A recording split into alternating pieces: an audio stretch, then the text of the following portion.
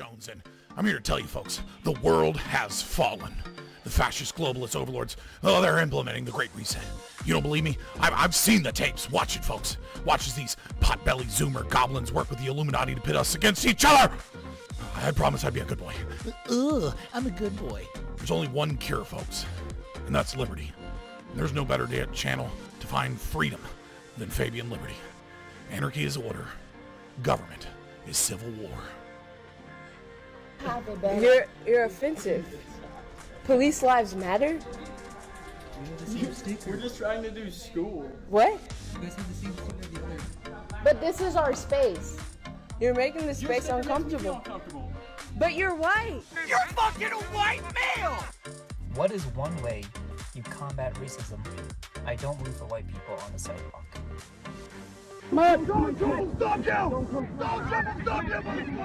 They want your wallets, they want your guns, they want the wieners off your sons.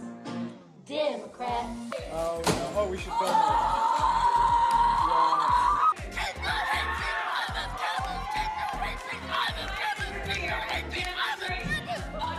So let's say, for the sake of argument, that all of the water levels around the world rise by let's say 5 feet.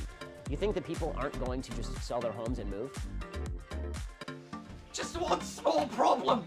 Sell their houses to who, Ben? Fucking Aquaman!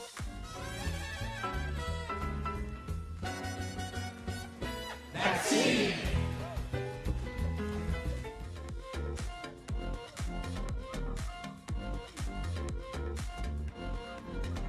Children, they're spreading COVID throughout the population at higher numbers. And people are not entitled to turn themselves into deadly biological weapons by spraying disease-laden aerosols wherever they choose, randomly killing innocent people. This is not freedom, this is homicide, and willful ignorance is no excuse. What the fuck?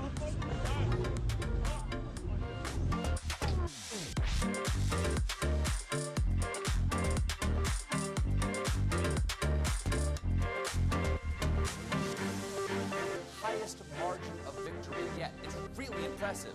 Though, I'm starting to think he might have had help from the Russians.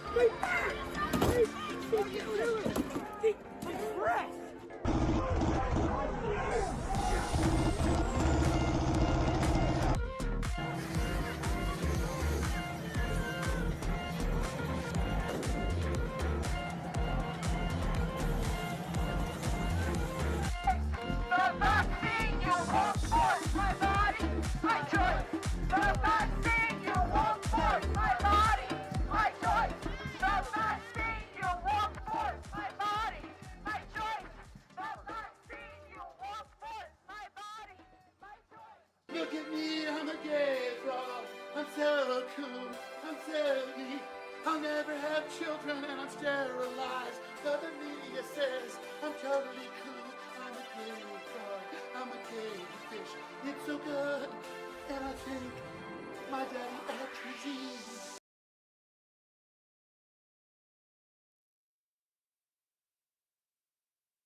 All right, testing. All right, that looks good. Give me just a second, boys. There we go. Music's going. Sorry, I was a bit down the wire today. Had a ton of stuff to do. Let's go, Red Tornado. Oh, man. Busy day. Yeah, I was going to do a Sunday fun day and like play Path of Exile 2 Sunday. I was feeling a little under the weather, but also like, man, Grinding Gears Games still hasn't acknowledged that like some portion of people, their computers are completely like shutting off, and some people are even getting their computers bricked by the game. And you have to pay $30, even though it's a free-to-play game, in order to get the early access. And like you can spend on in-game currency, it's not a big deal. But if you're like one of those select few percentage of people, like they haven't acknowledged that this is like a serious problem for those people, or like refunded their purchases or anything. So I kind of felt bad about playing it until they like figured that shit out. Hey, W, what is up, Red Tornado? I still might play some. I've been playing a lot of PoE too. I've really enjoyed it. Guys, you can super chat, and if you super chat, I will answer your question, no matter what it is. Assuming it's not a TOS violation. Even if I'm in the debate, right? So anytime tonight during the debate you have a question or you want me to read something in chat, consider spending $2 or $5, depending on how long your question is. And I'll mute myself on the stream so they don't hear me, and I'll answer you guys immediately. Of course, you can like, share, and subscribe. You can make good clips and put them in the Discord. That way I can turn them into YouTube Shorts, which will help grow the channel. But of course, you got to join the Discord in order to do that. And if you want to watch me be toxic, just hop on X. But yeah, I've been like down to the wire. Where's my fucking beard? Here we go. It's part of the ritual on stream is that I don't do this unless I'm on stream. I don't know why, but I'm a very ritualistic person. I think it's probably my ADHD. Doing certain rituals like keeps me focused, But one of them is putting in beard balm and brushing the beard on stream. Now I could grow a crazy beard, but every time it gets to get big, it just becomes gross and a pain in the ass to manage. Doesn't look that great. Follow you on X, but the site confuses me when I want to follow a thread. I just see your comments and I don't know the context. I mean, just scroll up. I'm not sure. Are you using a phone or are you using a... Like, you should be able to just scroll up to see, like, what was said.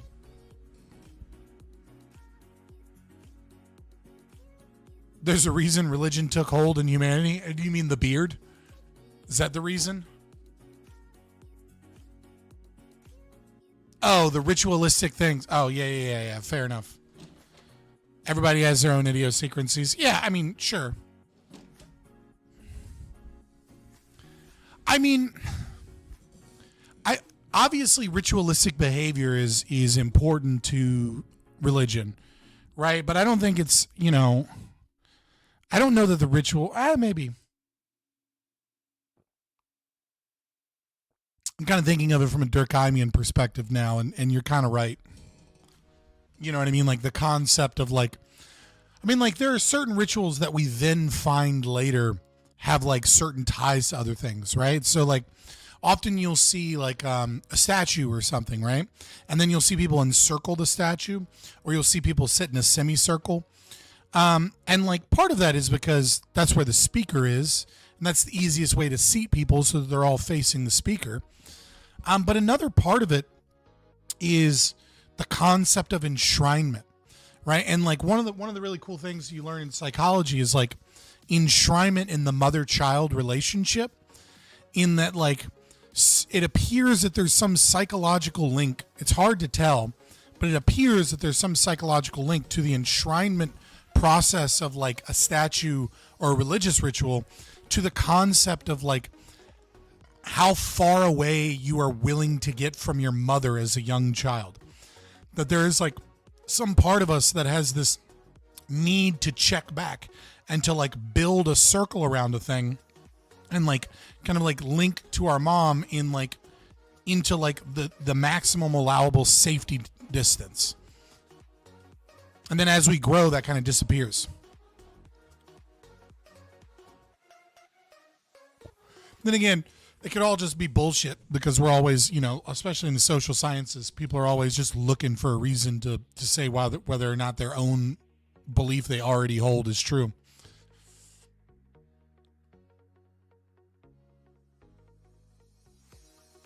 Wait, what is going on with the thumbnail?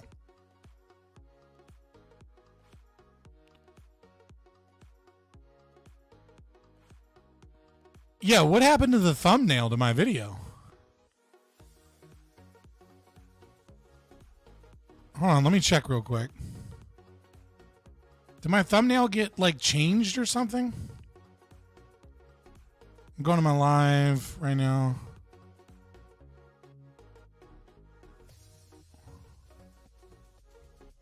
What?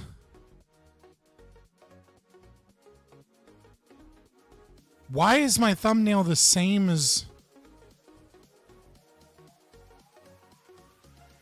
Options, edit. Okay, I can't edit the thumbnail. But for some reason it went live with all the right things, but not the right thumbnail. But I changed the thumbnail. Okay, hold on. I can change it now. Let's try that again. Okay, I changed the thumbnail to live debate slattern fame with a slattern. Okay, I was trying to understand like why people were like commenting about it. Like for whatever reason, the thumbnail didn't upload properly. All right, we're back. We're back. The thumbnail is the correct thumbnail. Don't judge me, boys. It's been a long day. I had to take my mom around and like do errands for her, take her to a doctor's appointment. She had elective surgery like a week ago. I mean, she's fine. She just had surgery to like she lost a retarded amount of weight. And then what stocks do you invest in? Dog, do you think I have investment portfolio money? You think I look, man, I'm a YouTuber that on a good night makes $50 on a stream. I don't have investment portfolio money. No, the thumbnail was fine. It's just like it didn't upload properly when I set it up. New Samsung watch is kind of nice, not gonna lie. I don't know how I feel about like I'm not one of those people that's conspiratorial about like linking my data and giving it to somebody, but I'm not a big fan of smartwatches and Fitbits where all of your health metric and data is then given freely away to corporations and sold. I'm not like I get it, you know. My phone, you know, has like, you know, apps on it and shit, and a lot of my search history and what I do in emails is going to corporations, so they have enough. But I don't know. There's something weird to me about like linking all that to like my heartbeat, my heart rate, when I sleep, when I'm awake, and like other potential health parameters, like, and then giving that. I don't know. I don't like it. I don't like it. I don't like watching an ad and my heart rate getting elevated, or watching a movie and my heart rate getting elevated, and then corporations being like, his heart rate was elevated when he saw this Budweiser commercial, and these are the tags on the Budweiser commercial, so we're going to send him more commercials with similar things. You know what I mean?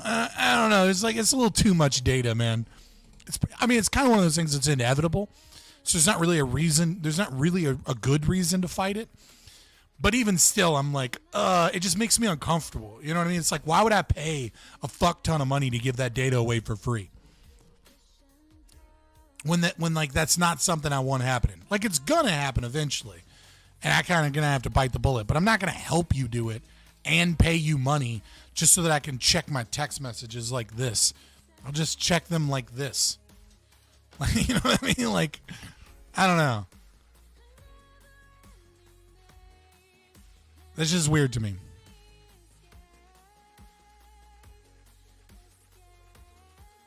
But yeah, I went early. I went a little bit early, so you know we won't have a ton of time to talk before I get into the debate.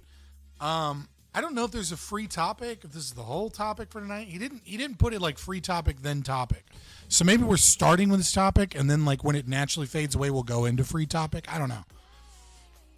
Trust, I'm uncomfortable about it as well, but convenience is a slightly higher value. I get that. I mean, that makes sense. I don't really see the convenience. It seems like really expensive for a very mild convenience increase. Maybe I'm not using my phone enough, but I feel like I use my phone a lot. But mostly what I'm doing on my phone, you couldn't do on a smartwatch anyways. Like, I'm reading manhwa at night. Is more like, you want to know my primary source of entertainment? It's reading crappy manhwa, because like I can't stomach most Western television. So if I'm not like reading my audiobook, or like or I guess listening to an audiobook, technically speaking, but I think we all use it that way now anyways. But if I'm not like listening or reading a book, or like doing some type of research for stream, or like doing, you know, reaching out to people trying to get an interview or something, and I'm just fucking off, I might be playing some games. And if I'm not playing a game, I'm probably reading manhwa at this point. Because I hate getting invested in a manga. And then, like, because, like, if you get a manga on your phone, right? I'll give you a perfect example is, oh, God, what is that? Oh, my God.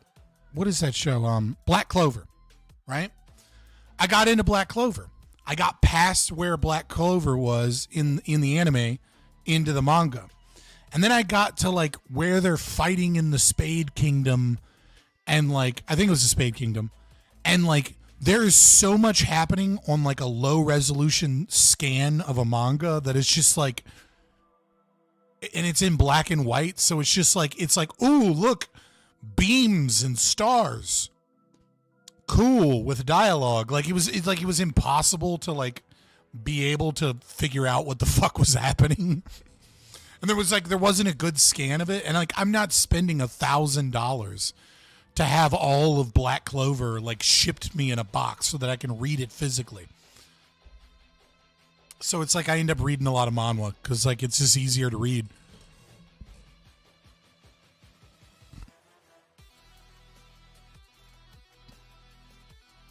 Well, I appreciate you, brother. I I took a little bit of a break there for a while, but you know, I'm happy to have you.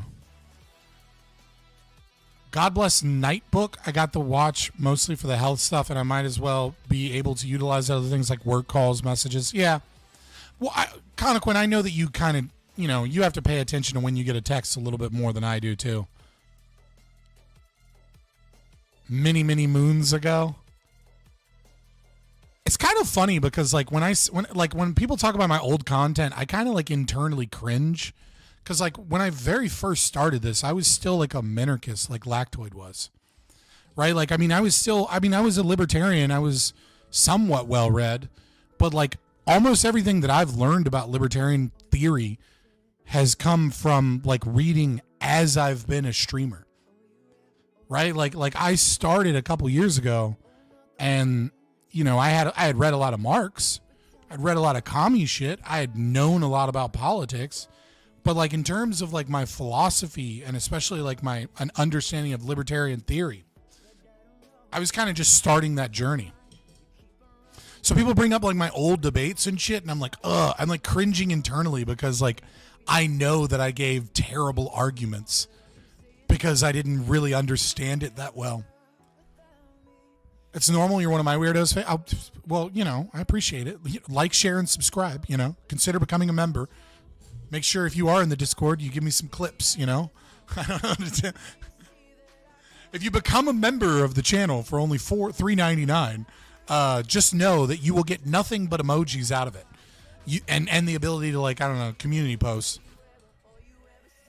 But I don't have any additional content you're gonna unlock if you pay that $4. I want you to know that right now. But also, I want it. I want your money. Give me it all.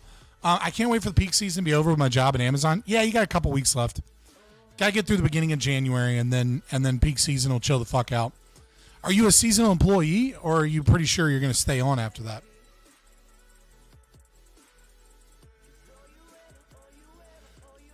I did seasonal at UPS, and then I did like preload, and then one season I did preload and driver helper, and I was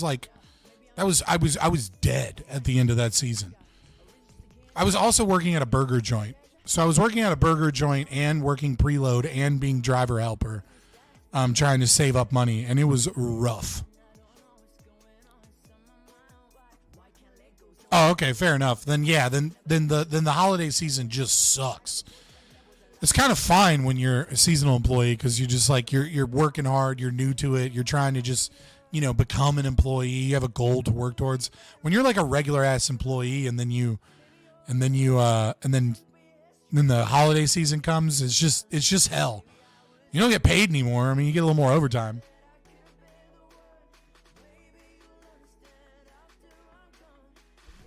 Well, I appreciate it. I try to be fair. I try to be honest. I don't know if I try to be fair, but I do try to be honest.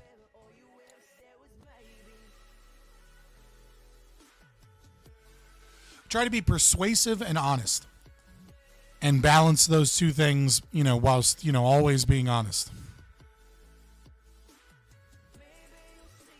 That's my main goal.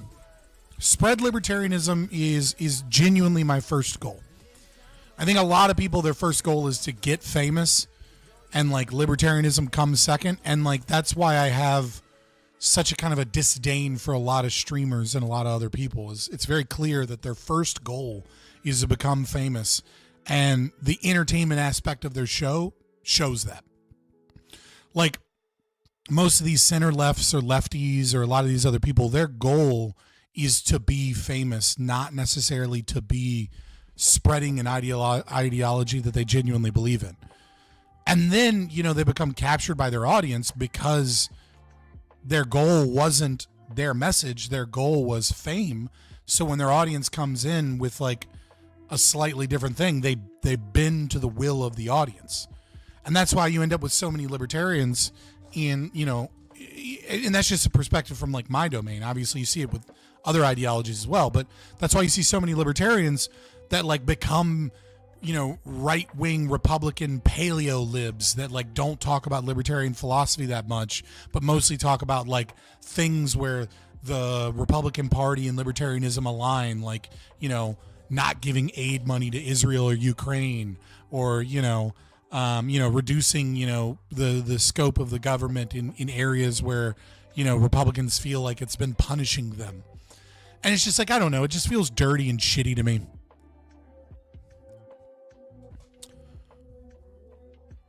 You ready to rumble? I mean, we're just going to talk shit. Again, he didn't put free topic first, so I don't know if we're going to start right away with the topic or if we're going to like get into the free topic and he just didn't put it in like the little messaging thing. But we'll see. Yo, this music's got me feeling some type of way.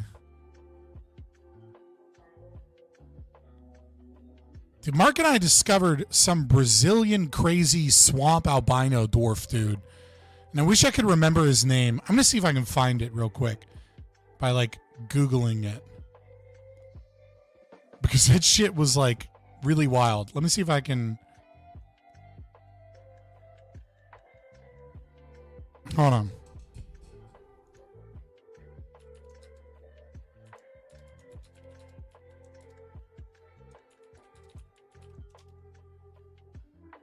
Ah, I found it. Okay, I want you guys to see this. Like Mark and I, and yes, Mark was high, but I'm not high. Okay, I am who I am. Okay, but I'm going to show you guys this video that we found, and it like randomly popped up, and it was so weird that like I had to be like, okay, I got to show you guys this. Cause it's just like, it's just, I don't know what to think of this. Okay. But it's here for your entertainment. And just, you guys tell me, maybe I'll get copyright strike and it'll end up having to be muted or whatever. I don't care at this point, but this is wild to me.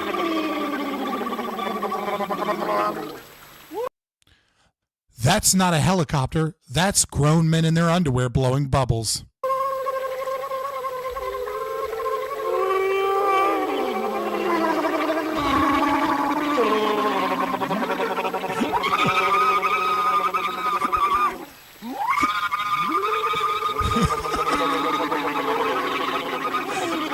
But wait, there's more.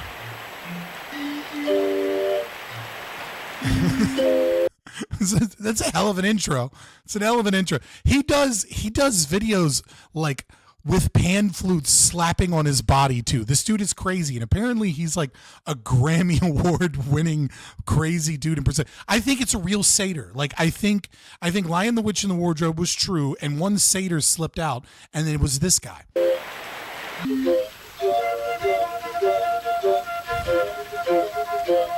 Playing river jugs with the homies in their underwear. Like this dude took DMT one time and figured out a secret that you shouldn't be getting a lot of ads. I have ads set to conservative, right? So it's like, it's auto suggested by YouTube, but it's the minimum amount. Like there's conservative, regular, and then like liberal ads, right? Like, so I have it set to the lowest automated amount of ads. The new CEO, Grid Motorsports, Neil Mohan, was in charge of advertising and in his previous position at Facebook before he stepped in to become CEO. So like I understand that there's like an increase of ads.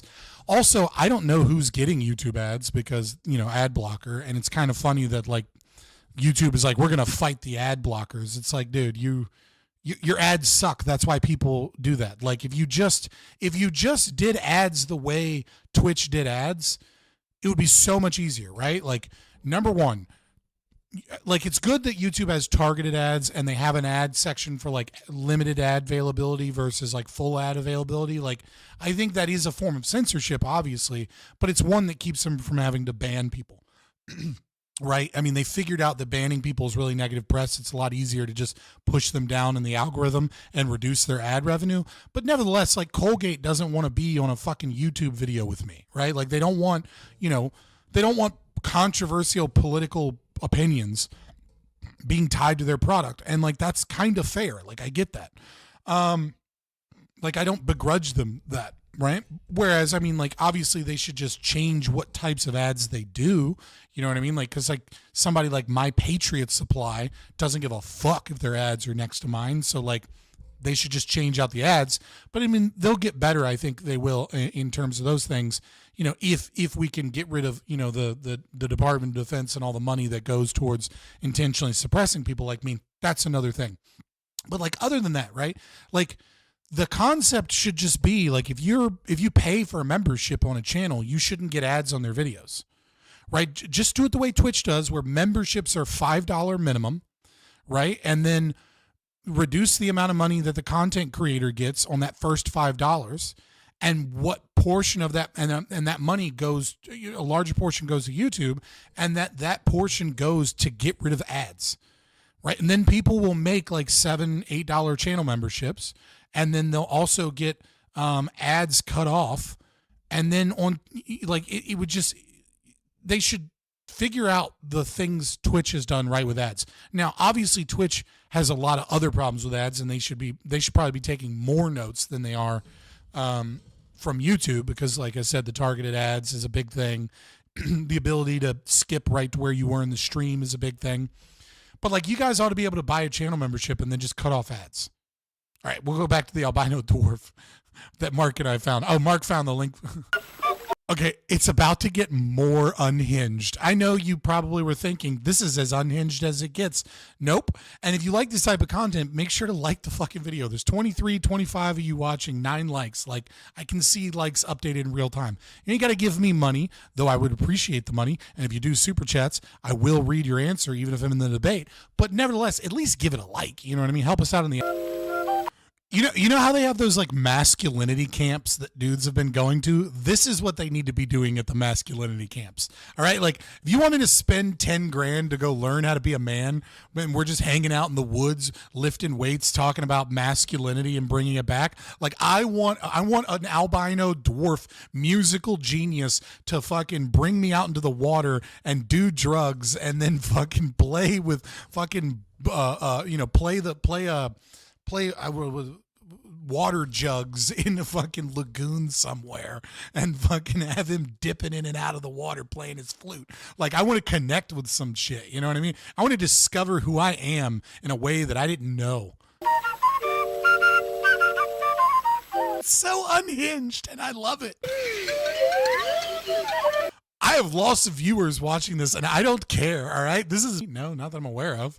I'm telling you, like, it just popped up randomly in the algorithm for Mark and I when we were just like watching random shit on YouTube late at night. Oh fuck. Yeah, no, I figured I'd show that to you guys. What is happening? All right, hold on. Why is this? My pretzel rock's geeked out. I paid good money for this, goddammit.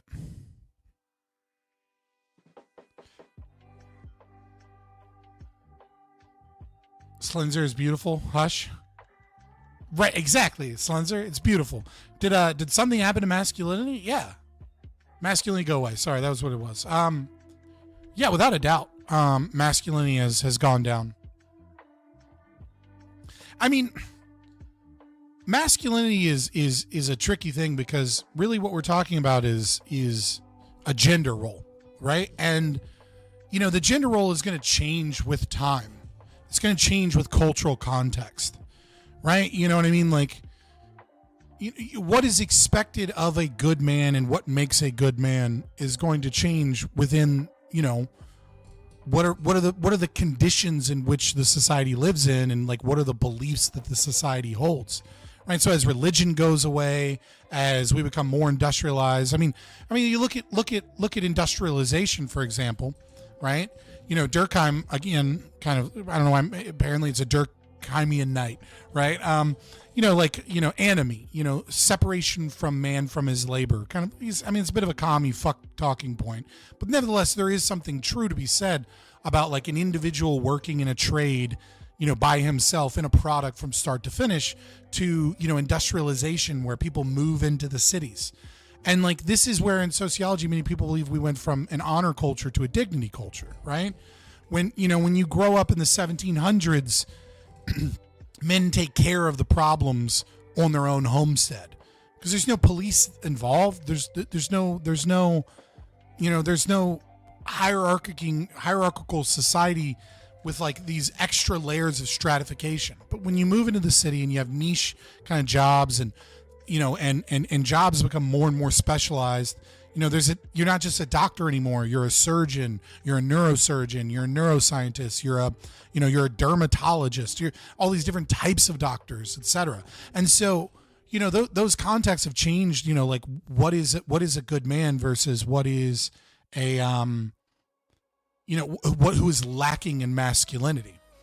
But nevertheless, we can look at, you know, whether it be environmental factors, genetic, you know, or cultural, like we can see testosterone levels going down, right? We can see the rise of women's suffrage and the rise of a concept of egalitarianism in society.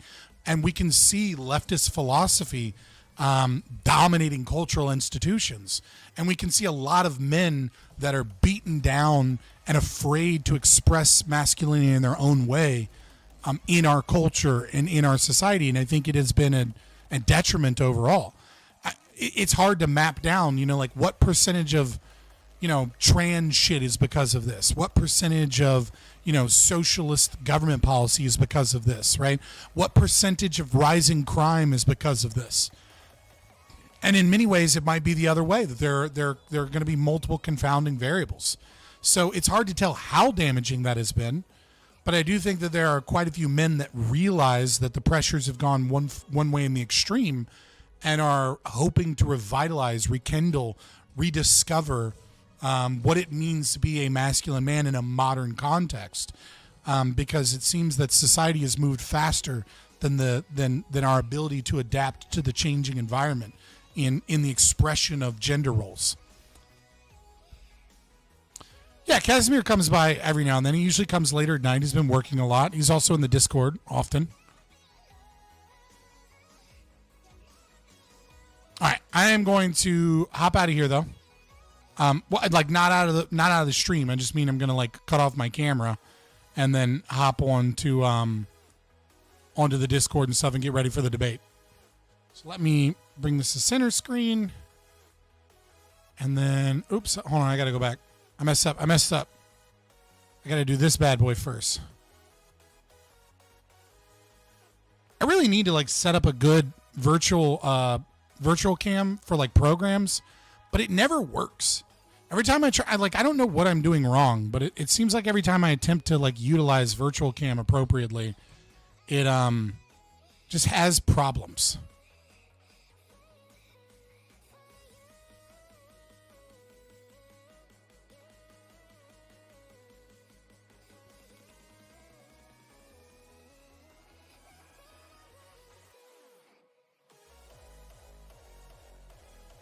You can't see me headbanging, but this is kind of a banger.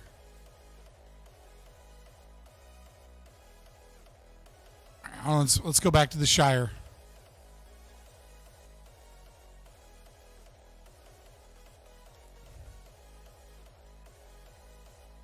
All right, bring that up.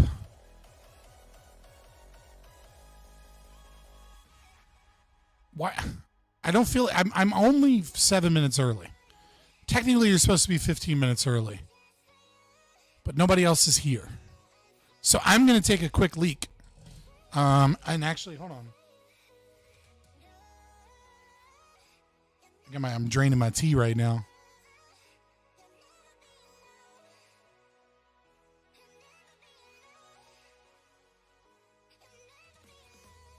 It could use more jug. Yeah, that's true. I utilize pretzel rocks to have like free to have music that doesn't get copyright strike. And it gets copyright striked every single solitary time. And then YouTube now has figured out that I use pretzel rocks and the shit's on the screen. So it gets copyright strike and then YouTube reviews it and denies it immediately.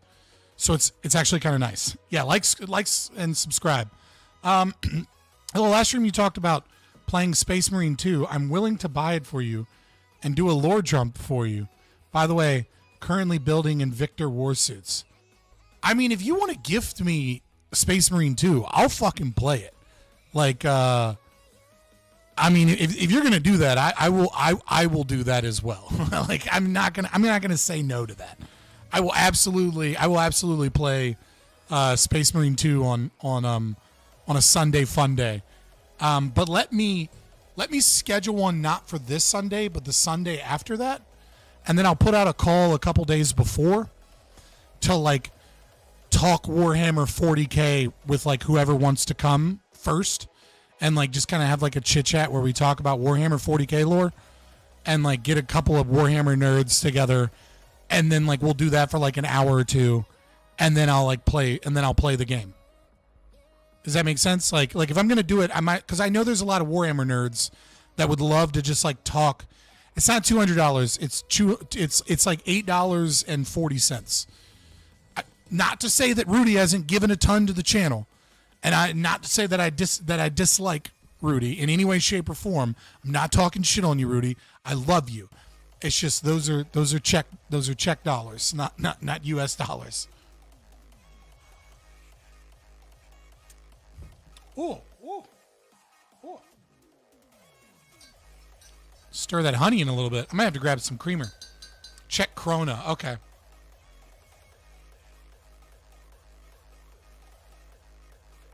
All right, I'm gonna take a quick leak and put this away because apparently it was, well, you can't see it, but yeah, I'm gonna put away the thing I was doing. My Fabian is fair. Are you making fun of the fact that I just say "to be fair" constantly? Is that what's happening? Do I need to cut that out of my vocab?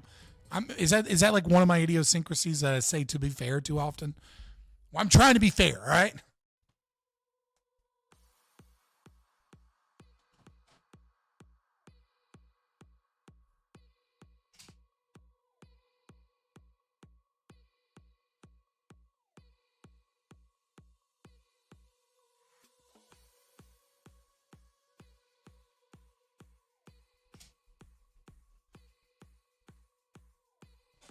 Adding some Chobani creamer to my tea. All right, boys, Chobani is the way to go. It's one of the few store-bought coffee creamers and creamers for your tea that you can buy that isn't full of a bunch of poison. This one is cinnamon coffee cake, and the ingredients are milk, cream, cane sugar, natural flavors. Now, natural flavors can hide some fucked up shit in it. It can, but Chobani is pretty good about not having crazy shit in there. In their products. I'm a believer in Chobani until I find out that it's a bunch of crushed bugs or some shit. But now I'm going to go take a piss.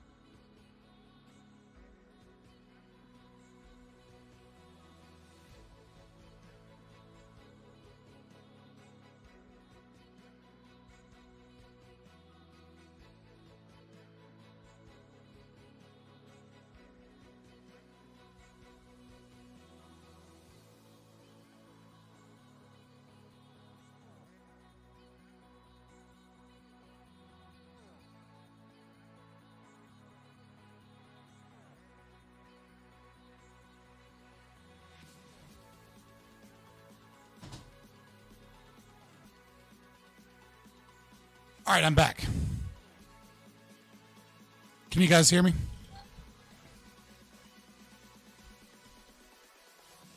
Mic check 1 2 1 2. I can hear you fine. Word.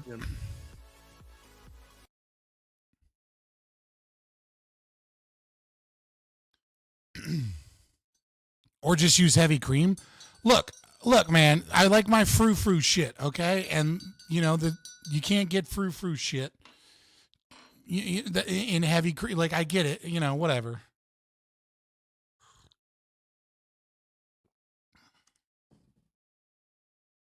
Did I see the thing about the Madison shooter being influenced by RFK Scott?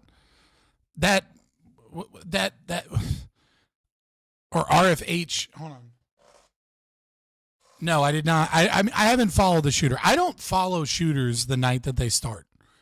Right? Like I have kind of like a rule that like, I mean, if other people talk about it, I'll talk about it, but I don't like bring up school shooters or mass shooters the night that things occur, because there's just so much bullshit going around, because there's so much hysteria involved with like mass shooters, especially school shooters, that like I kind of just like I let the dust settle for 24 hours before I try and talk about it. I understand that people like want to be like hot on the tails of like you know what's going on, but like I see so much, like every single time there's just bullshit and lies about every single shooter from both. Like this isn't like the media lies thing either, right? Like there's a lot of misinformation and like bullshit that people have just trying to be the people that are following the story in the moment.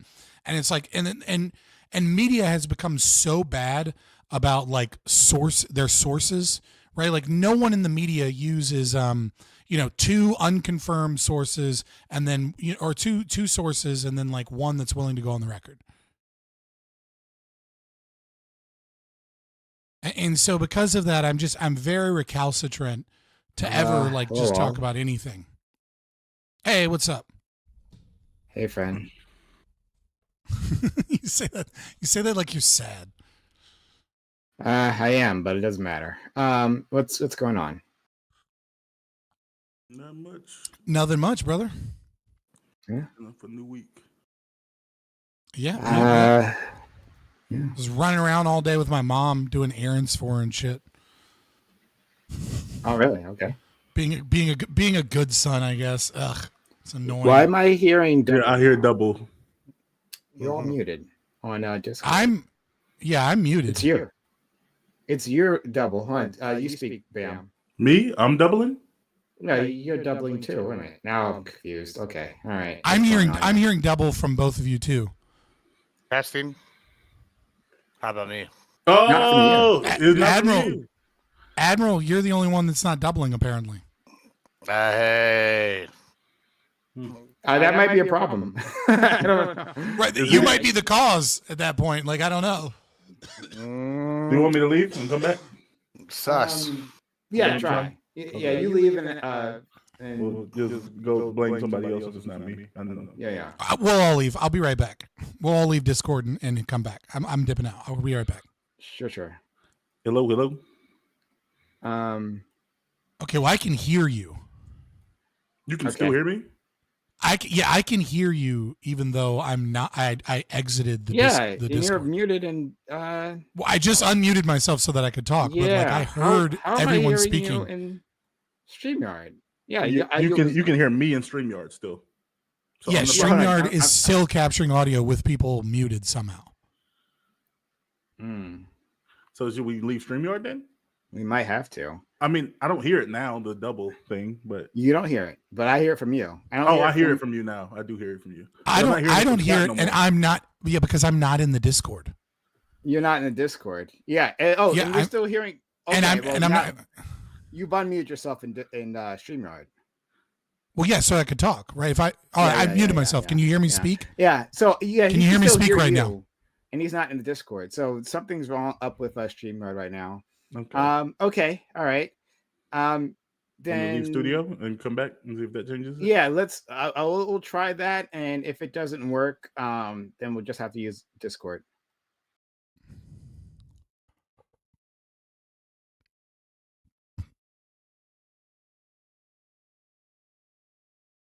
That was weird. All right, hold on. We'll go back to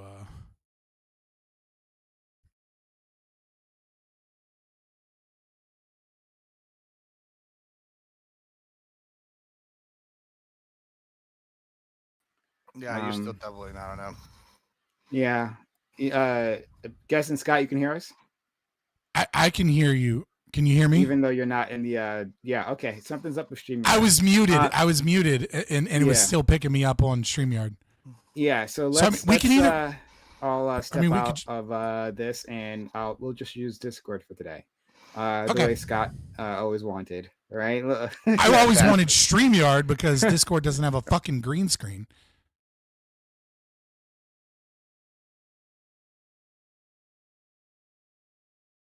All right, boys. Well, I'm in the waiting room, just waiting for someone to drag me. Okay. I set this up. Haven't done this in a while. So Yeah. please forgive the audience.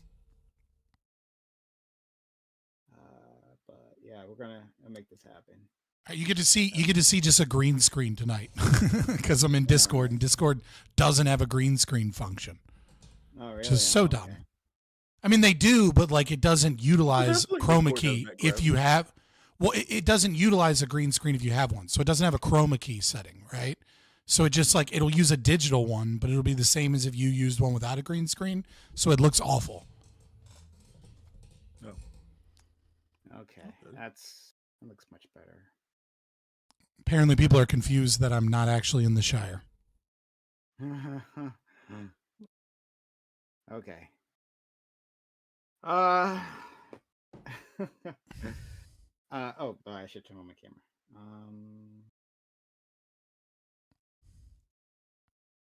Oh fuck. Okay, so I gotta change the camera in Discord. 1 second, everyone. Video, voice, video. I don't know any footballers, fans of the game out there. Any opinions on Travis Hunter versus Genty winning the Heisman? I'm always shocked that people still watch football. Like, college football is the best. First of all, let's just get that out of the way. I like it. Yeah, I like football, but I don't know what you're talking about. I was talking about the Heisman Trophy. Why was it controversial? I mean, it's not controversial in like a political way. People just thought that Ashton Genty had a better season. He had like the third most rushing yards since Barry Sanders, which Barry Sanders had like the craziest college season. The one that I've seen that's controversial is the Vanderbilt coach winning like coach of the year for the SEC, and people like that's fucking bullshit. He only went 6-6. No, I agree. I think Shane Beamer at South Carolina should have won it. The only reason that Vanderbilt won it is because they beat Alabama, but they didn't beat anybody else of like note. Bam is just trying to get this out of his system before Corey gets here. No, like I said, I'm fine with that. I was just curious. I guess all sports, also sports adjacent, but I guess maybe a little more political. Caitlin Clark won Times Athlete of the Year. Yeah, I heard that she like kind of like had to like do a mea culpa or some shit. Like I didn't look into it, so I don't know if that's like true. But what are your guys' opinion? Because like I don't follow NBA, right? So I certainly don't follow WNBA, and like so obviously everything that I see is like filtered through like what comes through, like what sprinkles into the mainstream. And like from what I see, like Caitlin Clark, I see clips and stuff. Like she looks like she's really fucking good. And then and it seemed like there was like just that she's white controversy between her and Angela Reese, and there seemed like a lot of racialization, involved in it. Where I was just like, dude, but I was having such a hard time understanding like. Are people so race obsessed that they can't just enjoy that for the first time, like some really good players have shined to such a degree that people want to pay attention to a WNBA? I mean, it's like it kind of felt like a moment where like think what you want about Ronda Rousey, both as a fighter and as an entertainer.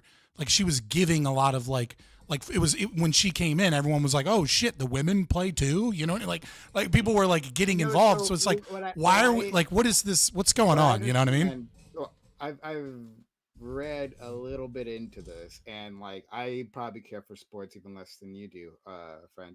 But I was reading a little into this, and it seems like people are misinterpreting like the behavior that they see on court and all that, because apparently it's just like regular, right? Like if you've been a long Yeah, time watcher. yeah. It's like I mean, like you see that shit in the NBA constantly, but it's never like fucking white bitch. You know, it's like it's always just like. But I don't think it. You I know? don't think it is fucking white bitch. I'm not sure if that is right. I think when it gets to Twitter, right, people will interpret that and say that, but I'm not sure that's the actual case. Though I'm No, sure that's what I'm talking about. No, hold on, yeah. pause. I'm not accusing the players or like hardcore fans of that. I'm saying like you don't see that filter into the mainstream in terms of like people that aren't into sports. But like when I like, especially when I saw like black Twitter posts that would like come at me and like they'd be like, Caitlin Clark is fucking trash. And then you go to the comments and it's like just like every third comment is like some random angry black woman. And I'm like, did you ever watch the WNBA before this? Well, like this is I will so say strange. ESPN has been kind of pushing that narrative pretty hard, though. They've like definitely done this like thing lately, which I've kind of found it interesting. ESPN has been the one doing it. They like that. They've really pushed this narrative that it is like racial tension between Caitlin Clark and other people, and I don't know whether that's true or if it's not, but it does seem like it's different than what happens in the NBA. Like for whatever reason. Admiral Gibbs. See, that's the thing, though. I think I think something's going on with your audio. There we go. I'm sorry. This is one, my audio. It's way better than last time. Adjust him up. Try adjusting him up. My audio. I might be on my end, but yeah, you just sound. Yeah, his really audio low was on good. my end. It was just quiet. Okay. Are we using Discord for video? Or Yeah. We're using Discord because StreamYard was being a problem. All right, cool. But to Gibbs's point, right? So a lot of what I was saying previously to Scott, actually that was directed towards ESPN, right? Yeah. They were saying that a lot of these newscasters, a lot of the male newscasters, right, sportscasters, there who like never put any attention to the WNBA previously. Now they're coming in and then they're like riling up the fans saying this isn't right. This is clear like bias against this one individual when people who have actually been following the WNBA have said otherwise. Like this is like no, this isn't right. This is like normal behavior. This is what we see all So the do you time, think it's right? do you think it's like a familiarity bias, right? Like because like when the ESPN obviously have like, I mean, they're made of journalists. Obviously, they have political opinions, and those political opinions, like any journalists, are going to like have some element of like racialization and like typical journalistic opinions, right? But when you're talking about the NBA, many of these people are former players. They know the people, they know the teams. They like. Do you think maybe it's just like when you lack certain level of familiarity, so like new people come in and like not understanding the people, not understanding the coaches, not understanding like the individual school rivalries as well, that like they kind of interpret it through a lens that like they understand better, which is like the constant like the constant talk of racial issues and things of that nature, because that is, I don't want to say a default lens for them, but in a situation where they're less familiar with what's going on, that like that becomes like kind of the lens in which they try to talk about, just to have something to say. No, it's actually so it's kind of the. Let me put my thoughts out there, and then I want to hear you because I'm the uninformed one, and then you're the more informed one. And so maybe I'm just asking questions. I don't know. Yeah. So like from my observations and from what I've seen, it's like maybe that's true for a certain number of people on Twitter, but specifically talking about like ESPN and like the sports casting like industry, that like one, a lot of those people aren't like what we would call woke or anything like that. These are like very wealthy individuals, very connected, like maybe liberals. Hold on, pause. There's a lot of wealthy fucking woke people. That ain't got shit to do. I mean, look at Mark Cuban. Mark Cuban is famously woke and is like one of the richest men in America. I'm talking about the personalities that are on ESPN. Those individuals specifically, right? Like Charles Barkley. Is it Barkley I'm thinking of? Yeah. TNT. Excuse me then. But he's still the NBA, one of the biggest NBA people, right? Yeah, for sure. Those individuals, that those individuals, like they seem to not like understand that women can like be as vitriolic as men can You think be, there's like right? you think there's like an element of misogyny that like they're like bias in like their interpretation, because like when they see dudes go at it, they're like, yeah, these is dudes checking each proper other. and normal. And when they see like Yeah. women do it, they're like they're like their bias is leaning towards a concept of like, oh, there must be something deeper that caused this, instead of just being like, yeah, this is rivalry.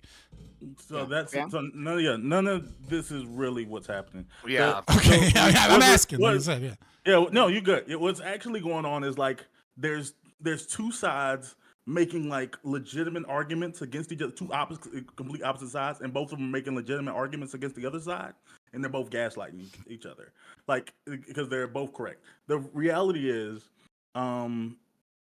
Caitlin Clark came into the league and she's an amazing player. One of the most interesting college basketball players of all time. And she's been able to pass that on into one of the most fantastic rookie seasons in WNBA history we've ever seen. Part of what's came with her fan base has been like there's been an excitement around her. Like there's an added factor that like, wow, she's a white girl, not just a white girl, but a white girl from Iowa. Like, and there she's picked up like a conservative fan base, like regardless of anything she said, that actually does find it interesting, like, and kind of wants to push their politics through her, and they see her as some version of the Great White Hope. Now that's like, but that's not. I wouldn't say it's a majority of her fan base, but that this is a group of people that exist and they're very vocal. Yeah, I mean, you could say the same thing kind of happened with Eminem, right? Like when Eminem became popular, I feel like a lot of people got brought into rap and hip hop that probably wouldn't have before.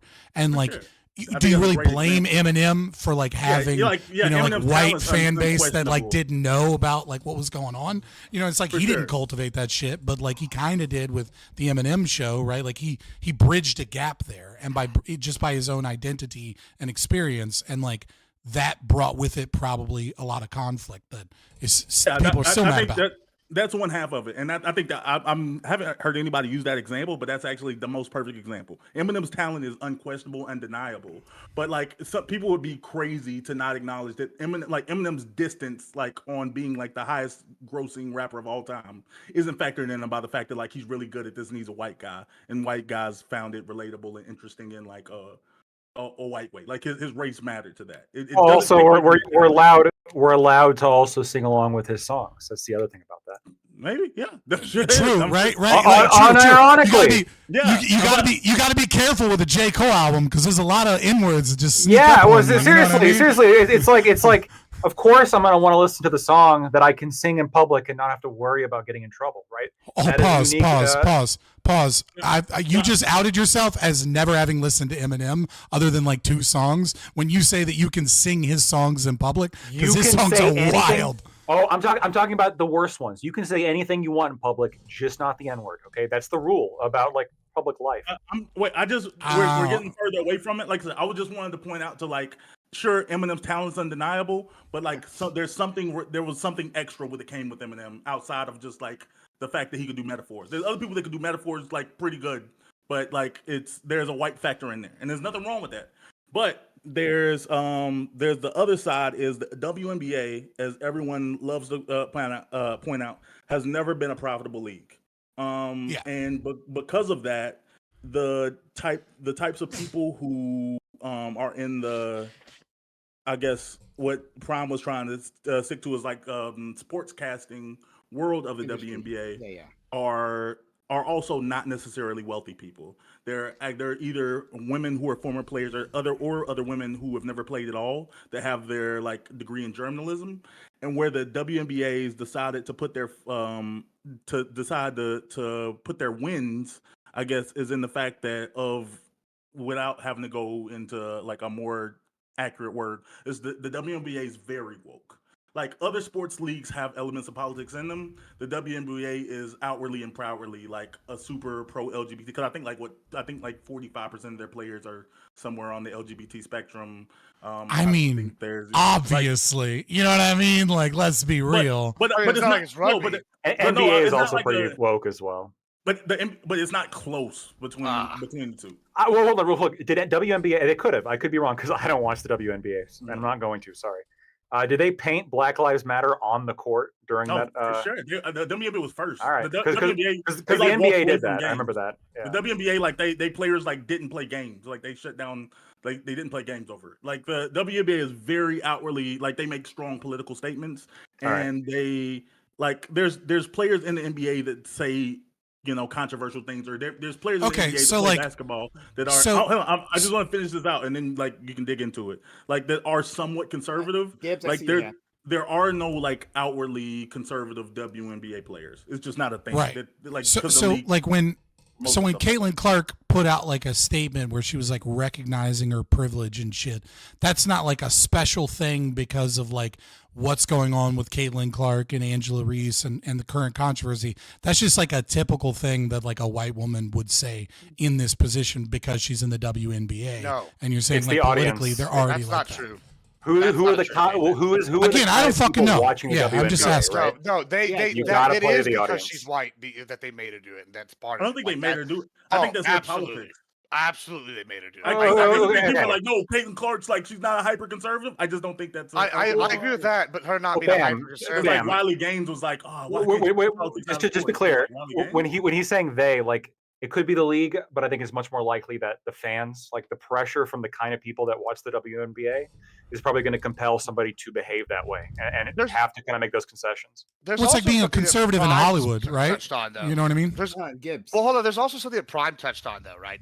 And this is like a women's league, right? When you look at like women's MMA, and this is something when I was working for BoneSnapper.com and USA Today for like the MMA journalism, right? It was like you definitely pushed the pretty ones. Didn't know that. Gina Carano, many years ago. Gina Carano, she like was one of the first ones. She's the trailblazer. It's not I like Ronda her. Rousey. Yeah, she's hot as fuck, right? She goes in there, she pushes it. You push the pretty ones. There is this like misogyny factor, and I'll even give you an example from this week, right? You have like ESPN, which is like the woke league now, like or whatever brand. Then you have like the edgier leagues, like announcers like Fox, right? Then you have TNT with like Charles Barkley and Shaq saying wild shit, right? Like Shaq literally told the girl, that they should lower the hoops and they should start wearing smaller shorts because it'd be more fun to watch them dunk. Well, Shaq made his career off of dunking, so he's gonna like. Sure, he's always gonna say agree with dunking that. is the most interesting. Play Well, I also don't think that he was saying that the guy should be getting booty shorts on either, though. So my point is though, like,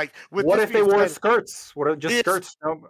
Is like if there is like an aspect to the people that are not in ESPN that are kind of like taking this stuff and they are trying to make it edgier for the sake of being edgier, and then like ESPN is definitely pushing a like much more quote unquote woke narrative, and those two values are clashing real hard. In addition to this like I don't know race thing that they have going with Caitlin Clark, and this is all kind of getting bundled together and really like I don't know.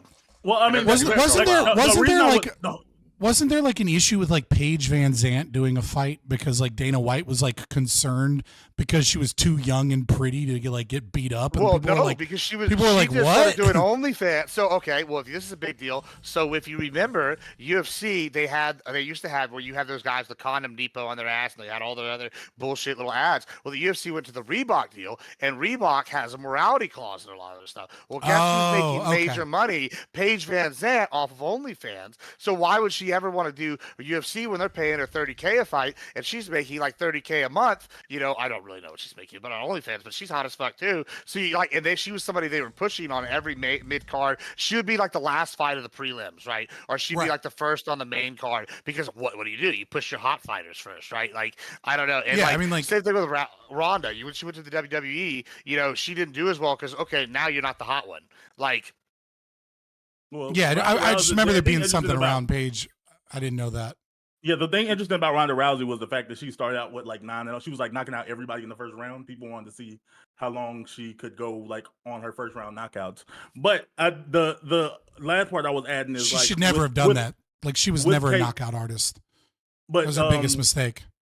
Yeah, the last part I want to add with the Caitlyn thing is like because the league is like outwardly quote unquote woke.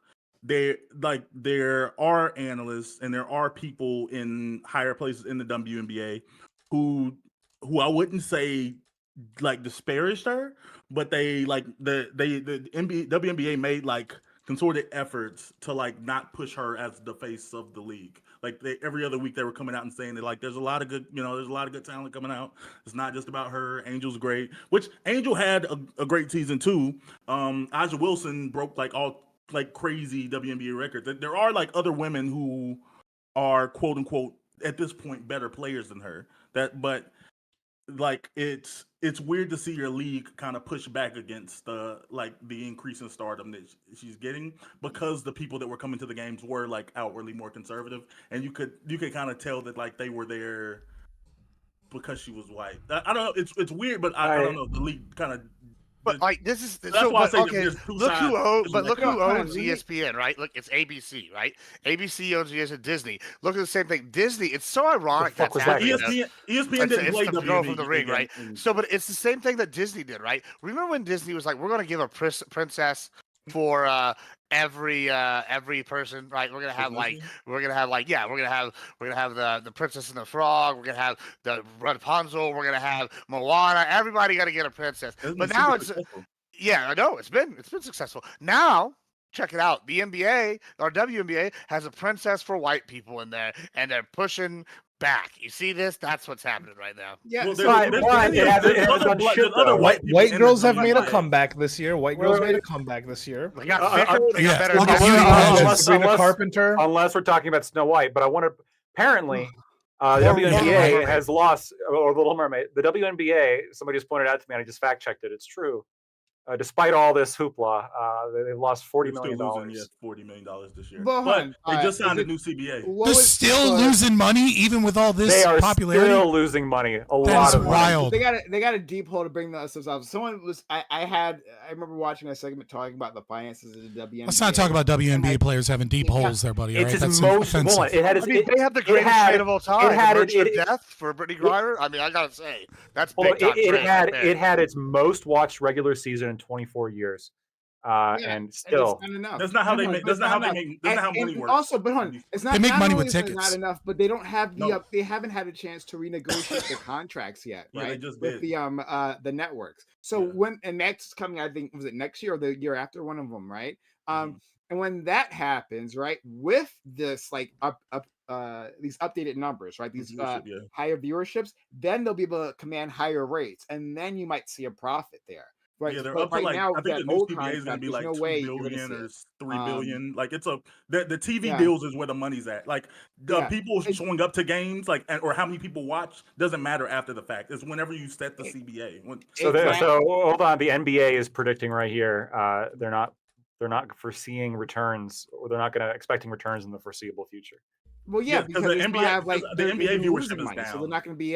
They've got a long hole to get out before they start making profits, right? So, but before that, I see your hand, Corey. But I want to ask you all, like, does anyone deny that, like, at least part of the reason, not all the reason, we understand this, right? But part of the reason why some fans are there is because they can see themselves, right? New fans, they can see themselves in Caitlin White, and they see a white individual, excelling.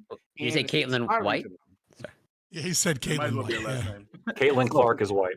A little Freudian slip there. Didn't I say that? Didn't I say Caitlin White? You said Caitlin White. But I just heard Caitlin White. Then I just can't hear you there. Oh no, Caitlin is white. Okay. Does anyone think otherwise?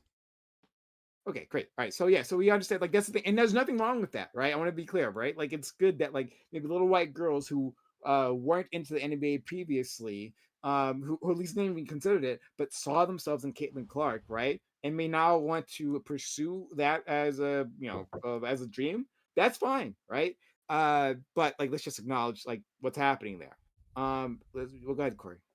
So I'm definitely not an expert on sports, and I still stand by my banned football position. But is this really an outlier in terms of like overall sports organization? From what I understand, like the UFC was not profitable for years. Of like they also went through like I think it was like the first decade, huge losses, and so like when I think they were taken over by Zuffa, and then even after that they struggled. And as a Canadian, it's also true of like the NHL. The NHL has like I don't know if it's struggled and it's like, but they definitely reached difficult financial times. That's why, like, I don't know if you recall, but as a Canadian, I recall, like, they revamped the game to make it more fast paced. Of like, they actually shrunk the ring. They included more certain things, like because like the viewership was declining, and like yeah, profits were like. I don't see how this is like super unique to the. Let me explain. Let me explain why I brought that up, because I'm not saying it's particularly unique. I understand that it's a hard market. What I'm pointing out is that the NBA apparently made $3 billion in profit. Okay. And LeBron James himself could beat probably alone an WNBA team. But that's disrespectful to the league. Sorry, but yeah, man, it's gotta be at least 2 NBA players. How many? I think he could beat a whole team. Sorry, and I'm not even a LeBron fan. Okay, I like Giannis, but you could take retired players. They could probably beat how most of the basketball NBA works, but whatever. I try it. Okay, I know that no one would want to because they really don't want to know the answer. Okay, but I want them to try it, and I want them to say, "Look, you beat LeBron. You know, maybe we can increase your salary from." Because they complain about the pay. Literally, that's why we're bringing this up. Yeah, they're not making money. But like I don't know. But it's weird that but like it's I don't know. Like it's weird that you're approaching it this way, right? And again, I am probably the person who dislikes sports the most here. Maybe Corey is on my level, I'll debate you on that any day. Exactly, right? Yeah. So, but like I wouldn't approach this in the same way. Like it's a weird way that you're doing. Okay, I'll do a better one. Right? A top men's high school team, could beat the best team in the WNBA. Now, if you were joking, okay, but it sounds like you're actually serious. Right? I'm being somewhat serious. I mean, I know you are. That's what I'm saying, and I'm saying the game of basketball. Like I watch the game.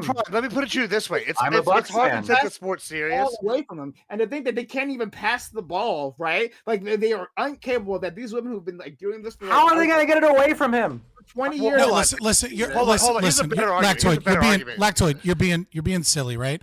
We saw this with the women's soccer team, and we've seen it with individual sports, right? Such as I think it was like the 200th ranked male player that went against Venus or Serena. I can't remember which of the two. It was Serena, and was smoking cigarettes the whole time. It's undoubtedly true, right?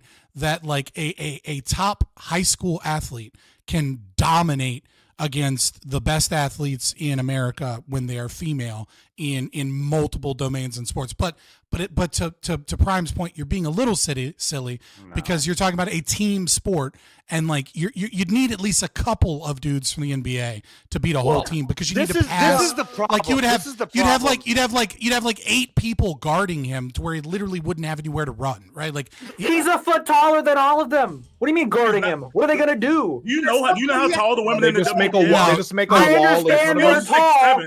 I know. No, they're not a foot. It's not a foot. They're like a couple inches shorter. Yeah, there's still like hold up. Let me actually make my point, okay? A couple of things. The reason I'm bringing up the fact that the WNBA is losing money is because I think that when they complain about being underpaid, it's hilarious, because they're worse in skill, and they're worse in ability, and they're worse in being able to bring in money. And so that I know for sure, okay? I am predicting, because I did see that one. What was that one? It was like a professional soccer player versus like 100 eighth graders or whatever. Did you see that? Yeah.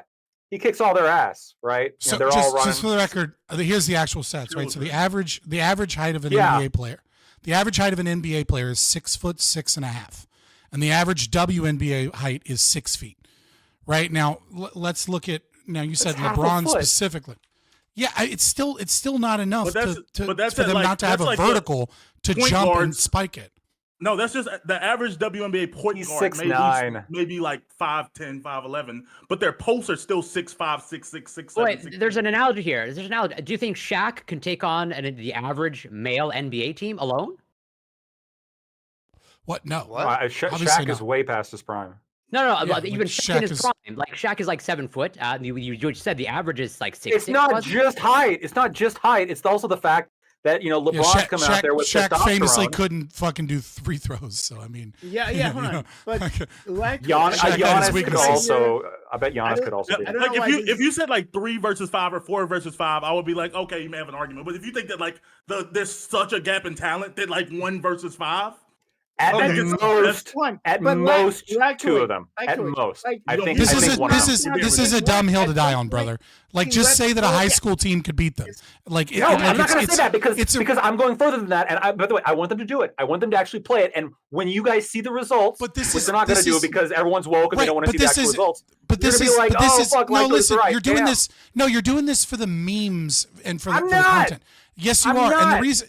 No, listen, Lactoid because is what the is new Gibbs. no, listen, Lactoid is listen. the new What Gibbs. you have I lost? could not beat Yes, anybody in the Lactoid, WNBA. shut up, shut up, Lactoid. You are going in on this hill to die on that is irrelevant to your actual point, right? Which your actual point is that WNBA, the athleticism that is on display versus the NBA is diminished because of their athletic ability, because of just the inherent differences in gender and what they're capable of doing, right? And instead, this entire thing has become about like, can one badass, at the top of his game beat an entire team? It's irrelevant, right? Like it's not necessary to make your actual argument. Your actual argument is that they lose money because the amount of like cool shits, clips, highlights, like dunks, things of that nature are severely diminished, and so it's not as entertaining as a game, right? So like, let's not get stuck on whether or not LeBron individually can beat a WNBA team. Just use like Admiral Gibbs was going to say, and say, yeah, a high school team at the top of their league could beat them. Okay, hold on. Listen, I still believe this, and I threw it out there as like part of the way to make my point. If you disagree, you're free to disagree.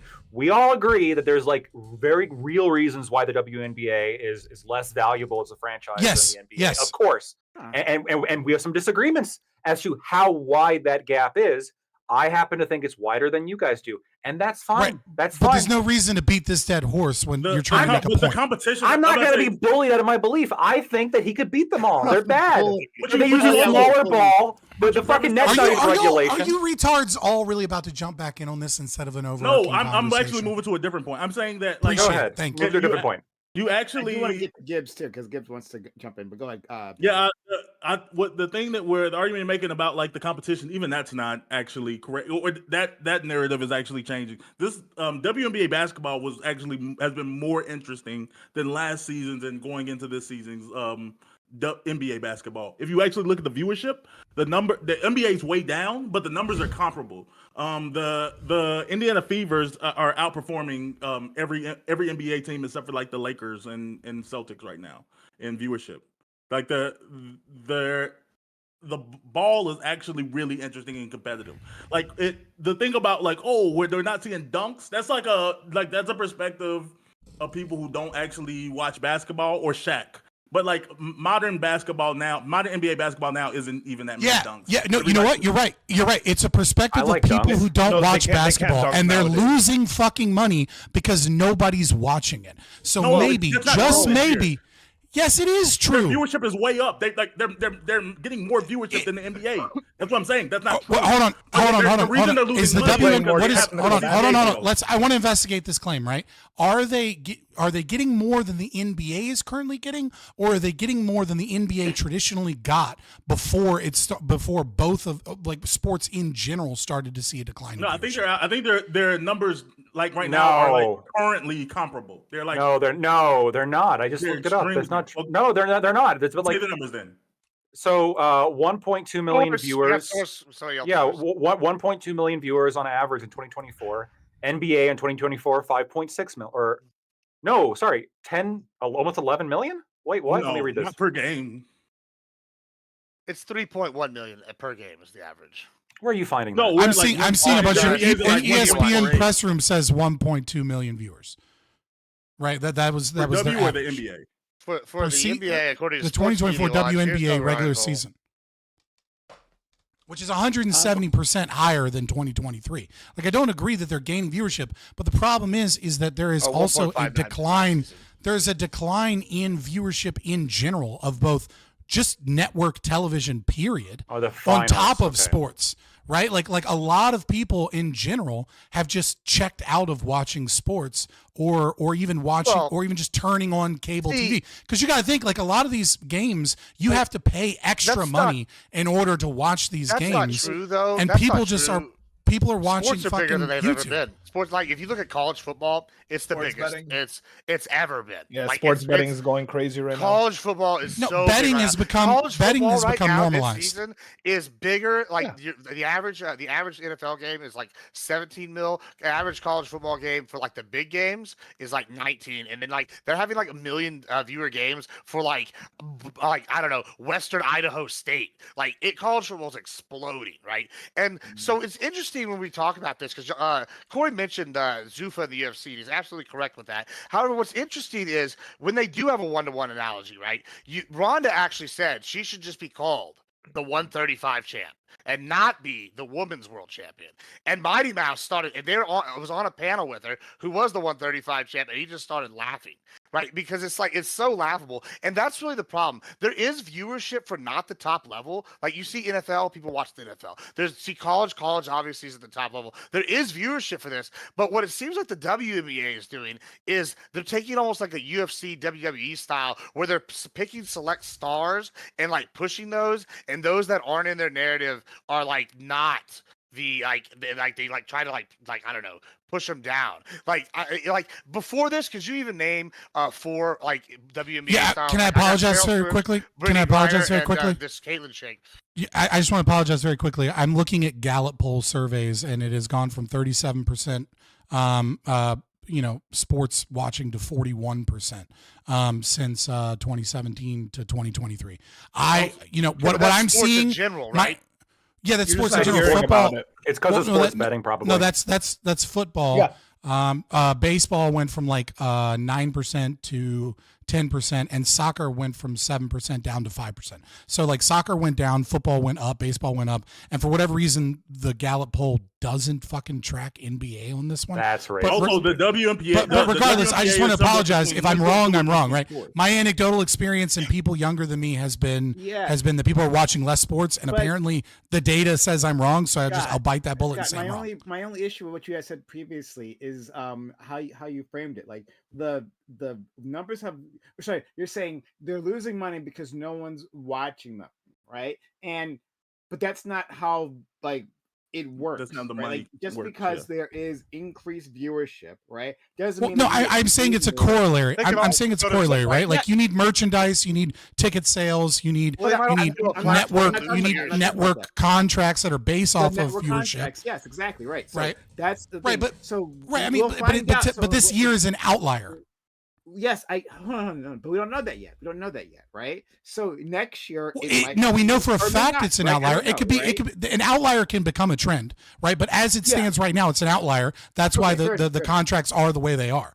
Sure, that's fair. That's fair, right? So we'll have to see like what the WNBA's profitability is when they renegotiate. Yeah, I mean network the contracts, outlier when they can renegotiate become a the union trend contracts, like all in that after. following years, right? Yeah, I think yeah. I do think I do think as Gibbs pointed out too, like people moving to college ball, people moving to other things. I do think there is like a sense of like, and maybe I'm wrong on this as well. I don't know. I'm doubting it because I'm not a big sports guy. But like maybe it feels like, and correct me, the people that are bigger sports fans, but it feels like there's a sense of a sense of homelessness in a lot of people that liked certain sports and then found those institutions to get involved in certain politics, or just like, times changed, or they, things, their viewership changed because of sports betting being one of them, but another one being COVID. So they were kind of like locked in. And so it seems like there's been a lot of movement in the last few years into like one form of sports into another form of sports,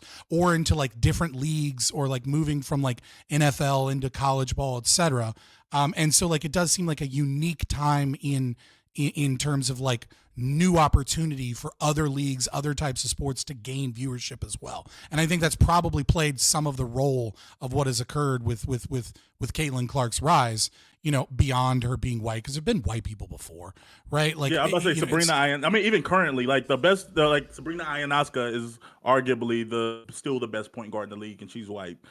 Sue Bird was probably one of the best players of all time, and she's white. Like, there have been other white people, but there's a different way in she's being marketed. Something else I wanted to point out, y'all were talking about viewership. Just quick before you do that, Grid. We are using Discord for video right now because StreamYard was messing up. So just turn your camera on to Discord. But go ahead, Bam.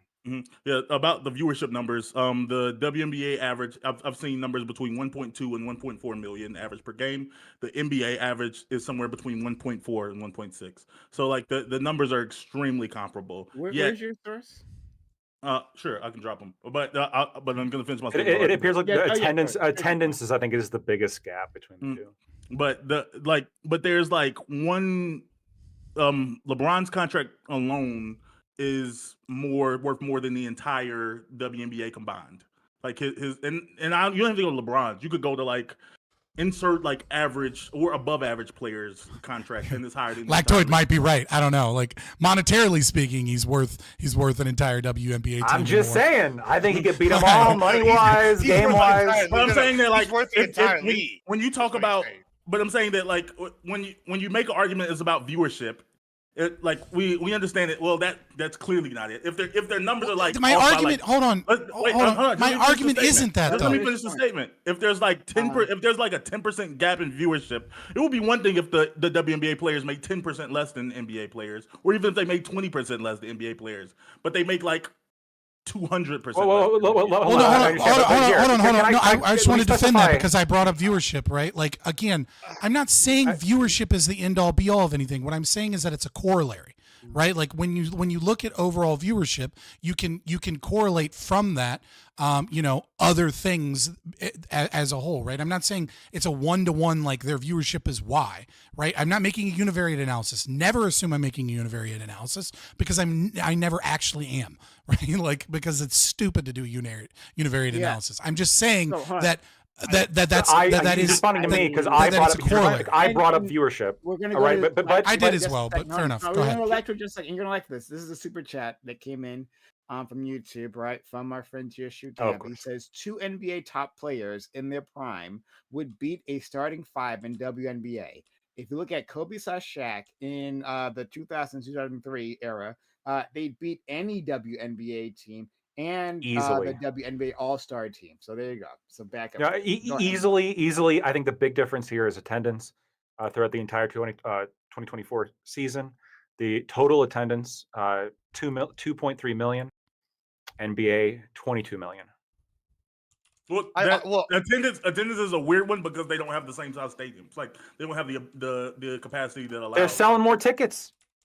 I mean, you can't sell any more tickets. They're selling out. If you sell out, you sell out what you have. But they're still selling more tickets, though. Hold on, I want to make more money. Ticket sales aren't where the revenue comes from. You also that's have to part of it, surely. Well, hold on. Okay, hold on. 5%. You can hold on. I'm looking it up. I'm looking it up. TV deals reportedly are 40%, and viewership. Sorry. Hold on. So TV deals make up roughly 22% for ticket sales. Right, and then 30%. So there's something y'all aren't factoring in here that's important though, and it's how the leagues are structured, right? All right, the WNBA and ticket the NBA sales, compare, right? merchandise sales, and licensing is only like 15 million out of like I'll get the numbers and get them cleaned up. Okay, so let me just finish this real quick. Okay, so you can compare the WNBA and the NBA to each other because they're structured the same. They have the same number of games in a season. Where you're gonna have a problem, well, okay, are a similar number. You'll like they're structured similar. I would say just let me finish my argument here. 36 games. NBA has 82. That's fine. All right. Still similar kind of concept to what I'm about to say, which is if you compare it to like, I don't know, college football or pro football, you can't compare ticket sales when like a pro football stadium is like 88,000 and like some of the bigger college stadiums are 107,000 and they're selling out every weekend for like 10 games. Like, of course, that's going to have way more attendance as a sport than say like an event like, I don't know, even the UFC or the WWE where they're doing like 10,000 person stadiums or 12,000 person stadiums for like the WNBA where it's 36 times a year or the NBA where it's 82. Of course, you're not going to have near that like seats and ticket sales in that regard because it's structured totally different this season. Like a baseball game. Do you think a baseball stadium is going to be like sold out like that? No, even like, I mean, it's just not going to happen. Right. But again, but if you can sell more tickets, I think that's going to go into more revenue. But also, like, look, the kind of person, the kind of people that go to games, my estimation are probably going to be the kind of people that are going to buy more merchandise. The kind of people that are going to be more actually involved in the franchise as opposed to just watching it. I don't disagree with that, but merch matters on an individual player basis, I wouldn't say merch is that huge on for the league as a whole. Well, Like- for the team values, right? You would think. I guess that's how you factor that in. How much a team would be worth, right? Mm-hmm. Yeah, I guess that's fair.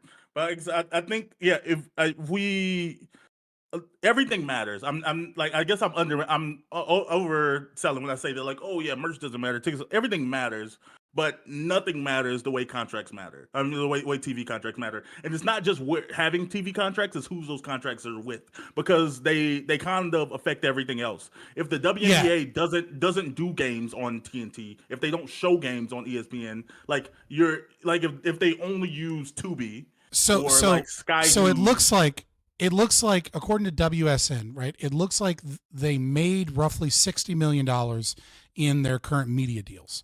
Now, if their media deals were based upon viewership of 2020 of this year, they would essentially quadruple. If their media deals were made in the same way based off of viewership that the NBA is, they should be getting roughly $240 million instead of $60 million. So if this isn't an outlier, right? If this trend continues, if they're able to maintain the same viewership and they're able to negotiate deals based off of that viewership, they should get, like $180 million more than they're getting in terms of that. well, the new deal they just signed is like over $2 billion, I think. This is according to World Sports Network from the article date is October 7, 2024, right? Like looking at all of the numbers. I also want to point out ticket prices again as one thing. Like if you go, I just went to a Spurs game recently. The Spurs haven't done too good this year, right? And it was $14 a seat, right? And that's to compare it to the Texas A&M Texas game that was last week. Yeah, I just want to say thank you for the $5, Nico Pluto. I appreciate it. I have to argue with these dummies about all kinds of random things, and I appreciate your faith, and I appreciate you both making fun of me and pointing out that I am indeed fair. But no big deal, right? Like that's a high school game. Yeah, versus I go to like whatever. Spelling out the economics for libertarian there. Gambit. I understand the economics. This I'm saying that the WNBA isn't like less profitable because of sexism. You are a small L libertarian, right? And once even a small L libertarian understands economics better than any fucking socialist commie fuck, right? Little libertarian. Yeah, Grid. You just a little bro. Why are you using your virtual? Happen? Yeah, yes. No, it's what a small L libertarian is. Don't even. I'm fucking with you. What is this Grid Motorsports? You're using your virtual cam in Discord and it looks wild. Yeah, we're meta. Dude, sorry, bro. I'm just rebroadcasting the messing, panel. I'm messing with my settings and I screwed it up. Sorry. I'm not mad at you. I'm just letting you know in case you didn't know, right? Yeah, no, I was looking at my other monitor, dude. I wasn't even on this deal. Sorry. It's chill. Don't take no shit from him. So, Gambit, you want to say something? I'm not giving shit. I was letting him know, man. Like, what the fuck? Can y'all hear me? A little bit of shit. Yeah, we can hear you. We can hear you. Yeah, I just wanted to make sure y'all understand that the ticket and attendance issue is not a chicken and an egg problem. It's because there's no demand in the WNBA. For the WNBA games that are big, they move them to a stadium that can sell more tickets. You can see this with a couple of games from the Fever this year and other things. So if they have a game that legitimately has a lot of demand, they move it to a bigger stadium. The reason why they have low attendance is because most of their games are not that interesting to the general public. So that's why they play in a smaller stadium. If they had more and more exciting games, they would have bigger stadiums, or they would play in bigger stadiums for those teams. So just making sure y'all know it's not a chicken and an egg problem. But the NBA is not having more viewership at their games either. I mean, since 2020, the NBA has had viewership issues. No, they're filling out. We're talking about attendance, not viewership. What are you talking about? Well, I'm talking even attendance. The NBA has had even more so than viewership, has had attendance issues since 2020. They haven't had attendance issues. The NBA hasn't had attendance issues. Say it out loud. No. Okay. No.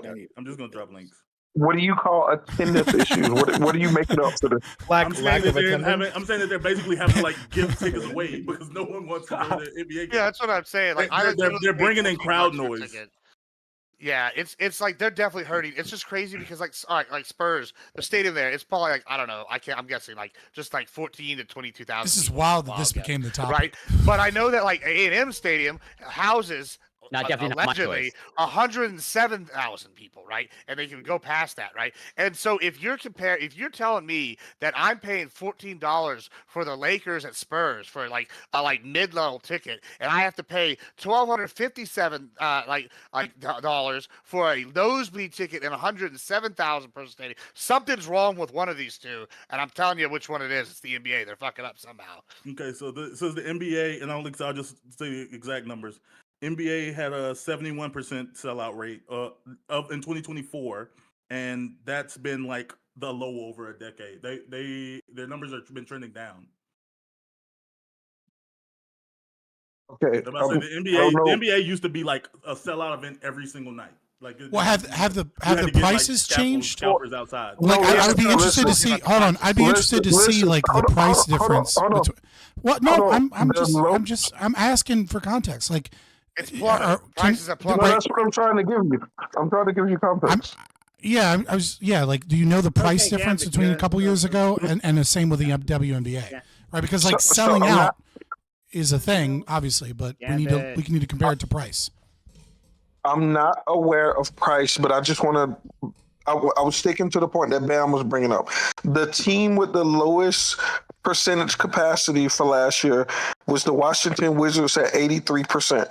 There are 3 teams that were in the high 80, from 83, 86, and 89. The rest of the teams were almost 97%. Some of them were all the way up to 105 at Dallas.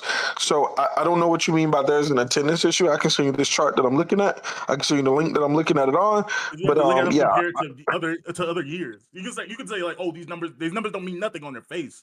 Is how they compare. What does the NBA do? The NBA constantly has like 100%. The tickets. Like, if you have to give away wait. attendance, If your metric is if they don't sell out every game, they're having attendance issues. That's crazy. That's why I asked you what you meant by attendance. Are they doing better issues. or worse? Are they doing better or worse? No. To say that they're having attendance issues isn't just they're not doing as good as last People year. aren't going unless they give yes, away it is. tickets, or they're giving tickets for $12. That's an attendance issue. Right, like if you were selling out like 98% of the time the year before, and now you're only selling out 70 or 80% of the time, right? That's like you can say that you can say that's an issue or not an issue, right? But we'd have to look in the metrics to see what percentage is profitable, right? It is very possible that if you sell 85-90% of your tickets, that you're still losing money because of the amount of money that it takes in order to pay out contracts, pay out teams, pay out dividends on stock, pay for the facility, pay for the people working in concession stands that are selling food. There's a lot that goes into it. So you might need to sell 90% plus tickets in order to make a profit, right? So like if we're comparing you can either do one of two things here.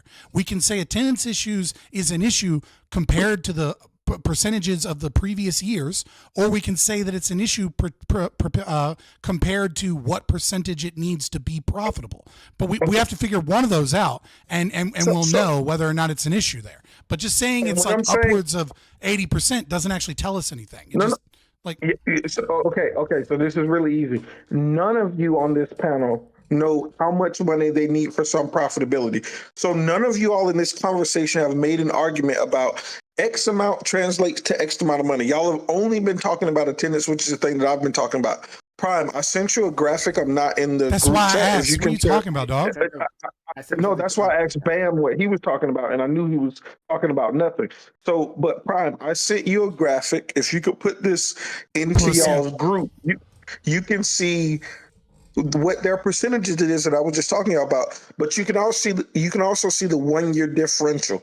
So there are some teams that have some negatives, and there are some teams that have some positives. Looking at this, I don't see anything glaring that there's a attendance issue. So I'm wondering what the hell Bam is talking about. What's glaring to you based on what? Looking at the goddamn data that's right in front of you. What do you mean? So you say, but I'm saying glaring based on Gambit standards? What the NBA has its own standards they follow up to. Like No, if no, you're no. tickets. You Also, said even from in your own own- graph, Hold on, even in your own graph that is only wait, I wanna using talk to 1 Bear. year even in your own graph that's only using a 1 year differential, it shows 11 teams with a positive and 19 teams with a negative. So it shows that there's an attendance gap from the previous year overall. At least if we look at it team by team, like I would have to dig into the data further to see if like 105 is somehow better than 83, right? A 5.3% increase is at its best, and an 17% decrease at its worst. Doesn't seem like it seems like the data, like just I don't have an exact figure, but just looking at your own graph, it shows attendance issues compared to the previous year overall, and that's just 1 year. Bam's argument is over the last few years there's been dropping attendance. I just posted a ratings deep dive too, so it includes viewership. If you want to go dive into that, and the viewership is dramatically down over the last 10 years. Like, I mean, it's even within the last 5 years, it's 35%. We're not talking about viewership. Hold on. Viewership I feel is like y'all are directly hopping into five conversations and not making a point on any of them. Hold on. Viewership is absolutely key, because if viewership's down, your attendance is going to be not down. what we were just Your talking about. attendance is going to be down. You're going to be making less money. You're going to have less people. I don't know. You keep saying that's not what we're talking about, but you won't respond to anybody's fucking arguments, you goddamn intellectual coward. I can give you, but you dumb niggas keep talking. I'm literally trying to respond, but you niggas just keep talking shit, irrelevant shit. What are you talking about? I'm not responding.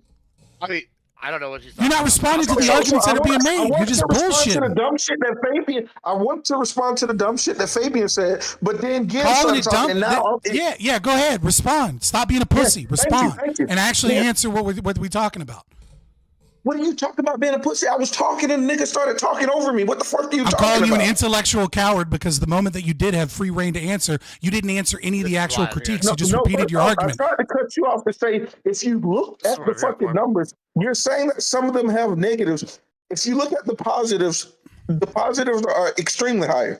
I'm pretty sure if we added these numbers up, I'm not on a fucking computer right now, which is why I'm not on cam. But if you added these numbers up, the positives are going to have it. There's a +10, a +7, a +6, a +5, a +3s and 2s, and there's like -2, -2, -4. Like if you netted this shit out, the attendance is going to be in favor of the positive. Plus, you can actually see metrics. Well, it looks that way to me. Related to this league.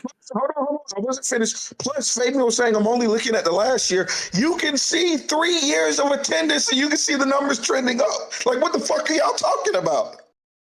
What else is trending up in America? Those are flat numbers. Wait a minute. You can't Population trends up. I'm talking to Fabian. I'm talking to I don't care who you're talking to. You came in the conversation. You don't tell me what I can talk. Hold on. You're not part of this panel. So don't tell me if you're part of the panel that you're not part of. I'm gonna see if he's gonna be a pussy or if he's actually gonna respond to me. You can see 3 years. You said I was only looking at 1 year. You can see 3 years. You can see most of the teams are increasing across those 3 years. You can see that the average amount in this 1 year diff is on the positive side. What's your response? There's no average here. Right. So, I mean, I would have to go through the numbers. Now, when you look at the 1 year difference, it's not labeled. Then there's a percentage of capacity. So capacity has gone down. What do you mean it's not labeled? There's no average, and it doesn't not labeled what 1 year difference means. There's no label for what that means. 1 year difference is not appropriative enough for me to actually understand what's happening there. Right, a 1 year difference in absolute values. Again, absolute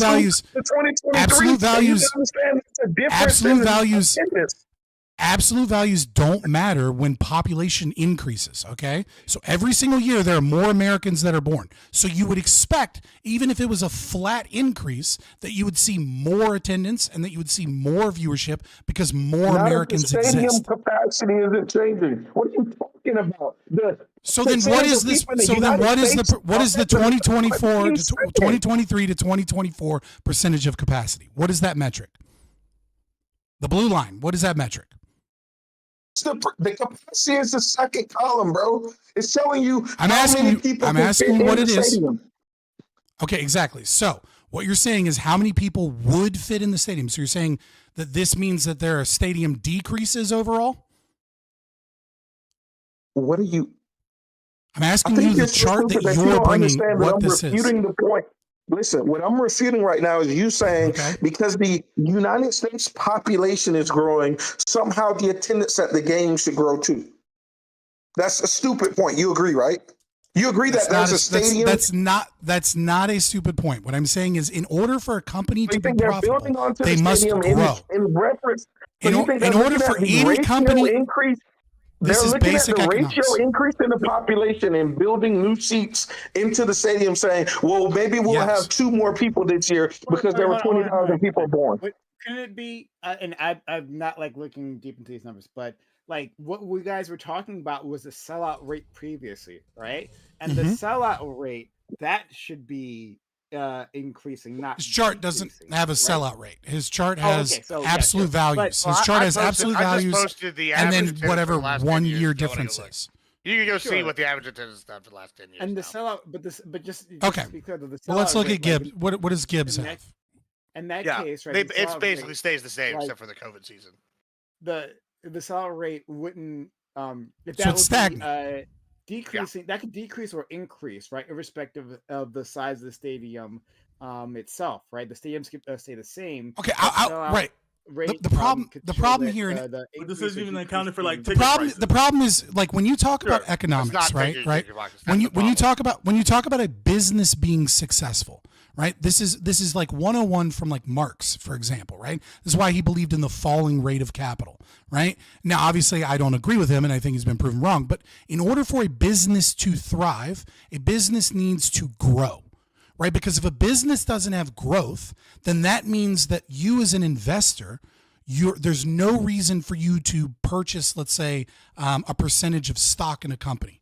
Right? So if I have a company, my company stays... Unless they have dividends. This is irrelevant. This is irrelevant. This is just a word salad. They don't have to have growth in attendance to have growth in their business. They don't have right, but when they have a decline in viewership and they have stagnant attendance, right? You start adding things up together, and what you find is a business that is failing. You know what else they have? You know what else they have? Record contracts.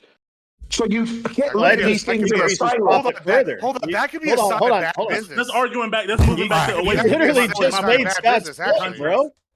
If the contracts are going up higher and they're paying the players more, then the investors are losing money since the ticket cost, attendance, everything is down. Plus, any business that flatlines dies because your cost. Sir, I let you speak. Any business that flatlines dies, sir. Every business that flatline dies because everything goes up every year. Your taxes go up, your rent goes up, your power goes up, your utilities go up, and anybody had a basic understanding of business would know that. So please be quiet and let the adults talk for a little while, sir. Okay, listen, you dumb fuck. Listen, you dumb fuck. I'm not the dumb fuck who doesn't know how business works. Shut the fuck up and let the adults talk, sir. Please let the adults talk. He's so mad. Go look at the evaluation of the companies you dumb fuck. No, I'm about to say, are talking about. All of them are rising. Because you can find some flat chart on attendance or some flat chart on viewership doesn't mean that all of these companies are exploding in value and becoming more and more valuable. We're talking every about single one company, sir. One company. But you're moving the argument away from what you're talking about. You're moving goalposts, sir. The NBA teams come on, let the adults talk. Just let the adults talk, okay? Just sit there with your avatar up and let the adults talk. Find me a team that has a declining valuation. I don't care, sir. I don't care. I just don't want you to talk business when you don't know anything about business. That's all. So you can talk all you want to about basketball. I don't know jack shit about basketball, but don't talk about business. Okay, hold on. You're not So, Gabby, could you talk about the evaluation? I've spent more money in taxes this month than you're going to make this year, and I can bet whatever you want on that. I paid 6 figures in income taxes last year. We can talk about business. Damn, cuz. How much did you pay in taxes? I've wasted more money on Christmas. Get ready to throw at somebody. I want to know. You do not know. You do not know the size of penis that you're dealing with, sir. But Prime, hold on. How much money did you pay in taxes? How much? We going band for band? Rough estimate. Me? You don't. I'm about to say you ain't got to. Don't. Oh, Gambit. I'm about to say you got my nerves, Gambit, but you. You said you could guarantee it. You said you could guarantee it. I want to know how much you pay taxes. If they're really rich, Your guarantee ain't worth right shit if now you don't and get if you look can't it back it up. If they're really rich, that's what they'll do. Don't put your business. I can tell you. I can tell you. Wow! Hold on. He challenged He's the one him. who said it. Grid said his taxes. I want to know what Gambit. In black solidarity, I can't allow this. What? There's no such thing as solidarity. You guys hate Caitlin Clark, okay? Because she's a white girl and is like, she's intruding in. And Grid, he said his fucking taxes. Why can't you? No, hold on. The richest guy here, out of the two of them, will be able to pull a stack out, light it on fire, and because they'll have that. Don't light that on fire. Do not light that on fire. That's not real money. That's poor people You'll give shit. the attorney an epileptic fit if you light that on fire, sir. Hey, No, do not. We also just donate Gibbs, that hold on, to one second, the Gibbs. debate host. Hey, Gibbs, hold on. I'm lighting the stack on fire right now. Hold on 1 second. Yeah, I'm we doing can it right now. tell. I'm lighting the stack on fire. He wins. Then he wins. Hold on, give me 1 second to finish. You wanted me to light $1,000 on fire, right? Oh Okay, my I'm doing God, it as we please speak. I'm doing it as we speak. Hold on, give me 1 second. Welcome, America. Oh, Wait, you're doing it or give you a Give me 1 second? second. Thank you. Holy crap! If you, hold on, pause. If you really want to waste money, just give Prime guys a recent subs. Buy Prime subs, 100 subs. Yeah. Oh, right? shit. You know what I mean? We're gonna plus 50. if we're gonna waste money, give it to some of the broke people. I want to watch something burn, bro. Let's watch it burn. Hey, I just lit $1,000 on fire. What's that poor guy's With name? no camera? Gavin, before you before you finish that, like maybe just give to the PayPal. Yeah, right. You know what I'm saying? Like, come on. No. He told me to light a stack on fire, so I lit a stack on fire. I just gave Prime 200 subs. Can you do it? He wasted money on Prime. Not even worth it. Wait, did he give you 200 subs? Quick? Thank him for 200 subs. Let's gift in increments of 200 subs and see who stops first. Come on, let's do it. Why are we doing band right now? We're going sub for sub. Now I see why you brought Bam on. Let's do it. I like all What the do you subject. No, hold on. I really would like, since you said that you paid more in taxes, I'd really like to know the amount. Let me finish. If dumb broke fucks want to come out here and say that I don't know how to talk business, let's talk business. Give 200 subs or say that you have a small dick. Go ahead. What do you want to do? I don't give anybody subs, sir. Why would I do that? What do you want to do? You give, Oh man. cheese wheel. I mean, I've been married I 20 love years, so it doesn't matter what size my dick is. Hold on, wait. I only want the broke guy to talk. Can you give 200 subs? Well, I'm probably the brokest one here. What are you talking about? No, I'm I not ain't giving talking to you. I'm subs. talking to the broke guy. I'm talking to the broke guy that wanted to talk when he wasn't even spoken to. No, bro, you are not buying your way out of this. How much did you pay in taxes this year? I paid You're much more than not distracting me, bro. No.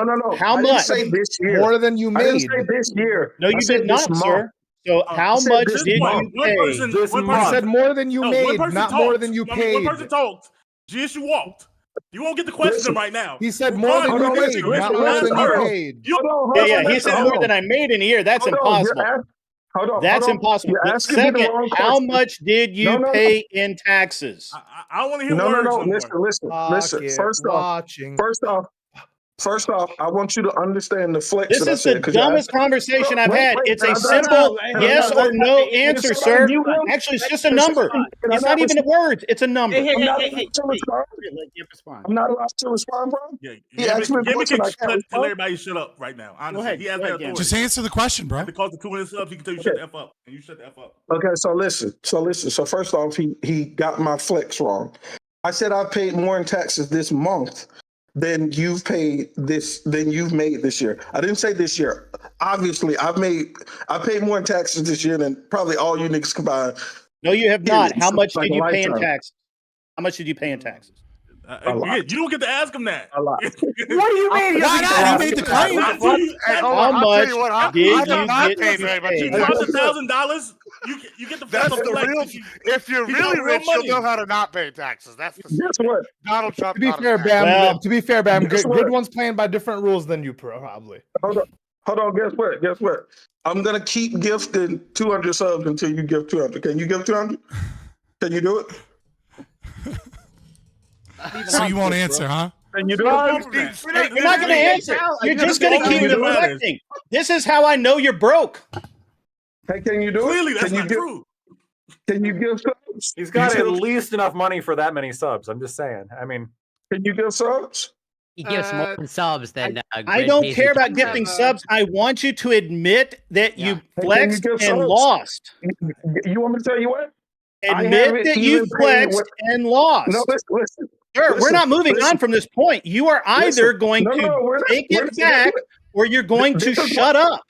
This is why we're not How moving. much did you because pay I in paid taxes, sir? that I've gifted in subs How right now. much did you pay in taxes, sir? Sir, I The need Texas this argument question is just answered. not We're not hitting. moving on. You hit Sir? like the Holy first 4 shit. times. It's not hitting anymore. That argument's not hitting anymore. I've gifted it's not the taxes 400 argument. subs. I love you Bam get and Gambit. I trying to would really compete. like an answer to the Hold on, question, sir. Yeah, I mean, he's not going to answer, right? Because he's a pussy, like I said before. But I do love All right, so Gambit and Bam. I've already said multiple Bam. times how much That I is paid just- in taxes last year, unfortunately. Wait a minute, Jisoo, I'm going live. F it. Flex on them for flex through me. Yo, what's the bro guy's name? I don't know his name. What is his name? Hold on. I gotta look at the thing. I just love that they're trying to outcompete you, Grid, by doing broke people shit, like, wearing designer clothes and spending random amounts of money instead of just actually answering the fucking question. But again, Gambit, you're a pussy, and you won't answer. I'll tell you what. That's what people do. They give My their mind. refund, Scott, I'll answer. Successful I'll answer all the questions. Hey, Mr. Bro My guy, can you refund give this subs? year. Sorry, Let's give 200 subs to see who stops. dude, shut up. Nobody's why listening. don't you have a hype train? So, Because you can't be a hype Because train it has to by be from yourself. more than I one. need him It has to to be give from more than one so we person. can be a hype train together. Grid 1 can start the hype train. Just give 200 subs. Bam just gifted 2. We give one Hey, more I'm in person. third now. Yeah. yeah, give all. I don't even know how to do that. Bam. I'm not on Twitch. All right, man, hold I'm on, sorry. y'all. All right, I got to give another No, 200 Jisoo, subs. do To not. roll over. Bro, please Hold stop. on, hold on, Please, no. hold on. Jisoo, Wait, please shut stop, up, bro. man. I Oh, no, love it. listen, Keep listen, going. listen. Prime. Hold on, wait. Prime. The thing, hold on. No, Bam, you gotta understand this. He gonna The thing cancel that I those hate the subs. most- The thing that I hate the most, Bam, How is much are the that, subs anyway? I'm just is that curious. I run into these like broke ass white people that How think, much are the oh, subs? because it's a black guy, Somebody tell me. I make more money than him. $5? So I hate when I run into these You won't broke answer the ass- question, how many- then how you much make are it the racial. subs? So not only are you a pussy, but you're a Bam, racist. hold Got on, it. Bam, How much are 200 I'm subs? talking I'm to just Bam. curious. I'm talking to Bam.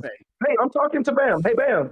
Nobody I hate cares. when I run Who- into how much are the these 200 broke ass Republicans that need healthcare that's voting against How their much, own interests. That's how what I much- hate the most. That's what I hate I'm the just most. curious. How much are 200 subs? Jesus How much are Christ. 200 subs? That's much are 200 subs? $1,000? Subs are $5. Dude, a level 11. I've never seen that. Holy shit. Yeah. Nobody. Prime How always much? making it's a It's super because probably because kappa, Prime has it mega set dick- to the low dick to mystery the low one. contest hype train. Let's go, baby. 200 subs is 1,000 on Twitch. But again, I do have an exclamation point donate if you go there. Get a steak dinner this week. All right? Get a steak And, dinner. None of that money goes to Twitch. And this is something you people can consider.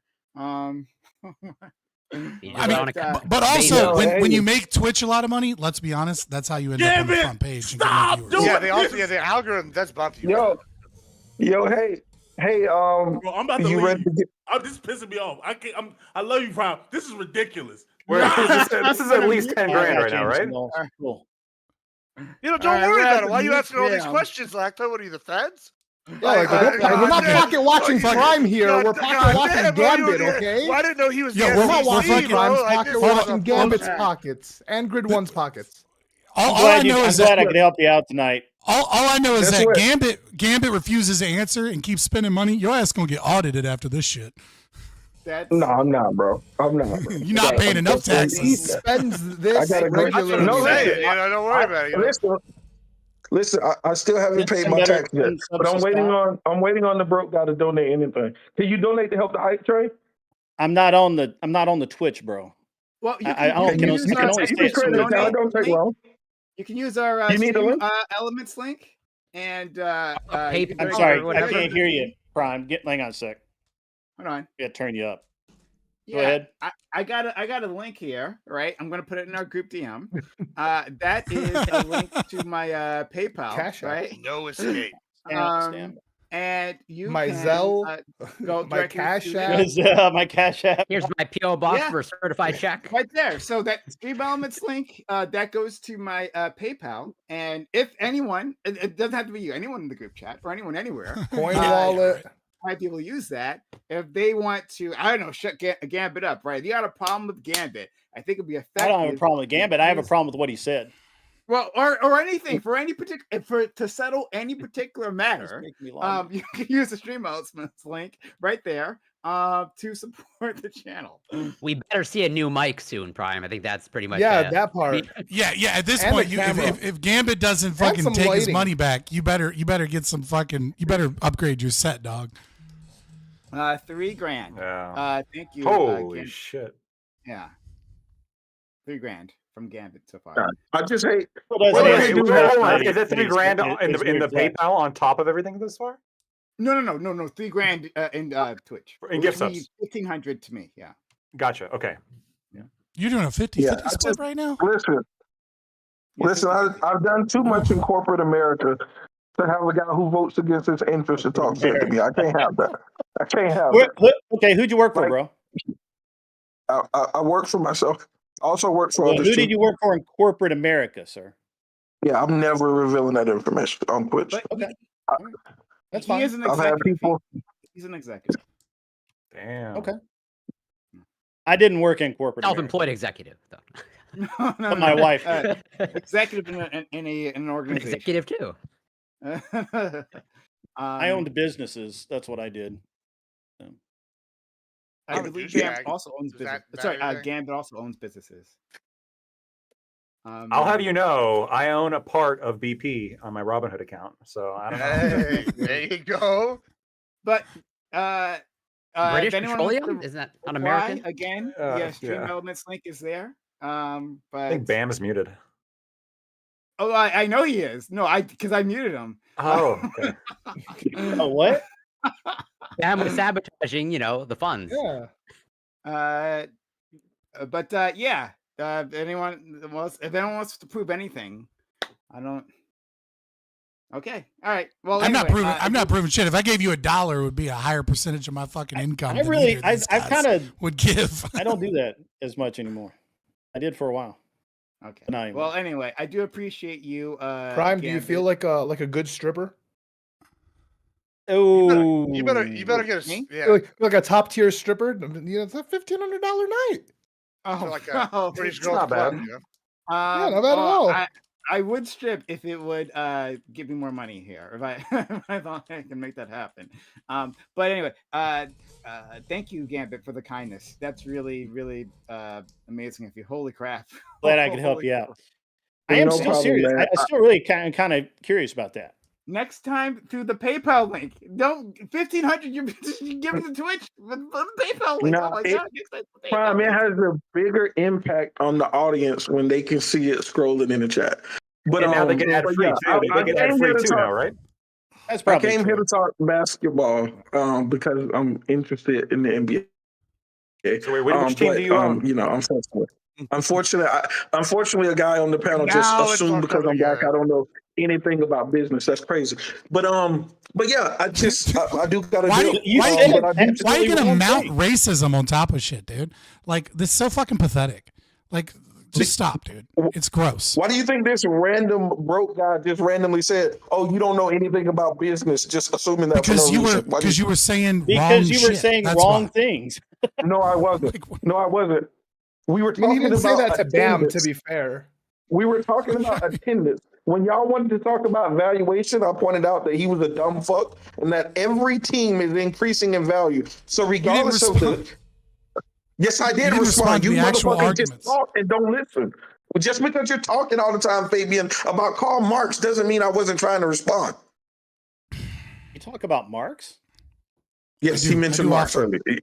You Yeah, probably missed I it. mentioned falling rate of profit and then explained Oh, you know, anyway, why I do that gotta why that drop. I just evaluation wanna- occurred.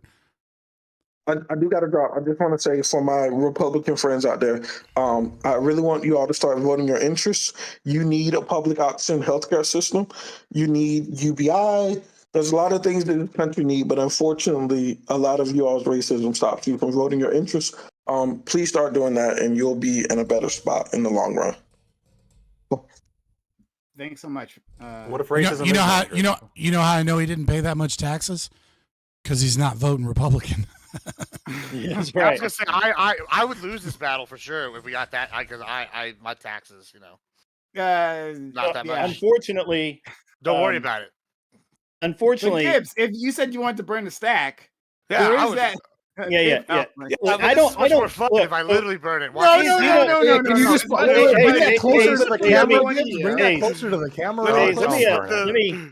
Like the sadness I want to see that Hollywood The print sign. whole real quick. reason that I got started in this whole deal we is I unmute used to Bam? go on. I used to He's watch the unmuted. Whatever podcast, I and will I would never. drop I can't believe it. like $2 $2,000 or so a night.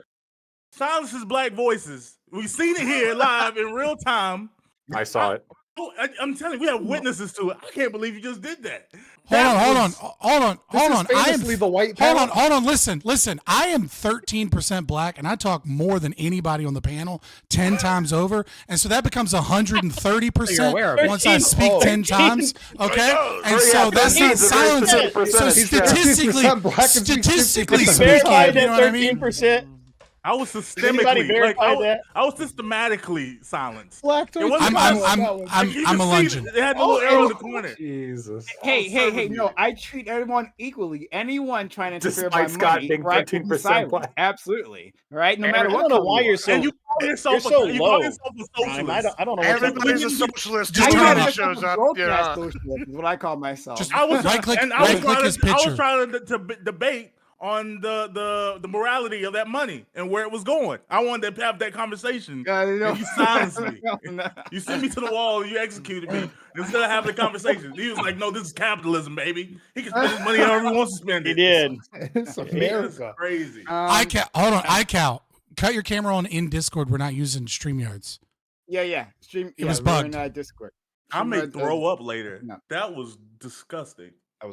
You've missed quite a bit. I go. There was I didn't get $1 during that either. Oh, you're muted, Icon. Can you write that off your taxes? Just out of curiosity, probably not. It's a donation, by definition, isn't it? Yeah, but not to a nonprofit. No, it's not Well, on the Twitch. subs It's were not, donated, it's the a money donation. But hold on, you could put it in your marketing budget. my marketing budget. Yes. Yeah, That was good. That was good content. That sounds like a good way to get audited. I'd be Just make a clip. Just listen. I'm All you sure gotta do there's is a make way. a clip, make a clip, and put it out, and there you go. That's your marketing.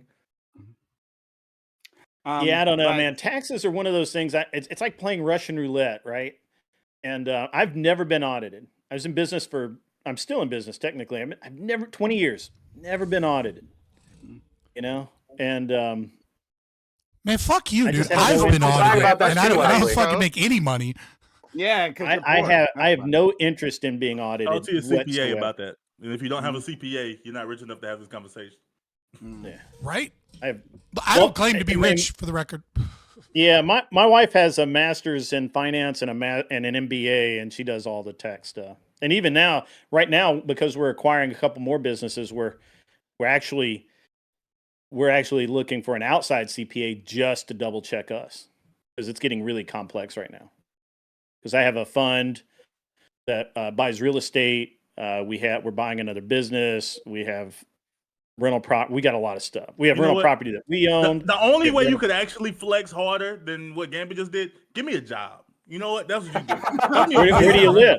Where do you live? I'm in Georgia, Alabama. Well, I'm wherever I need to be. That's where I need to be at. That's the answer.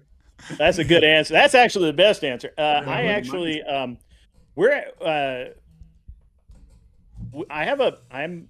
we're looking at a business in Knoxville right now. All right, let me know. Hear me. I'll run it. As I don't well. know what it is. I do sales. I wouldn't tell you what it is. The deal's not done yet. Well, I need to be ready. I can get that deal done. I can be your guy. I work in sales. I get deals done. He'll be the point person, right? He'll hang out in Tennessee. No, don't do that. But Yeah, but you got to live in Tennessee, and that's rough, dude. You ever seen the women in Tennessee? Tennessee's fine. I like Tennessee. Nashville's all right. From the Tennessee line. Nashville's all right, but Memphis is a shithole, and fucking Gatlinburg, Knoxville, and what's that other city right there? Knoxville's fine, Gatlinburg's fine, Nashville's fine, Memphis is. Nah, dog. You I was go born like in that. Nashville. You can fucking count the teeth in that fucking city in one hand. Oh, dude, it's great. I also I love. I don't know where. I love the Southern I don't know accent. where you go, man. You Hold on. You did not just call Tennessee a Southern accent. Like, let's just back up there. Hold your horses. Tennessee is a Southern accent. What are you talking about? Give me a break, bro. You're a Yankee state. No, it's a What? country accent. It's not a Southern accent. It's not a Southern state. Tennessee is a Southern accent. Southern state. Nah, It it's is a That's like- Southern that's state. like, okay. 100% It left the Union and it fought for the Confederacy. It is a Southern state. Okay. So did Virginia, That's not right? the rule, But like, actually. yeah, cool. We're south of the Mason-Dixon But, line, I but mean, that doesn't make Tennessee's the fucking South. Virginia a Let's not- southern state. Okay, like, okay. like Yeah, the deep- Virginia is arguably south, but Tennessee is further south than Virginia, so it's definitely south. Tennessee's deep south. Yeah, it's The not, deep- we're not. We Tennessee don't is consider south. ourselves deep The deep south We is don't consider Tennessee, ourselves. Georgia, Alabama, Mississippi is the deep south. Now there's the expanded south from that is also Louisiana, the Carolinas, Florida. Texas is not south. See, South Carolina is Texas is not absolutely south. south. Texas And then is the epitome of the South. I don't consider Florida is some people, also not some people south. consider Virginia, I don't consider Virginia the South. Texas. Right. I mean, it's like Okay, Tennessee is the south, majority though. of the Yeah, Civil Tennessee's War very was south. fought in fucking Virginia, but that doesn't make us really south because culturally We had we're a just lot not of. that We had, southern. we had some skirmishes here in It's Tennessee. Appalachia. Yeah, okay, Well, yeah, Texas but like is the only like southern like state that can like say they were unconquered, 80% so, of the battles in the go fuck Civil War yourself. were in Virginia, right? Like No, the Civil War was fought in Virginia. People are saying like, okay, No, I'm no, not saying Germans- this. Germans Tennessee marched is to Georgia, baby. Tennessee is an incredibly culturally like southern place. I think it's like right there in It is. line with Country like Music Hall of Alabama, Fame? Mississippi. Yeah, I mean, it is what like. So as someone that and I maybe Grid, maybe you disagree with me, right? But when I have a lot of family in the mountains of Tennessee and Kentucky, right? That's where most of my family is from. But even still, like I would say that like Gatlinburg, Knoxville, things like that, they're more Appalachian culturally Yeah, speaking for sure. than Southern. Now They're Memphis, hill jack. They're Memphis, both. Tennessee is like definitely like Southern in culture. But like most of the, and maybe you could say Nashville, but that's more like Memphis is next to Austin than it Mississippi. is like fucking a Southern Oh place. no. And Austin is like the People's Republic, so. Well, maybe not Texas- Austin these days. All right, Texas is- Austin might have been a Texas- bad, might have been maybe I Dallas. do want to move past this. Oh, now it's but not about money I'll no more. I'll give Tennessee the last word on like what Tennessee is culturally, but after that, I do want to. We could get started with the actual topic. Yeah, I was just, Perfect. Yeah. You have anything Like else to say on that Grid? Is it I'm south? Grid Grid. lives in Grid. Tennessee. I'm just curious. Grid. Yeah, I Would live- you I would live- you agree with I live me? 3 miles south of Nashville. I live in less than a mile from my house is a geographical center of Tennessee. And you would agree it's southern, right? I mean, you sound Oh, it is southern. 100% southern. Yeah. 100%. Now, and I'll give him that Appalachia is its own unique culture, but you could say the same thing about North Carolina, South Carolina, all of that whole ridge line there, that all of it, it's totally different than the entire rest of the South.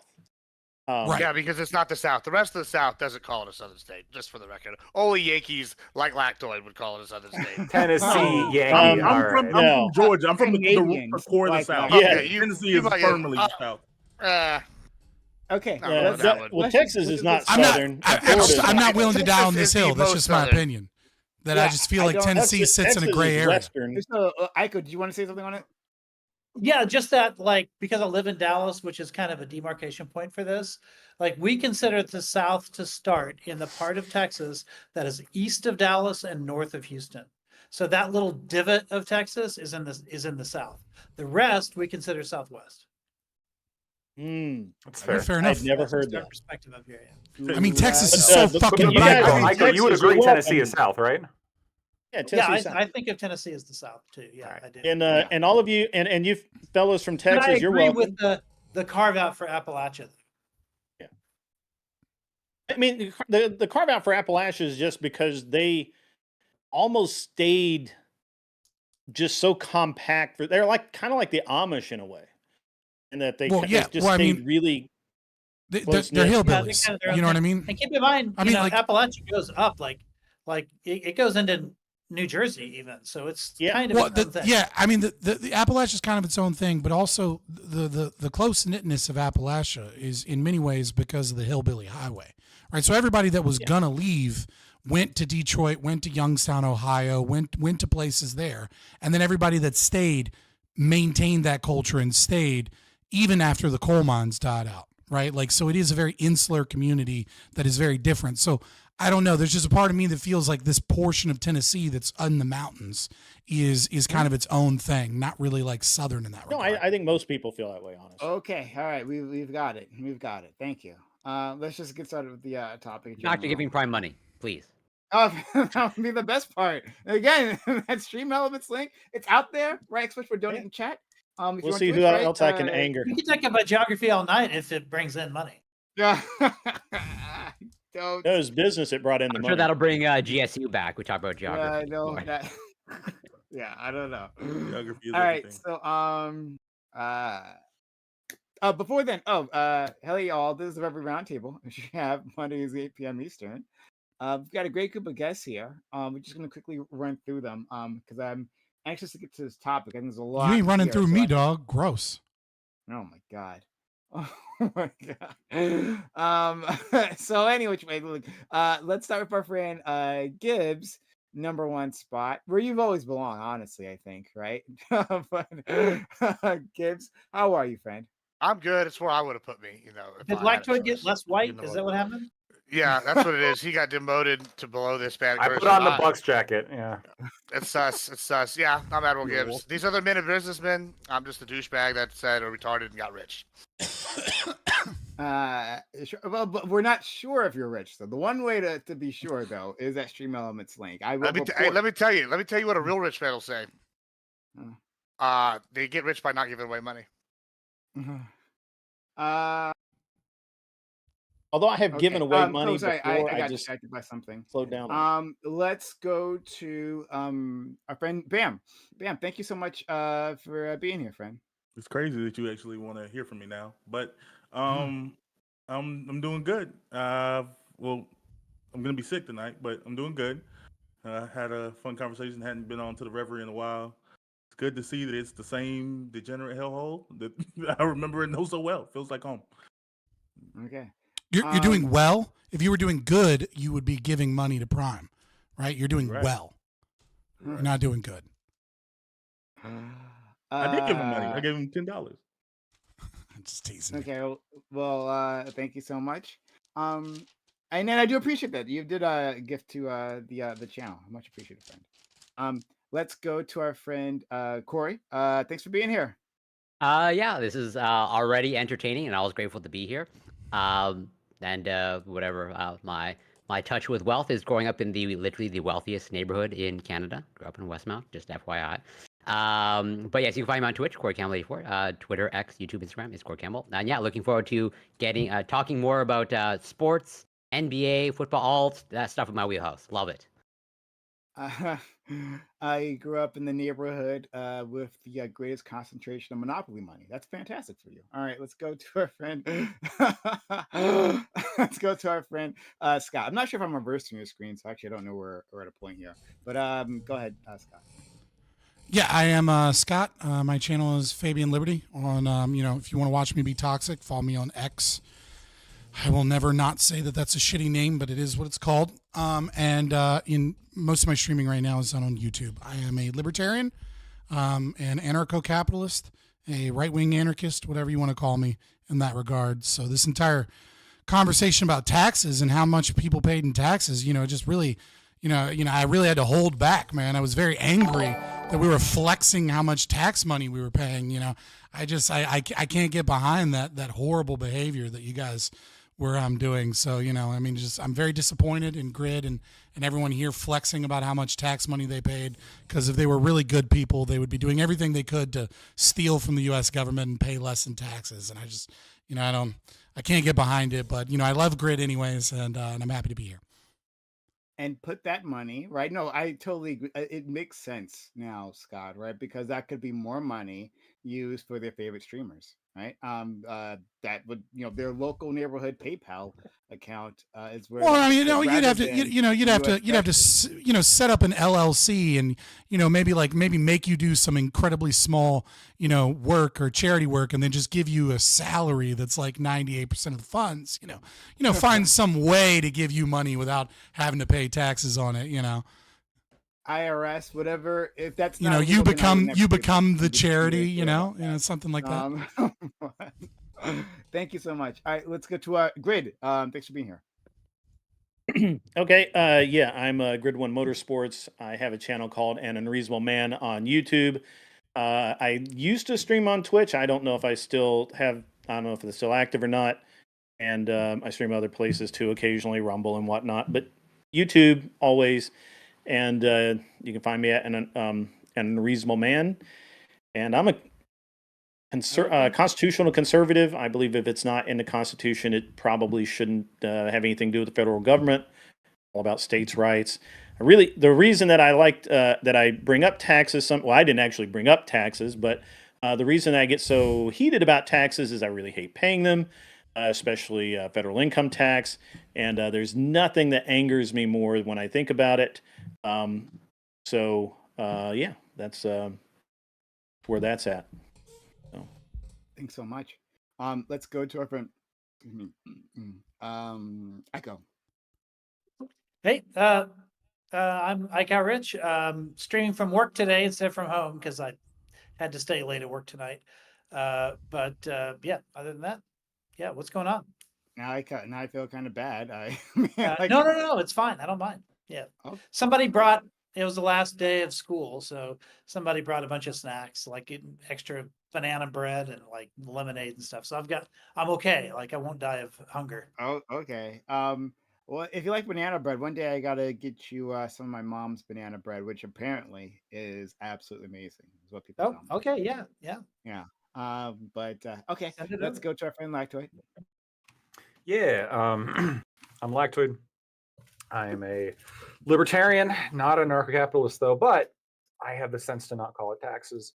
It is thefts. They are stealing your money. Don't brag about it. It's bad. Brag about how much you make, because that actually is a sign of moral superiority. If you like what I have to say, you can find me at Lactoid TV on Twitch, Twitter, and YouTube. Okay. Will that mean Gambit with his opposite? Is his very different politics is more morally superior than you are? I haven't seen his bank account, but based on his actions, he's probably more valuable than me as a person. Yeah. Is this the prosperity gospel of libertarianism? That's different from morally superior, though. Is he morally superior to you? With all his. I mean, his ideas might be worse, but like he as a unit of measurement is like could be superior to me. Is he more right than you? No, definitely not.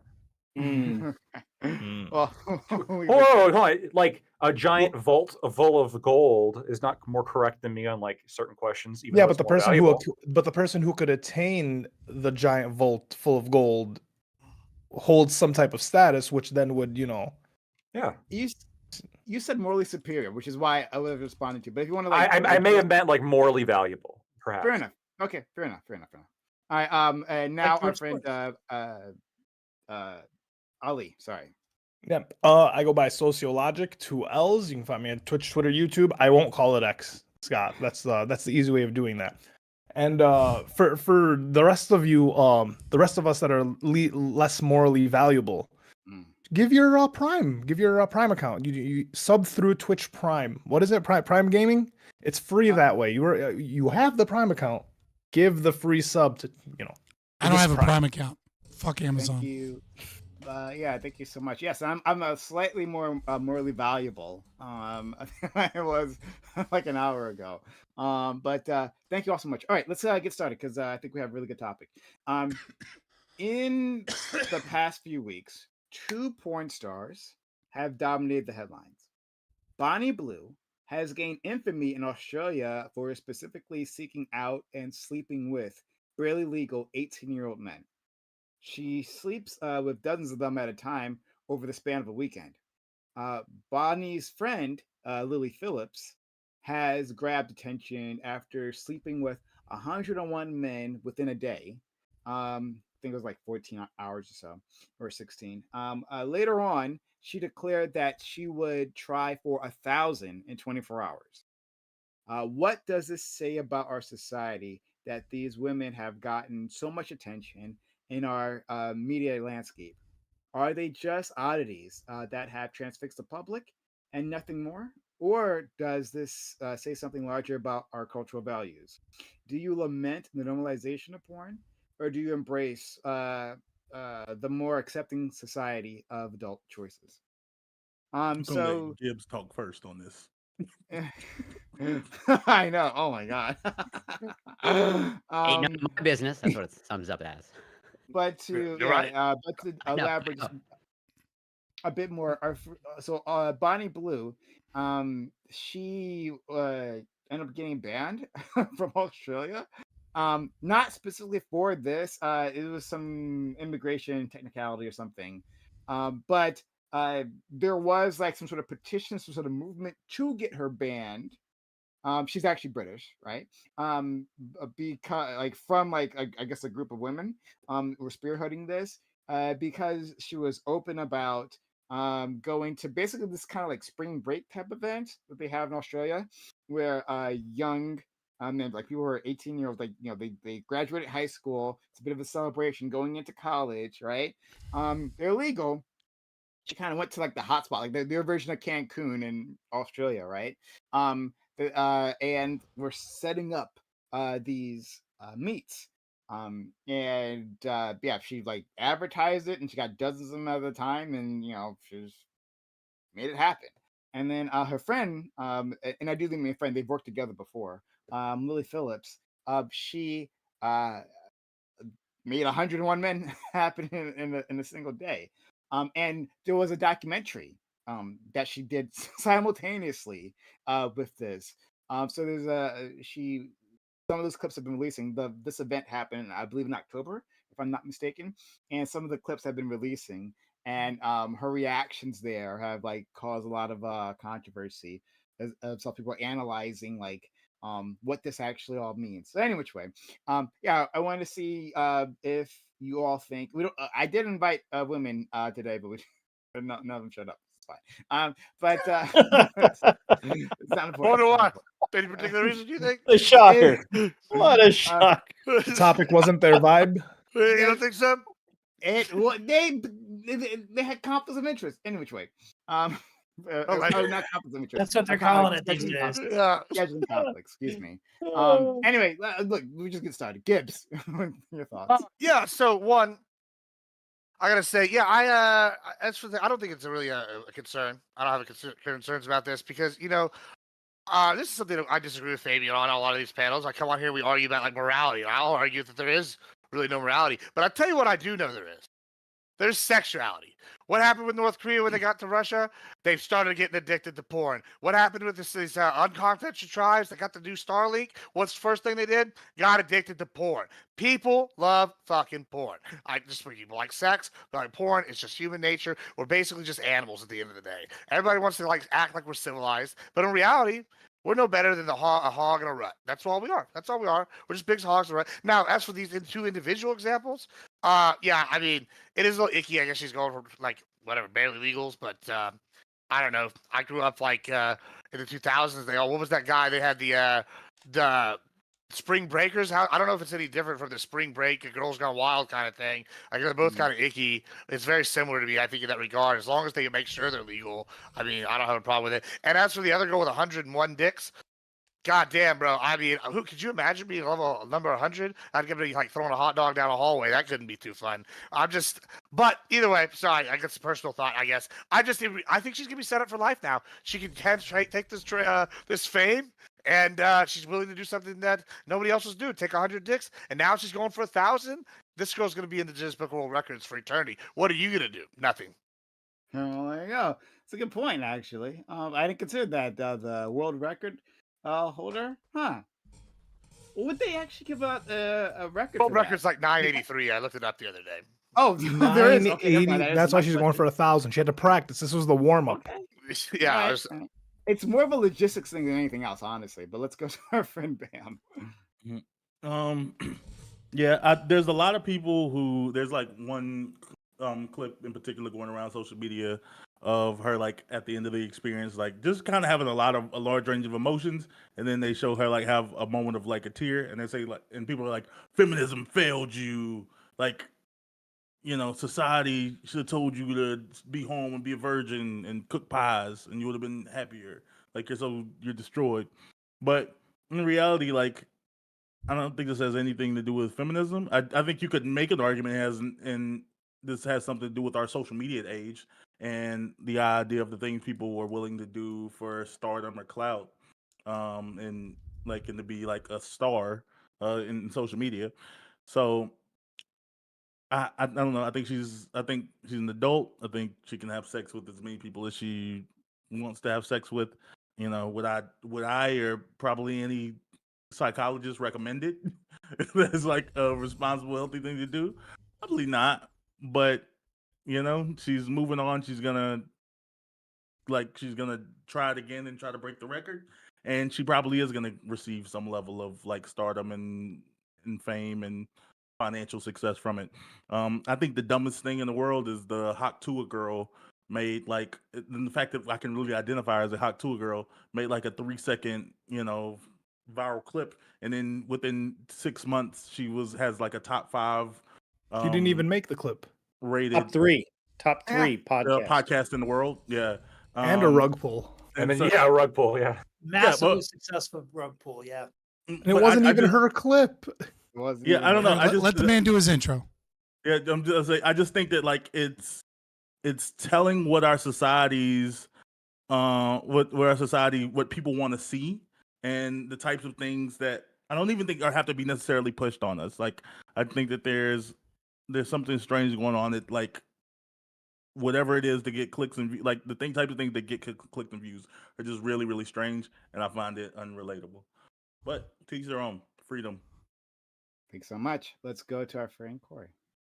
Yeah, I think there's a lot to unpack. I definitely do agree with what Bam just mentioned in terms of like I think this is largely just a culture of spectacle and whatever grabs people's attention. In terms of like social media and all that stuff. Like I think another example in that vein, like you just have ridiculous things happening now in streaming and just people doing. I think the whole story of Johnny Somali now in Korea is really bizarre. And also even just the example of like the Jake Paul and Tyson fight. It's like that's just like spectacle. That probably shouldn't have happened. It's a bad idea all around, but that's what gets attention. And from what I understand, like people tuned in and people were excited about it. Do I think that's a good thing and a good reflection of the culture? No, but like the market has spoken, right? And I guess for these particular examples, well, even just so I'm not all caught up on the details, but even like the 1,000, the person going for the record, 1,001, even just whatever logistically, for if I've done my mental math correctly, each person gets like a little over a minute. That seems like a little bit like even just getting the person in and out and hopefully cleaned up seems like potentially a problem. Quickie. I don't know. I'm sure they'll figure it out somehow. Unless they're going to go 2 at a time. I guess that's possible. But and also, I mean, technically, you could go more than that. Sure. I'll let them flesh it out however they want. How many miles a dick is that? It's really dick to floor. I'm about to say, you put 2 dicks on each side. I don't know.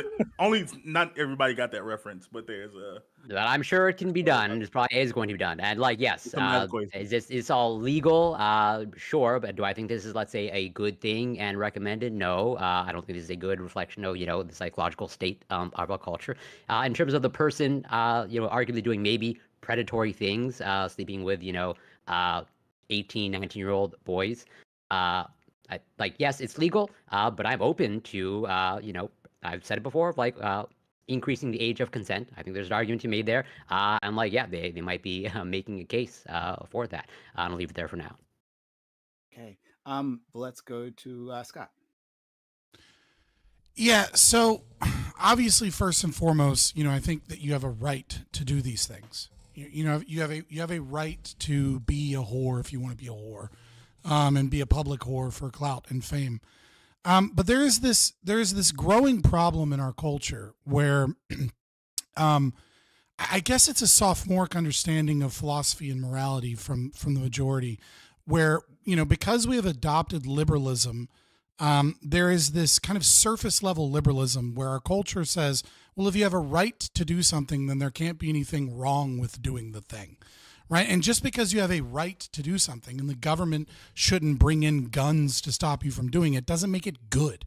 Right. The market will respond to people's desires, but the market is a largely amoral force. I mean, freeing the market is moral, is good because it is, lessening the evil of an unfree market. But that doesn't mean that just because you're free to do something, that thing must be by definition good or morally right.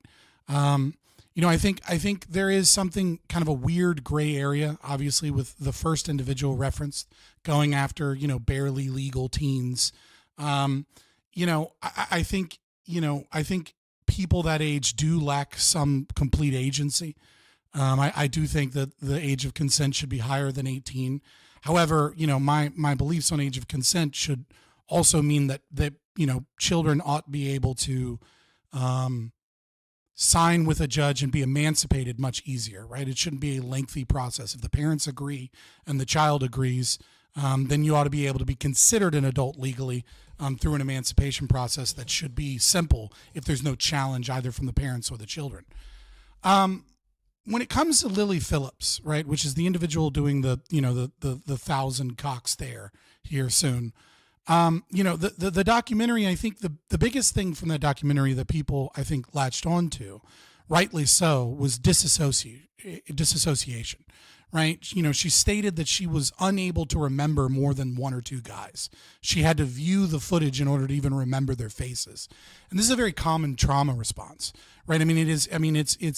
She's showcasing that it was a traumatic experience for her, despite the fact that she went into it willingly, because she subjected herself to something that, is essentially, she willingly engaged in something similar to gang rape at a massive scale, and our mind and our body are not designed for that.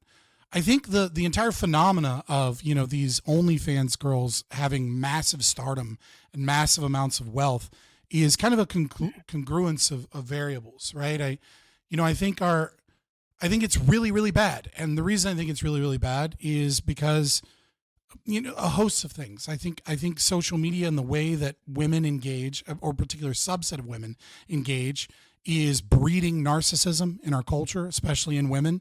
It's creating narcissists because, they have an online community of people that essentially worship them and then they cultivate that community to get rid of anybody that's a hater. And then that own community that worships them sexually, then defend them. Right. So it's very similar. It's like a learned narcissism where they believe that they're untouchable.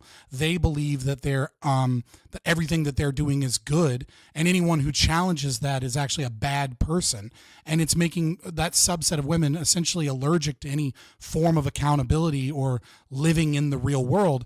And that is very damaging to those women in terms of their long-term prospects, but it's also very damaging to society when it's on display in such a degree and it's celebrated, because it's causing a gender split. It is one of many things, but one thing that is certainly causing a gender split where you have, red pill people and MRA people that, are focused on this hyper popular, smaller subset of women, and painting women as a whole in these lines. I mean, you see so many of these podcasts and people that think that women are all whores and that they're all, transactional and that they all want, the 6 foot tall, big dicks, abs, 6-figure guy, when, the data actually shows that women are checking out of the dating marketplace, that women, is not to the same degree as men, but women are leaving the dating marketplace because of the toxicity and the gender issues and a congruence of variables. And so I think it's damaging to women. I think it's damaging to men. I think it's damaging to the health of our culture and society when we celebrate and venerate behavior that we knew for thousands of years was degenerate, that was psychologically unhealthy and wasn't good for families and long-term happiness. It is the height of high time preference thinking above anything else I've seen in our recent culture. And anybody that understands economics knows that high time preference thinking is damaging towards the culture and society. Are we still in Scott's opening? Yeah, I was like, That's through that. I was like, wait, we still here? yeah. All right. Thank you. Let's go to our friend Grid. All right. So, yeah. So the OF thing that we've got going on now has been very interesting the past couple of years. I first want to shout out the Russian owner of OnlyFans. He paid himself $1.3 million a day last year.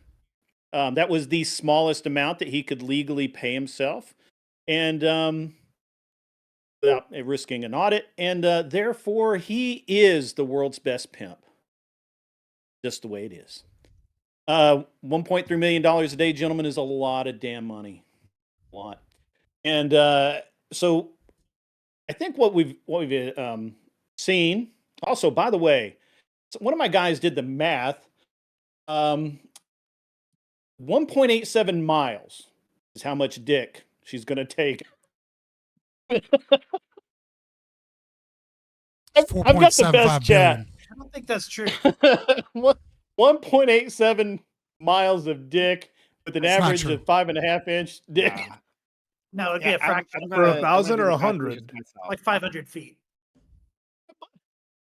Yeah. No, for 1,000 or 1.87 miles of dick. You're muted, Bam. But So It depends I'm on sorry. if they're measuring by thrust. That might be different. Yeah, Well, we're yeah, gonna have to add in there that 216 country-specific thrusts nationality. times 100 guys, 216, 21,600 thrusts, average 5.5 inches, 118,800 inches total, or 1.87 miles. I'm telling you, these guys.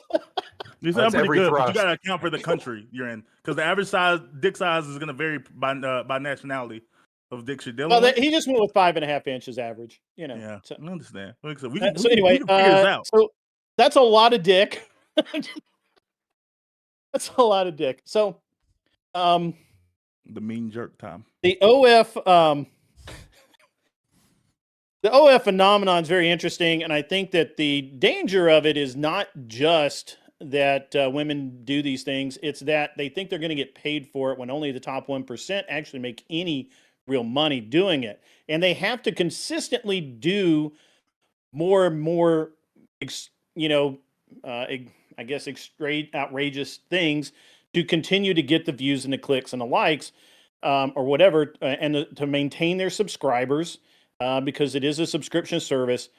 And so a lot of women believe that they're going to go into this making 6 figures a month. That's what the 1,000 dick stare lady makes, 6 figures a month. A lot of girls go in there thinking they're going to get paid that much. It just doesn't happen for them. And I really feel like that at the end of the day, porn in general is just, it's always been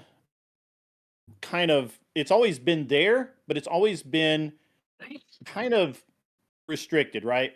We can go from the Kama Sutra all the way to Aleister Crowley, but there was an entry cost. You couldn't just be a part of it because you wanted to be a part of it. There was not even a price of admission a lot of times. You had to know somebody who knew somebody who then decided that you were worthwhile to be a part of their little degenerate club, and then you could be part of their degenerate club. And now anybody that can click a mouse and pay $5, apparently, you're in. There's something wrong with that, especially when kids can do it. There are no real controls for underage viewers.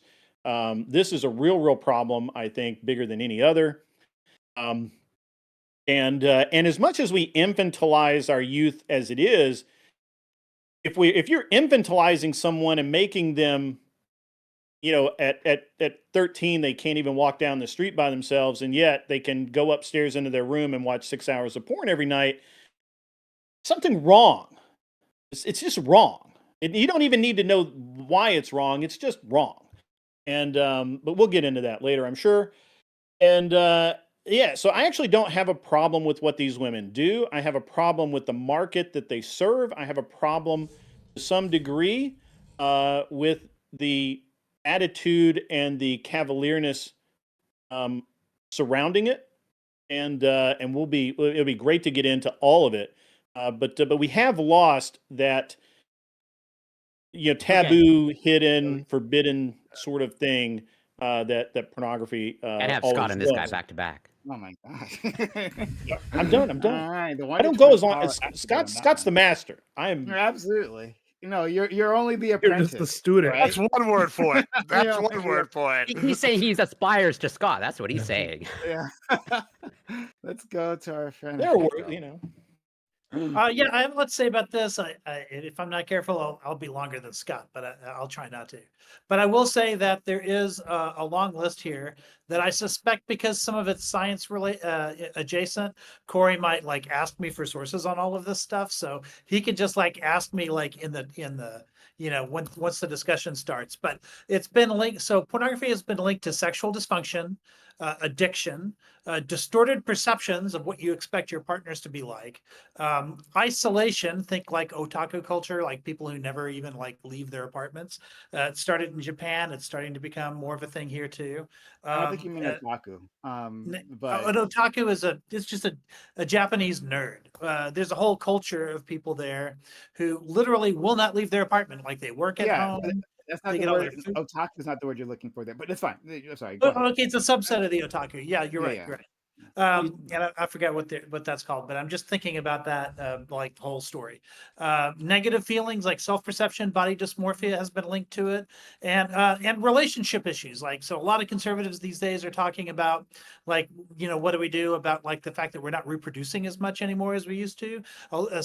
That the people are starting to link that to the availability of porn in our society, and this freedom that we have is sort of, it's not really freedom if you look at it over the longer term.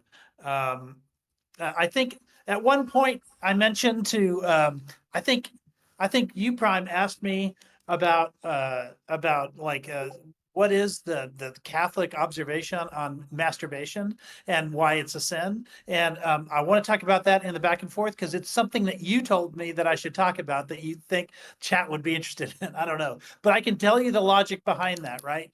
But largely it has to do with the fact that human beings are attracted to each other, right, through our physical attraction to each other. And so if you read, for instance, I don't know, you go all the way back to Dante. If you read about like if all of the sins that are associated with people who are in purgatory, who are on their way to heaven, the very last sin on that mountain, it's the very, very top, which means that it is the sin that is closest to heaven, is lust.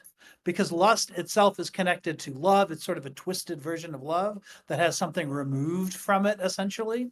And so it becomes the closest sin to God. And the thing is, if that thing is removed from it, then it's the thing that Catholics believe like is that final sort of barrier. And we can talk about that, but at some point in the future. I just want to say that, like, a bishop that I had a lot of respect for once explained to us that many relationships start with that kind of lust, right? You get into that relationship, and the only reason you're even with that person is because of those urges.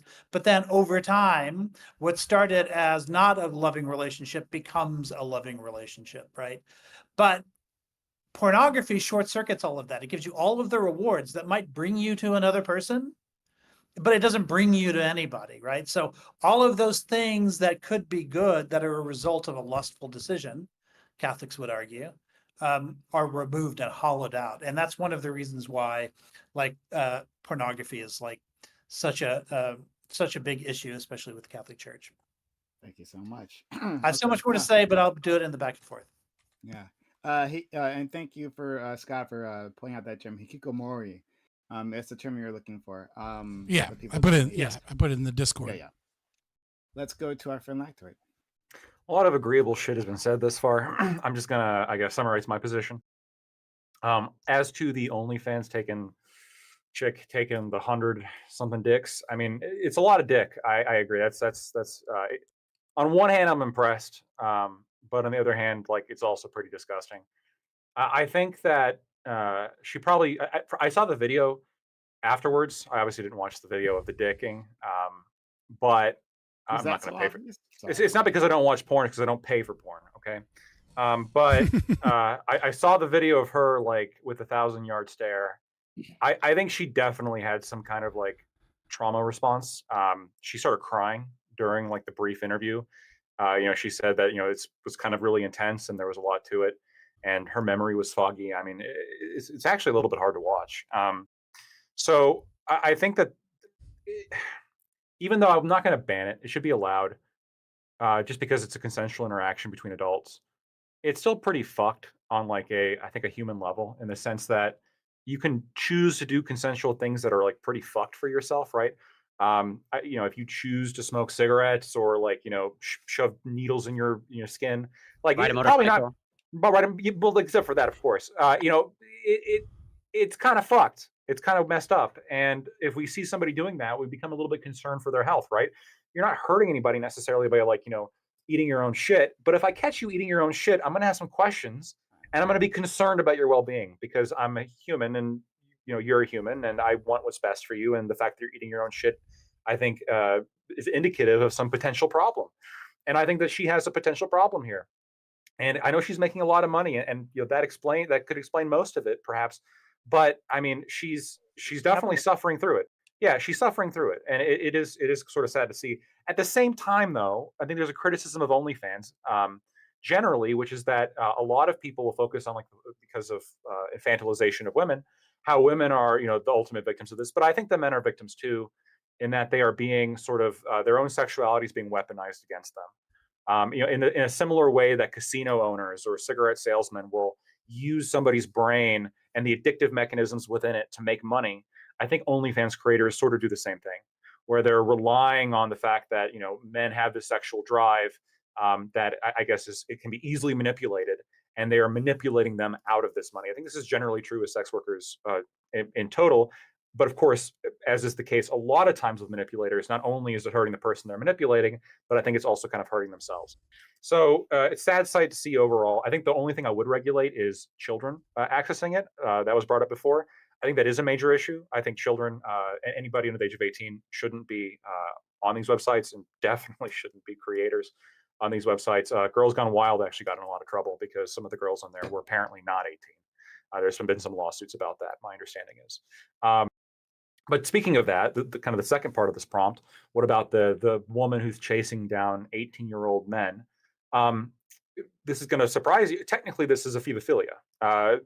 People who pursue people who are up to 19 years old are ephebophiles, which is the sexual attraction to adolescents.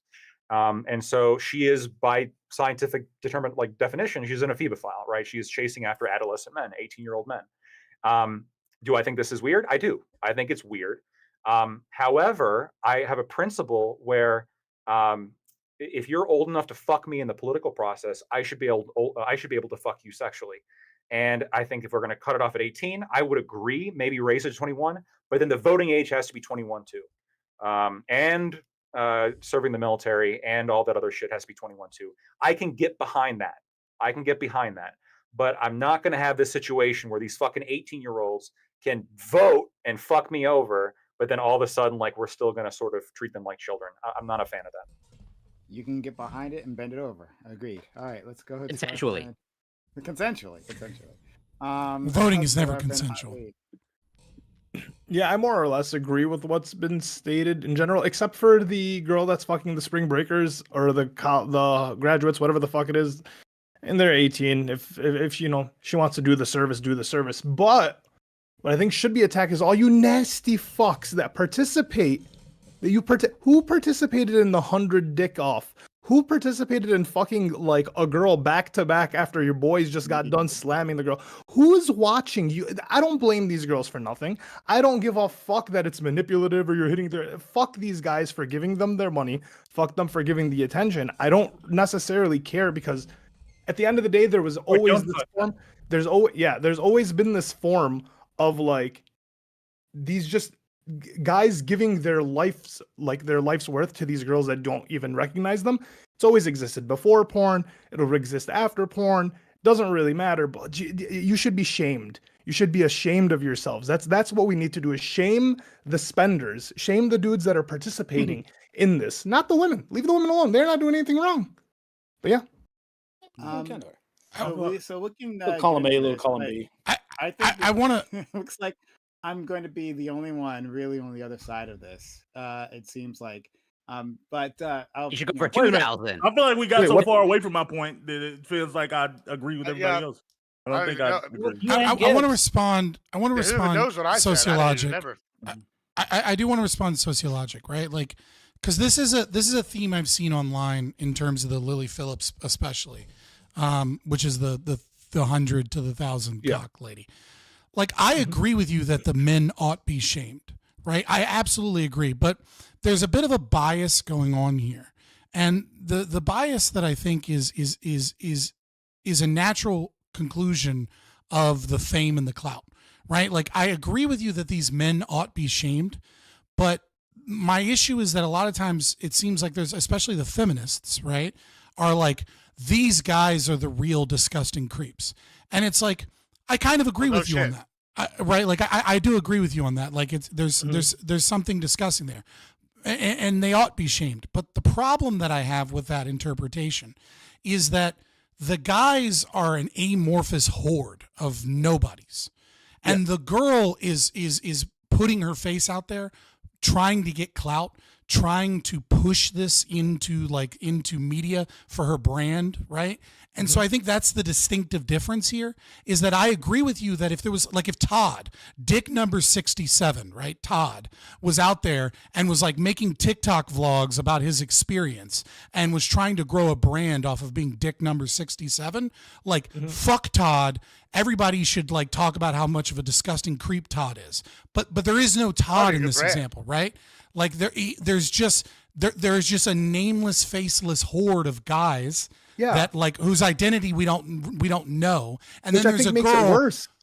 I think agree that with makes you, it right? worse. Like, the guys the guys are going in, they're giving her all this notoriety, they're giving her all this publicity, they're giving her all this fame, they're giving her all the clout. They're reaping zero benefit outside of a minute of being inside of her. Fuck that.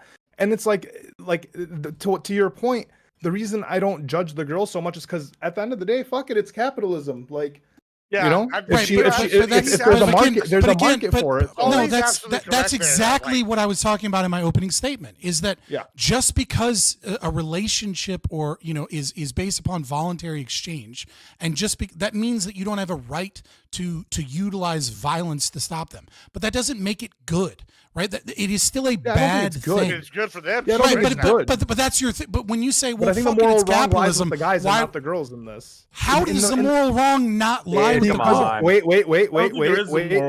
Because I can explain. You allowed yourself as a man to be used with no notoriety. No, I don't know if these guys got paid for it or whatever, but you allowed yourself to be a participant within this situation. You allowed it. So anything that comes from it, Okay, but they want it. Yeah, they volunteered. So honestly, I think they're not like a contributor. Like, her trauma isn't on them, right? Her trauma's on her. But I'm saying, like, the fact that this video is able to exist, the fact that she gained this notoriety is 100% on the dudes that like participated and let themselves be used. Why does the man? Why does the this is the height of sexism? Why does the man have agency, but the woman lacks the agency in her decision? No, she's not in a whorehouse. She's literally filming it. She's building a brand off of it. She's celebrating it. She's pushing that same degeneracy onto the culture. I want to move. That's just being an influencer. Bam, I think, and was it Lactoid? Yeah, so I mean, Ollie's absolutely correct here. Like, in fact, I think it's even more impressive that it's some amorphous, blob horde thing where nobody even knows. It's like she took something and basically said, "Skill issue. I'm going to be known for being the most successful whore in the world," and now is richer than all of us. Probably, she's got more notoriety. She can probably parlay that into Not other GSU things. Gambit though. I'm just saying. I don't know. Can't speak for him. Maybe she pays. We'll see what her taxes are like. We can only figure out wealth by who donates to me. That's the only possible way. I mean, Lily Phillips needs to get on the prime case life, I guess. But my point is though, it seems like we're pro capitalism until there's some kind of moral thing, and all that sounds like to me is skill issue.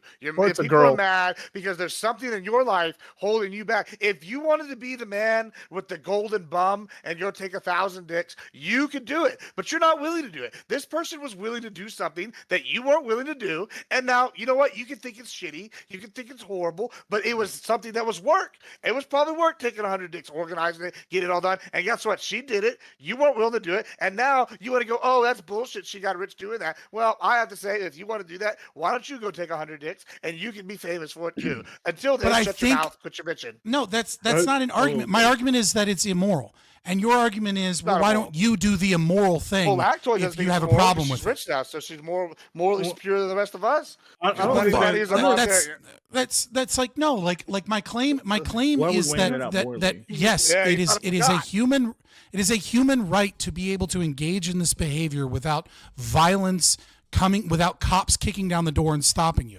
But the problem is just because something is a human right doesn't mean that it's good, right? Taking heroin is a human right. That doesn't make it good. That's not my problem. though. Gibbs, I think, would disagree with you. I don't know. I don't apply any of the moral weight to it.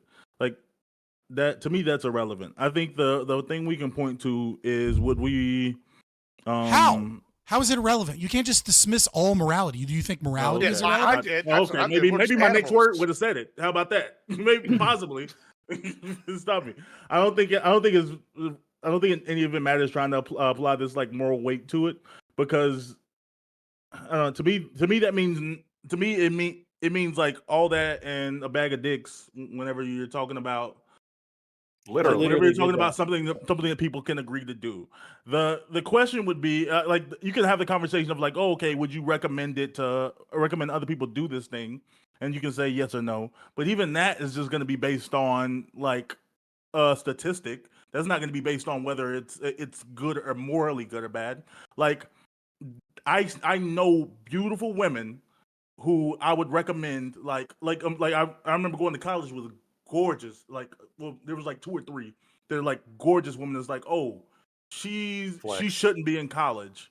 She should like go to some NBA game or professional sports game and find an athlete. Like there's not many women that can do with that, but like you are in this rare tier person that can do that.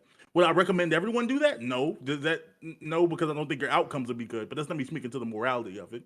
And when we're talking about judging and society and all this trauma, the reality is that what happened is a lot of those guys are probably who agreed to do the 100 dicks thing, or even in both situations, even with the girl who did the like mass hookups, there were probably like 6 out of 10 dudes who feel like, wow, I'll never probably get a chance in real life to hook up with a girl that's attractive. Like, and they feel like they got a win out of it. They don't feel like they were traumatized. They don't feel like they were used. They feel like, wow, I made an exchange that benefited me. I had to have sex with a really hot chick. And Do you think moral made a questions deposit. are irrelevant? Do you believe that all moral questions are irrelevant and that we just shouldn't not talk all, about morality? just this one. I think this moral Why question is this one specifically? Why is this Because- one irrelevant to discuss the morality of it and the effects on society? Because when people generally, and I know that you have some like book from 1863 definition of morality that you're talking about, but when people usually talk about morality, they're talking about like a harm that it's causing to a person and why society shouldn't allow it. But I think that you would call it, if both people, That's ethics. Like you're pointing to some version of morality where both people come out of the situation feeling like, wow, I'm very happy and satisfied with the outcome. And you're saying that was like, and there's no one harmed from it. And you're still applying some level of morality to it. Well, first of all, I did explain in my opening why I thought there was societal harm and greater harm, why I thought it was high time preference thinking, and why high time preference thinking is bad. But setting all of that aside, because we it should wasn't pivot what I this back said. to you. I actually don't want you to answer. Not because it's you. Yeah, I want you to answer. But I feel like you went like 3 times, and I feel like somebody else needs to go. You're saying nonsense. I'll But take a stab okay, at it. fine. Cool, but just let somebody else respond, dude. To my knowledge. I'll take a stab at it. Yeah, because I'll fuck you up. Like that's why. You can come back. I That's will okay. argue with you That's all okay. day. We'll see. Yeah. So here's the thing. Grid respond, then Lactoid and Corey. Okay, so I can't see any reason to ban pornography, right? And I weighed out all of the pros and cons. People say, well, if you ban it, It's good for society. It does a lot of things, because if you look at pornography, it can lead to sex trade, trafficking, a lot of trauma to women, a lot of these things. And I'm like, well, okay, but I can say that basically about anything in our life. And so I don't believe that we should just ban things that I can't find an actual reason to ban them, right? Matter of fact, I don't believe in banning most things. I think it's a waste of time and resources. So what I'm left with then is trying to understand how does it fit into society, right? And it used to be, again, that deviant sex, well, they didn't really have pornography so much as they had deviant sex cults and that sort of thing, like the Kama Sutra and Aleister Crowley in England and all of these other degenerates. Well, they were limited in scope. And your 12-year-old kid wasn't able to download a bunch of it on the internet every day. And this is where the problem comes in. And it has nothing to do with my morality. This has nothing. I'm actually not going to argue for once from a moral basis. I'm just saying that you can't point to where banning it would help, but you also have to admit that there has to be some limit. There has to be some. No, we don't. hard No, stop. we don't. Hold on. You can don't? look at because you're calling something degeneracy, right? You're talking about these sex cults. Well, okay, let's just look back. I don't know. Pick an ancient empire. Let's pick. Let's go with the Greeks. They're hedonistic to the max, and some of the biggest philosophers of all time. We study their study states. Democracy stems from them. So, when you argue that something is degenerate, you're absolutely arguing it from a moral standpoint. So, I would even argue that none of these behaviors are even bad degeneracy would be things. less than right, not necessarily moral. Degeneracy is not immoral, sir. I'm about to say you can just it's just about an outcome argument. Like it absolutely. If we had some study based on information that could lead us to with some level of certainty, not obviously not 100%, but if we saw that the amount of porn we allow in society is increasing child rapes by 35%, then you could then what we would gain would be worth it. I mean, the state of Alabama has already banned porn. If you're you can't watch it in the state. I think other states have too. Without ID, logging with your ID. It's not even just ID. They say because they don't have the ability, they don't have a actual ability to enforce it. It's just banned across the board. Your IP banned. Really? Well, a lot of Pornhub won't be. Wait, really? Right? That's a thing? Yeah, hold on. So what they've done is no, Pornhub not really. So what they've done is they voluntarily blocked it from that region. So Pornhub, for example, is voluntarily blocked in Texas because they don't want to risk breaking the Texas law because they think it's gonna be too difficult to enforce whatever's behind it. So they just they're not IP ban. You can go to the website, but it'll say oh yeah, and it is a power move because then they're trying to cut it off completely so that people won't support further porn bans. Yeah, people complain. Yeah. I mean, it's all politics. Come on. Let's go to Lactoid. Couple points I have written down. So to Gibbs, I think Gibbs, you're probably the only one here that I would expect to say, well, skill issue, who cares? Because your view of capitalism is one where I think it's he believes it might make right. It's a little bit short-sighted in the sense that the same capitalism that allows people to create things also allows us to critique them, right? And so, yes, it's perfectly within capitalism for people to I guess make this stuff, and it's also perfectly within capitalism for me to say, fuck that, that's wrong, that's immoral, don't go it, don't do it, don't consume it, or anything like that.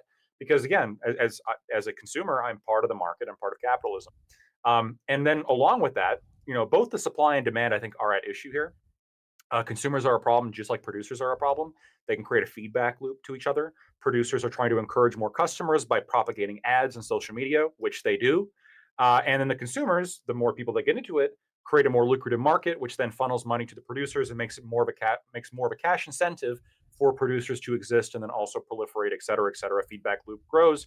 And before you know it, now you have all this ridiculousness of OnlyFans advertisements on Twitter, which I understand Twitter is more of a older website, but website for older people. But it's all over the place. And I think it's a problem because I think not only is it a Twitter's problem for 13 adults, for a plus. lot of that's okay. Twitter's 13 plus, and then they have I fucking didn't know that. OnlyFans advertisements and I didn't know that. That I think that backs up my argument even more. I think it's a problem for adults for a lot of the reasons that Aiko listed. You're talking about barrier to entry, basically. Well, I'm not just talking about barrier to entry. So I'm going to bifurcate this because I think all of us here can agree that it's bad for the kids, right? And let's not pretend like there's been any real substantive effort to prevent children from viewing this shit. I mean, I was 12 when I was exposed to the most hardcore shit, right? 2 Girls, 1 Cup, shit like that, right? Like the most hardcore shit that you can imagine, right? I was very young, and a lot of us here probably were, as well. It just is the case, and it's. I think it is a problem. I don't think it's good for a developing person. You didn't have that in the library. You still got a dare medal. And I still got a dare medal. It's true, but I think it's also bad for adults for a lot of the reasons that Aiko mentions. And tying this all back in, much like other things that we criticize, like smoking, like perhaps riding a motorcycle, I think that it's perfectly fair to say, adults, this is bad for you. Don't do it. It leads to bad outcomes. And you could say, fuck you, it's my right to do it. All well and done. You're right. It is your right to do it. It's your right to view it. Fine. But we can criticize you for doing it, and we can be in the right if this thing leads to bad outcomes, which it does. Same thing with smoking, same thing with drinking, same thing with drug use. It's just generally not a good thing to do, and we shouldn't be encouraging it. And motorcycle use. Okay. So no, that's so much fun though. It's different. It's so much fun. You don't even know Corey. It's way better than sex. Let's go to Corey. Yes, then Aiko. We're gonna go to Corey then Aiko. Then I'm gonna jump in as well because this is killing me. I really want to fight. But yeah, Corey, please. Yeah. So Lactoid did address a point that I did want to make of there seems to be a lot of effort to who to assign blame to. Either the groups of men or the woman. Could be I argue both. In terms of culpability, where again, overall it's just a poor reflection of society. Where because yes, you can say that it's this amorphous 100 men or so, whatever, to blame, but also there's also the fact that again, who is almost certainly, I don't know for sure, I haven't looked at the demographics, but I'm pretty sure most of the people consuming that OnlyFans content is 99% men. Okay, and so it's mostly married men, according to their own statistics. And I don't think that makes it any better, but I think that proves my point of yes, if it wasn't, if these people there weren't consuming it, there's a reason why blockbusters aren't around anymore, because there's no demand for it anymore. Because yes, if the market's not there, it's not going to survive. And so yes, what does it say about the culture if yes, you have tens of thousands, millions of married men potentially consuming this type of content? Now, do I think this is potentially a moral question, or is this morally loaded? I don't necessarily come from that angle. I just more view this as whatever healthy versus unhealthy, and psychologically healthy versus unhealthy.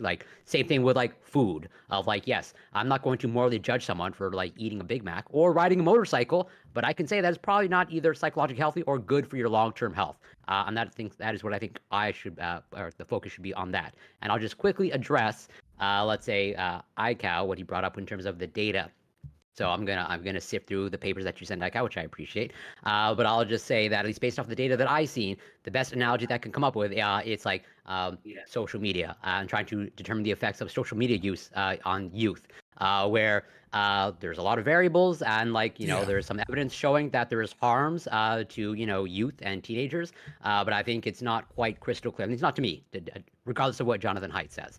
But there's totally almost certainly there is absolutely almost certainly a subset of adolescents and youth that are negatively affected by social media. But I don't think we have quite fully teased that out, and I think the same thing is true of porn. You guys don't realize how funny Corey's joke was. I like Jonathan Haidt. I think he's. I don't get the joke, but I like him. If you read his research, you'll understand why. He makes a lot of assumptions. Let's go to Aiko. Well, so I'm glad Corey makes a comparison with social media, because I kind of want to go in that direction as well. Because when Lactoid says that, okay, yeah, capitalism may be responsible or will be the mechanism that produces porn, it's also capitalism that critiques porn. I suppose to the extent that it's possible to sell an article that criticizes porn, it's not going to really do anything to stop it, right? That's really not the function of capitalism. Capitalism will reward anybody who can find an audience, and you're not going to really shrink that audience by critiquing porn. It seems the only solutions that are only starting to be presented have to do with state power. It has to do with states like Texas trying to age verify people who are online to protect children, right? It's something conservatives are doing, but they're having to use state power to do it because there's not really a way to use capitalism to do that, right? Because the thing that checks capitalism, there are very few things that check it, but to some degree, the state can check capitalism at least a little bit, and that's what they're sort of trying to do. Capitalism, like, I understand that people use free speech in the context of capitalism, right? But free speech isn't really something that capitalism can use in order to regulate behavior. I don't even think the church can do that either. I think that's we're having to find a solution to this that is as elusive as regulating social media might be at some point, right? Because what social media is making us do, something similar to what with porn is making us do, is it's rewarding anything that's controversial. It doesn't matter if somebody clicks on something or engages with something you do because they agree with it or because they disagree with it. In fact, rage baiting is one of the most profitable things to do on the internet right now, and it's tearing our society apart. And I think that there's a reason why Twitter, for instance, has a lot of rage baiting and a lot of porn, because they're two very similar phenomena where things that are not necessarily good for society are rewarding the very people that are doing it. And we've got to find a solution for both. All right, so I see your hand. I think Grid, your hand is up. And then also Gibbs. All right, I'm gonna go first, and I'm gonna address Grid at some point too. So you can address that as well. Yeah. So I think you know what's happening with Bonnie and Lily, right? Uh, I think that's this is like a neutral event happening within our culture, meaning like morally neutral. I don't think it says anything positive or negative. It simply is. It I think it's an outgrowth of social media that it happened in the first place. Um, uh, and maybe there's something more to critique there, or on a more general sense. Um, but like in terms of individuals who have agreed to, um, uh, you know, uh, get together, right, and do this particular activity, which hurts no one, yeah, then it's a morally neutral thing. I think there is a lot of armchair psychology happening, a whole bunch. We get a tiny clip where this woman, in terms of Lily, right, Lily Phillips, which she tears up, and now all of a sudden people can say, "Oh yeah, she's disassociating." That she's so deeply hurt by this thing that she is going to repeat times tens. Clearly this woman, right? Like taking all agency away from her. Clearly, yes, she was gang raped, right? This is experience that is equivalent to gang rape, which is what Scott said previously. What horseshit is that? Like, I mean, like actually looking at what rape is, and then comparing that to this event, completely voluntary, where the individuals on the other side of it, like sought this woman out, right? Like to compare that to gang, and then particular way is like morally atrocious. That's the most morally atrocious thing that's happened here so far. Um, but yeah, there's a lot of armchair psychology here. People are pretending like they have some sort of insight into this person's character. I get that you guys aren't for this behavior. I'm not sure, I'm not like trying to encourage anyone to do this particular thing or discourage anyone, right? Like I leave it up to you. If it's not hurting anyone, if it's these two individuals, that's okay. So I'm taking a different tack from other people who are saying this is not an important or not a relevant moral question. I mean, I think it's relevant to the conversation. I just think the answer is it's neutral. Um, I think. Oh yeah, and this is to Grid that I'm assuming you are being hyperbolic. I want to assume, Grid, that you were being hyperbolic when you said the problem of, I think it was porn. I think it was porn in general, and maybe this was this incident specifically, but porn in general is a real world problem bigger than any other. Like, what nonsense is this? Like, again, I hope that was hyperbolic. On the day, right, we had like another mass shooting in our country, right, like in a school, right, like from a country that is sponsoring an ongoing genocide, like as we speak, for a country that has where medical debt is the reason why, the number one reason why people go to bankruptcy, that porn would be the number one problem. Like, again, I'm just going to assume, you can correct me later, if you meant that literally, if you actually meant that was Well, I think it's the number one problem facing our youth, right?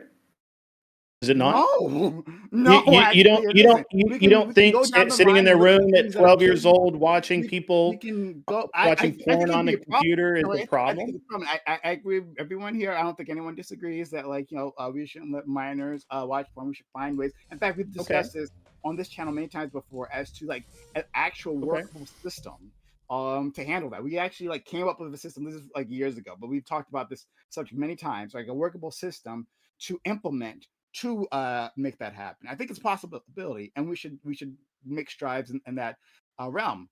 But even as it stands, of course, it's not the worst thing that kids have to face. Hell no. Even in the realm of social media, even like they could stick there, right? Like a greater threat would be there is I forget the name. There's a specific name for this, but like it's kind of like a catfishing scheme where people from like these developing countries are pretending to be like attractive individuals. All right, like if you're like they're trying to attract a young teenage boy, they'll be trying to be a young teenage girl, and then they'll hook them, and then they'll get that kid to send a nude, right? And then they'll blackmail them and try to get money out of those individuals. Sure. That's actually Yeah, I've caused heard of kids that. to like kill themselves. I would say that's a great right there, a greater danger Is that not than pornographic? porn in its entirety, right? Is that But not there's other pornographic? dangers that our children face. Of course, I wouldn't say that's number one. That'd be ridiculous. I also don't It think is porn is that big as far as like children. Yeah, no, we obviously we shouldn't encourage it. Like I'm fine with the laws being where they are now, related to like who consumes porn. But like in all honesty, like walking, if I had like a 14-year-old or 15-year-old, me walking in the room and figuring out like, oh, okay, they're watching porn, wouldn't be like, oh god, it's time we have a crazy situation. If anything, I honestly feel like it's more dangerous for someone to turn 18 and their only like visual experience or relationship with sex is like sex ed. I don't, I'm not saying you have to actually be out there having sex, but I'm saying that like, yeah, I think it probably some natural level into like a healthy developing like young adult probably watches porn somewhere in their mid to So late teens. Can I let me finish. can I respond after this? Because you called me out directly. Yeah, I know. Don't worry, and you'll get to respond. But we do have other people online. Write it down, and you get to respond. To Yeah, what no, I I said. wrote it down. It's just like you called it out. Super, You know, likewise. Yeah, sometimes people absolutely forget give you. because I you will skip absolutely. around. You know. You always get a chance to talk. It doesn't matter if I forget, Scott. You will make your presence known always. Anyway. Yeah, no, I'm cool with it. I'm just pointing out that you Okay. called me out, and we've got to wait to I respond. did call you out, and I want everyone to know I called Scott out, and but I'll give him Mm-hmm. a chance to respond. After that, we'll go to it was a Grid, Aiko, Scott, and then Lactoid, Just me at the Corey, end. and Bam. Well, But anyway, let so let me finish Scott up go what I was ahead. saying. I don't have to. I can go after him. That's fine. Well, okay, yeah, okay. So let Grid go I then. said you as well, but don't worry. So anyway, I hate this idea of shaming. Like, I think it's funny from the individuals who are, well, I don't know, maybe I shouldn't go this hard. But I think Shaming is part of oftentimes, capitalism. yeah, I'm sure, fair enough. I think oftentimes people want to pretend that they are actually accepting of these activities, and that, oh yeah, we'll allow them to happen But they are actually just as bad as the individuals who would use state power to to keep these things from happening, right? They will heap shame upon these other individuals, right? And shame, which can be turned into violence, right? Either violence of society against that individual, or that individual hurting themselves because of the shame that's being heaped on them, right? I think that's just like a backroom way of accomplishing the exact same thing. But that's fine, whatever. And again, this I've already kind of addressed this with Grid, but Lactoid said something similar. Like, what nonsense is this? That porn is worse than drugs or like traffic accidents. Wait, Like, wait, wait, honestly, wait, wait, wait, wait, wait, wait, wait. Like, Oh no, I gotta wait to respond. I gotta wait. So we'll get to you. I brother. rose my hand first. Though, I've just been to be my clear. hand's been raised longer than all y'all, so I don't want to hear Nah, nothing. no, that was bullshit. That was just said. Okay, that's not what I said. He said a lot of bullshit about me too. If I misunderstood what you said, then I do apologize. And maybe yes, I just to be clear, I was putting it in the same category. Am I of the only one who vices. didn't get called out? I was putting it in the same category of vices. Yeah, okay? I won. I'm not saying it's necessarily the worst thing. I think there are other things that are worse. I think it's within this category of vices that is generally bad. And I agree with Grid that it is bad. Do I think it's the worst thing facing children? I don't. But I do think it's bad. And just by the way, when you're saying that we're playing armchair psychologist, I mean, to be fair, we're all playing armchair, like analyzing this kind of. I mean, we're here on a panel. And I don't have to be an armchair. I don't have to be a psychologist to, like, if I see somebody on the bus shaking and calling himself Jesus, he might have something wrong with him. And when this girl's crying and having this disassociation and this 1,000-yard stare, she's probably a little fucked up. I don't know. She could have just had low electrolytes. Come on, let's just. It's she possible. could've just been low electrolytes. She needed to hydrate. I'm not on an armchair today. Need to hydrate. It's not just that you point out My chair has no arms. Look at a symptom, right? Which is one thing. Hey, these are these symptoms. No, a diagnosis. She's disassociating, guys. Nonsense. Also, but no, you didn't escape Ali, right? Fuck you. What I do? Whoa. Yeah, what I do?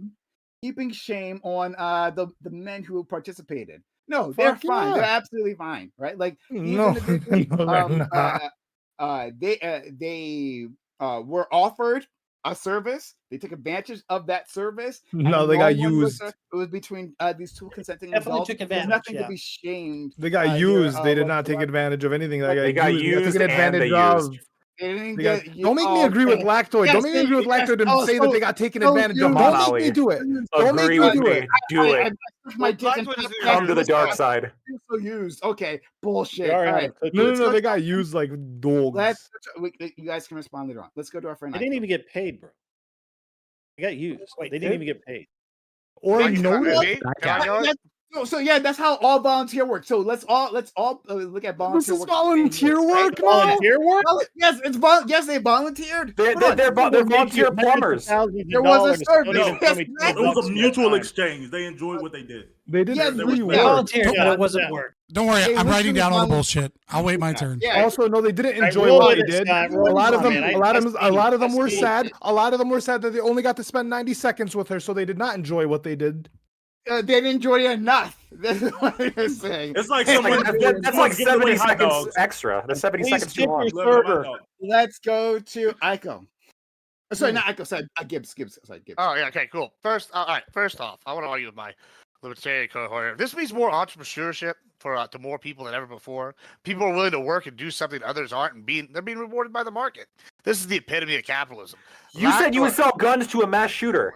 Sure, that's fine. Lactoid, as stated, you And a stated child earlier, killer. monetary value directly reflects moral superiority. Thus, by his own metric, successful stars in the industry should be praised. All right, that's Lactoid. Now, let's move on. We can argue about a lot of things, but I want to change the convo here a little bit and talk about the real evil here that we're not talking about. And the real evil here is the leftists. Now, when I say the leftists, I mean whatever special snowflake group y'all want to subdivide into.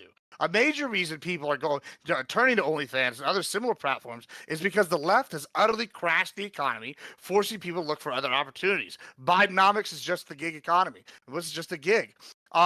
Technology has enabled more people to make more money than ever before. This is not some kind of great moral quandary like my libertarian associates here are trying to make it. Prostitution is the world's oldest profession.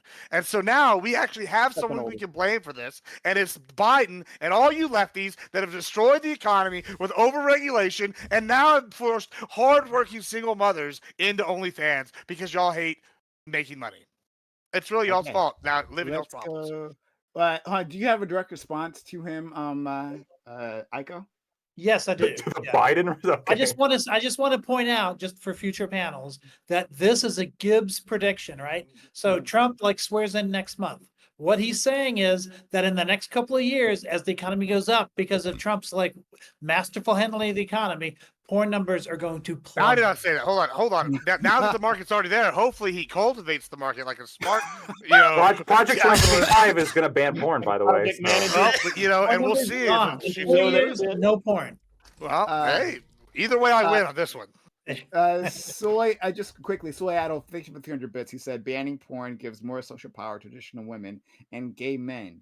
Red Pill has played you for fools. Join Team Gooner. Thank you, Soy Adol, for the 300 bits. It's really kind of you.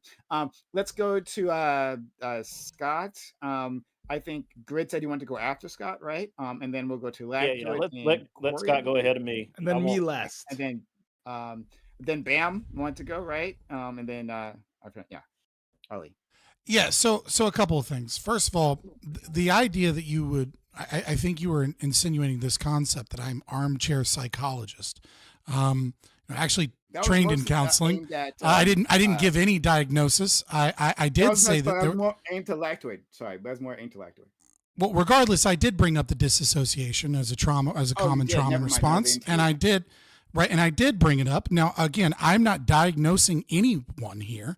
I want to make the record clear that I did not make a diagnosis of anything at all. I said that this is a common trauma response, and that's what it appears to be, number one. Number two, that's not a diagnosis. That's a symptom. I never gave any diagnosis or even hinted at one, right?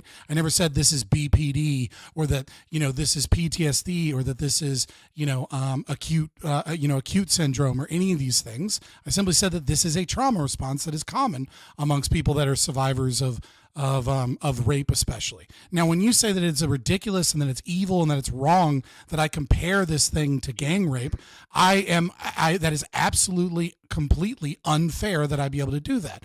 Number one, comparing two things does not mean that they're the same thing. I would not claim that Lily Phillips was gang raped because of this situation.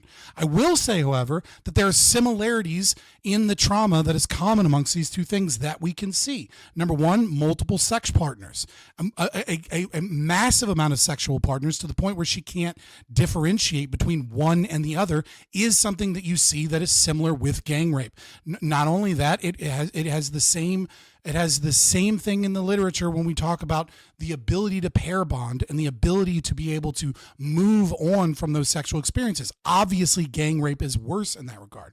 I brought up the disassociation and knowing it. There's other videos as well beyond the one that was talked about how she was physically hurt, how her body felt bad, about how she was bitten without her consent on her lip and had to warn people that biting was not herpes or anything, but that someone got a little too rough with her. Now that wasn't part of a consensual thing, but it's something that she assumed was par for the course because of what was going on, and she was in it, and she again disassociated any level of non-consent with that practice.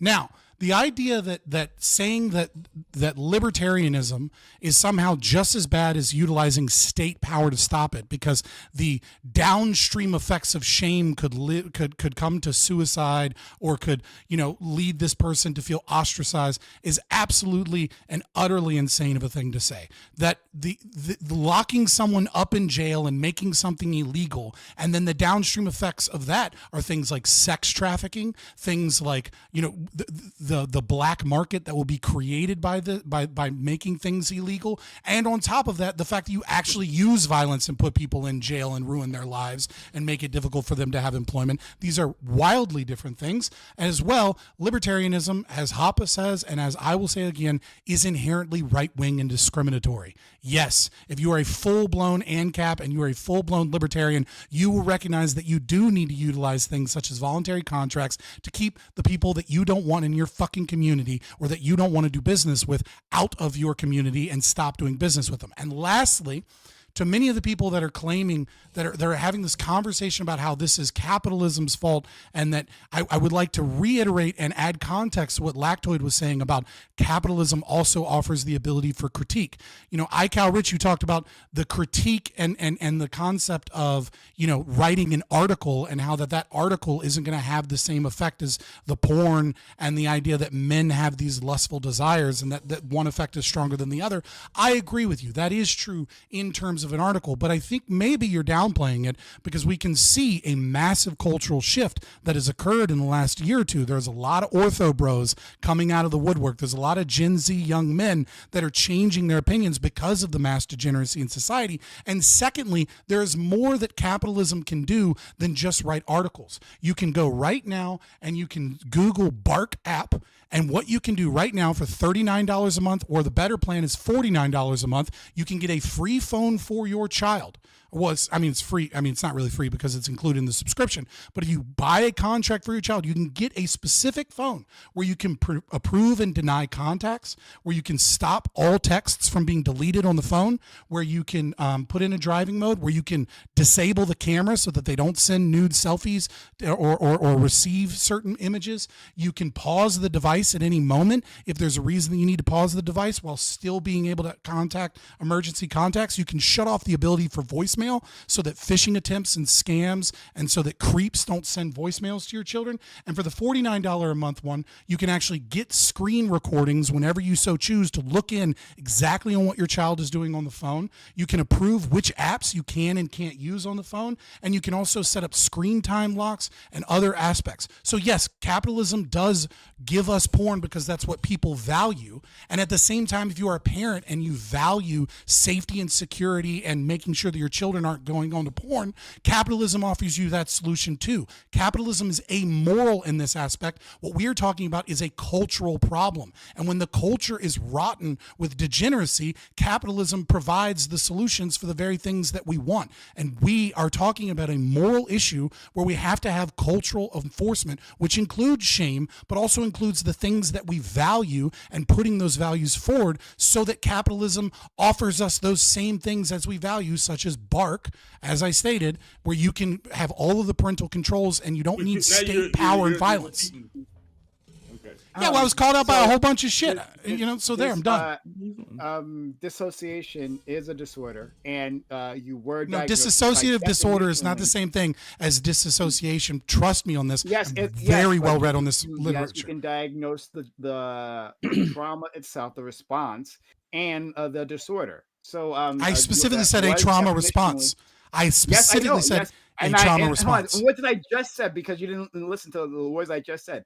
It's a trauma response, yes, and you can diagnose both the trauma response and the disorder. You absolutely can do that. I have literally gone to grad school for this, my friend. I never claimed to give her a disorder. I said that it is a response that we see in victims. Did. Hold on. You literally didn't listen. I said just now the disorder. Yes, there's a disorder. That's a category. But then there's a trauma response. Understood. Two different things. I'm saying you can. You accuse me of giving diagnoses, and you accuse me of armchair psychology. Right? I've actually studied this shit. I didn't do that.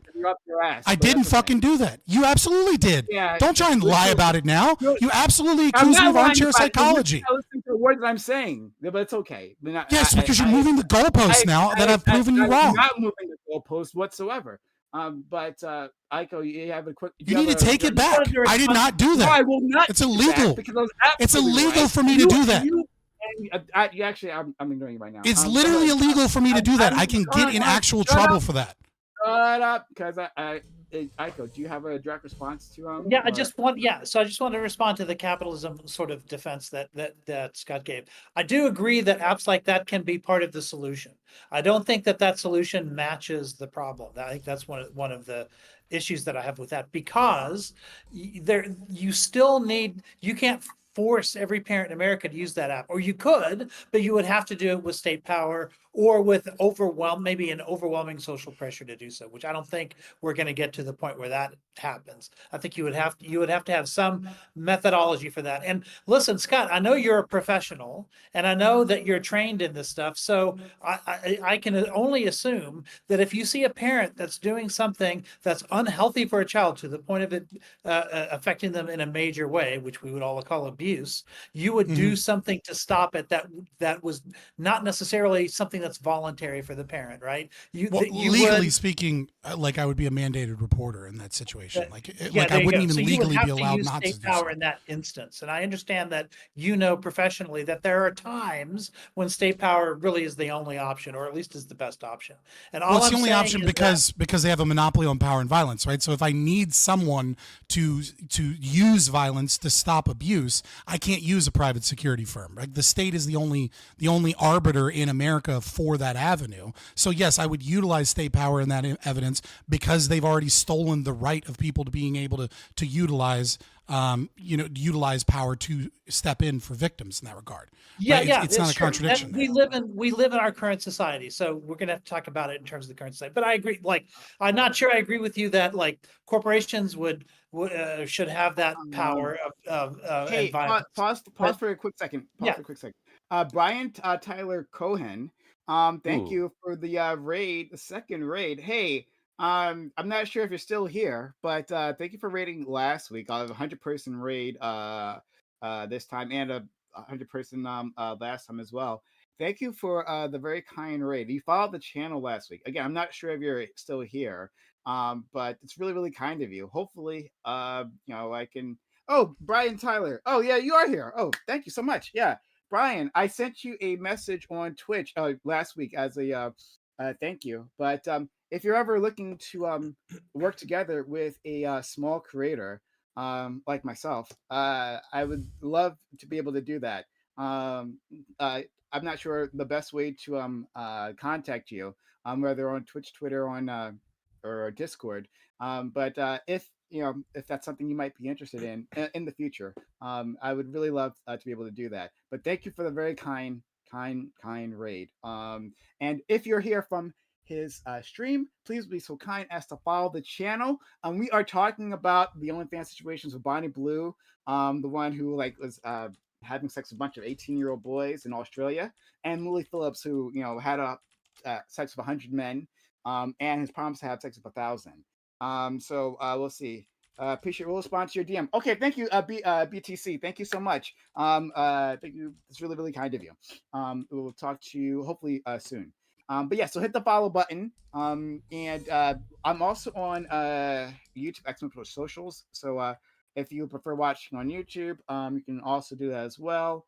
I should get rid of the TikTok thing. My TikTok account was actually banned. I put like 2 videos on, and then they immediately. I was there for 4 hours. Yeah, and it was like gone. So I should TikTok's actually a tough one. edit that out. But Isn't TikTok about to be banned anyways? Yeah, maybe it doesn't matter. Maybe it doesn't In matter. theory, they're banned in January. Yeah. Yeah, but thank you for the kind raiders.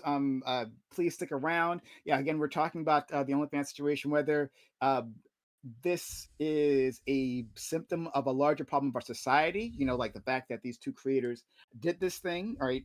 Who have become famous for these stunts. Or maybe it's morally neutral or whatever, right? So that's what we're talking about right now. Please stick around, hit the follow button. I haven't done so yet. I'm okay. So I'm sorry for interrupting, Aiko and Yeah, that's okay. The last thing I was going to say on that, I think I got most of what I wanted out there, but I'll just say that things like the ARC app are able to protect individuals, and that's why I think it's good. I'm not sure that they'll be used to the extent that it would take to protect society at large.